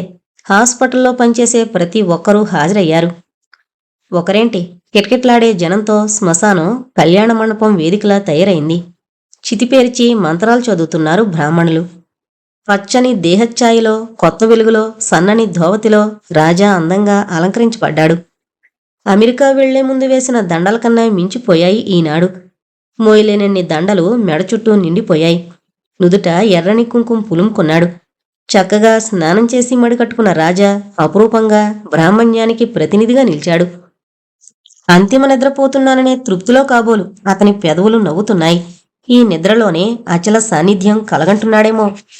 6 అడుగుల అందమైన రాజాని అతి కష్టం మీద పడుకోబెట్టారు. ఆజ్యం పోసిన అగ్నిహోత్రుడు మింటికి ఎగసిపడుతున్నాడు. 1000 చేతులు చాచి చుట్టూ వ్యాపించి అత్యంత ఆశతో కబళించి వేస్తున్నాడు. రాజా, ఈ దేహం సర్వం నాది అనే అగ్నిహోత్రుడి గర్వం అస్తమిస్తున్న సూర్యభగవానుణ్ణి వెక్కిరిస్తున్నాయి. అందరూ చేతులు ముడుచుకున్నారు. ఎవ్వరికీ రాజాని తెచ్చే శక్తి లేదని ఆ మింటిని ఎగసిపడే అగ్నిహోత్రుడికి తెలుసు. కవ్విస్తూ రాజాని మింగేస్తున్నాడు. రాజా విదేశీ చదువులు, అతని ప్రణాళికలు, ఆశయాలు ఉఫ్మని ఆరిపోయాయి గాలిలో దీపంలా. ఈ ఆశలు, కోర్కెలు అతనితో బాటే ఆంతరిస్తున్నాయన్నట్లు మేఘాల్ని సృష్టిస్తోంది చితిమీద దట్టంగా కమ్ముకున్న పొగ. తదేక దృష్టితో విచలితైన అచల కళ్ళు రాజా కోసం తప్పిస్తున్నాయి. మంటలు క్రమేపీ తగ్గుముఖం పట్టాయి. మాధవి స్పృహ కోల్పోయింది. సారథి భుజాల మీద వాలిపోయిన మాధవిని కారు దగ్గరగా తీసుకుపోయారు. అచలను మెల్లగా చితికి దూరంగా తీసుకుపోయాడు ప్రసాద్. వెళ్లే ముందు ఒకసారి ఆలోచించచలా. నేను స్వార్థపరుణ్ణి అనుకో, ఏమేననుకో. సూట్ కేసులో బట్టలు సర్ది అద్దం ముందు జడవేసుకుంటున్న అచలను సమీపించాడు ప్రసాద్. ఈ సమయంలో మాట్లాడడం ఉచితం కాదు, అయినా తప్పదు. స్త్రీ బాధలో ఒంటరితనాన్ని భరించలేదు, నీకు బాగా తెలుసు. ప్రసాద్ ఆలోచనలు పరిపరి విధాల సాగిపోతున్నాయి. ఆనాటి అచల మాటలు సున్నం వేయించిన గోడ మీద బలంగా రాసిన బొగ్గు గీతల్లా స్పష్టంగా అచల రాతని చూపుతున్నాయి. స్కూటర్ మీద తనతో వస్తూ ట్రాజడీ భరిస్తానని అనిపించాడు భగవంతుడు. అది ఇప్పుడు అక్షరాలా జరిగింది. నాకు అన్ని విషయాలు తెలుసు, నువ్వు భయపడనవసరం లేదు. నా దగ్గర నీకు భయం దేనికి? జడ పూర్తి చేసి వెనుతిరిగి ప్రసాద్ వంక ఒకసారి చూసింది. అదే రూపం, అవే కళ్ళు. నిశ్చలంగా నిశితంగా పరికించే కళ్లల్లో కల్మషానికి తావులేదు. ఆ రూపంలో ఎత్తి చూపదగిన వంకల్లేవు. ప్రసాద్ సంస్కారానికి తను అడుగులు వేసి వెళ్లడం ప్రారంభిస్తే అందుకోవడం ఎంతో కష్టం. ప్రసాద్ చిరునవ్వు మొహంలో అంతులేని సానుభూతిని అచల పరిశీలనగా చూసింది. దర్జాగా నిద్రపోయేందుకు సరిపోయే ఆ వక్షస్థలం మీద తన తలని యాంచితే మంటలు బయలుదేరుతున్నాయి. రాజా వక్షస్థలం మీద ఉన్నంత నిశ్చింత కలగడం లేదు. భయంతో పారిపోవాలనిపిస్తోంది. ప్రసాద్ 2 చేతులు బలంగా వేశాడు. అచ్చు రాజా చేతుల్లాగే టీవీగా ఉన్నాయి, కాని ఇనప సోలాల్లా గుచ్చుకుంటున్నాయి. వంగి ప్రసాద్ పెదవులు తన పెదవుల్ని తాకుతున్నాయి. బాధగా కళ్ళు మూసుకుంది. ప్రసాద్ క్రాఫులో చేతులు పోనిచ్చేందుకు ధైర్యం చాలడం లేదు. రాజా సాన్నిధ్యంలో ఉన్న శాంతి దొరకడం లేదు. మీకు అన్యాయం చేయం రాజా. అచల ఊహాగానం చెదిరిపోయింది. నా ప్రశ్నకు సమాధానం చెప్పు. మళ్ళీ ఎప్పుడొస్తావు? ప్లాట్ఫారం మీద నుంచుని కిటికీలోంచి చూస్తూ అడిగాడు ప్రసాద్. నిరాశగా నవ్వింది. వస్తాను. వస్తే మాత్రం నిన్ను వదలను. ప్రసాద్ కళ్ళు మెరిశాయి అమాయకంగా. రైలు పట్టాలు తప్పించుకుంటూ ప్లాట్ఫారానికి అంతకంతకు దూరం అయింది. చేయి ఊపుతూ నవ్వుతూ వీడుకోలిస్తున్న ప్రసాద్ రూపం అంతకంతకు దూరమైపోయింది. రైలు పొగలు ప్రసాదు ఆకారాన్ని కప్పివేస్తున్నాయి. తిరిగి రావడం జరిగితే అలాగే అంది అచల. కిటికీలోంచి ఆకాశంలోకి చూసింది. రాజా స్పర్శ మెల్లగా తాకి దూరంగా పోతోంది. తను పట్టుకోవాలనే ప్రయత్నిస్తోంది. అచల మనసు శరీరం ఏకమై రాజా కోసం పరితపిస్తున్నాయి. ఒంటరిగా ఉండి ఆలోచిస్తూ పోతే తనకు రాజా అసలు దూరమే కావడం లేదు. ధన్ధన్మంటూ పట్టాలు మార్చుకుంటూ పోతోంది రైలు వేగాన్ని పుంజుకుంటూ. తను ప్రయాణం మొదలుపెట్టినప్పటి నుంచి చూస్తోంది. ఏ 2 పట్టాల మీద ప్రయాణం చేస్తున్నా ఆ పట్టాలు ఎంతకీ ఏకం కావడం లేదు. 2 పట్టాల మీద నుంచి మరో 2 పట్టాలు పోతున్నాయి. కానీ ఎక్కడా ఆ 2 పట్టాలు కలుసుకోవడం లేదు. తనెంత ప్రయత్నం చేస్తోంది వాటిని కలపాలని. అచల మనసు హేళనగా నవ్వింది. నీ తరం కాదచల. అవును, రాజాతో తన జీవితం అలాగే విడిగా పోతోంది. 2 కలిస్తే ఏమవుతుందో. మళ్లీ రైలు పట్టాలు మార్చుకునే ప్రయాణం సాగిస్తోంది. అచల ఆలోచించడం మానేసింది. దూరంగా ఆకాశంలో నెలవంక మెరిసిపోతోంది. నిశ్చయంగా రాజా పిలుపే. ఇక ఇంటికి వెళ్ళగలదా తను? అప్పటికీ ఇప్పటికీ గమ్యం లేని ప్రయాణం చేస్తూనే ఉంది అచల. ఇంతటితో నీటి ముత్యాలు అనే నవల కంప్లీట్ అయిందండి. దయచేసి మన ఛానల్ను అందరూ సబ్స్క్రైబ్ చేసుకోగలరు. Thank you.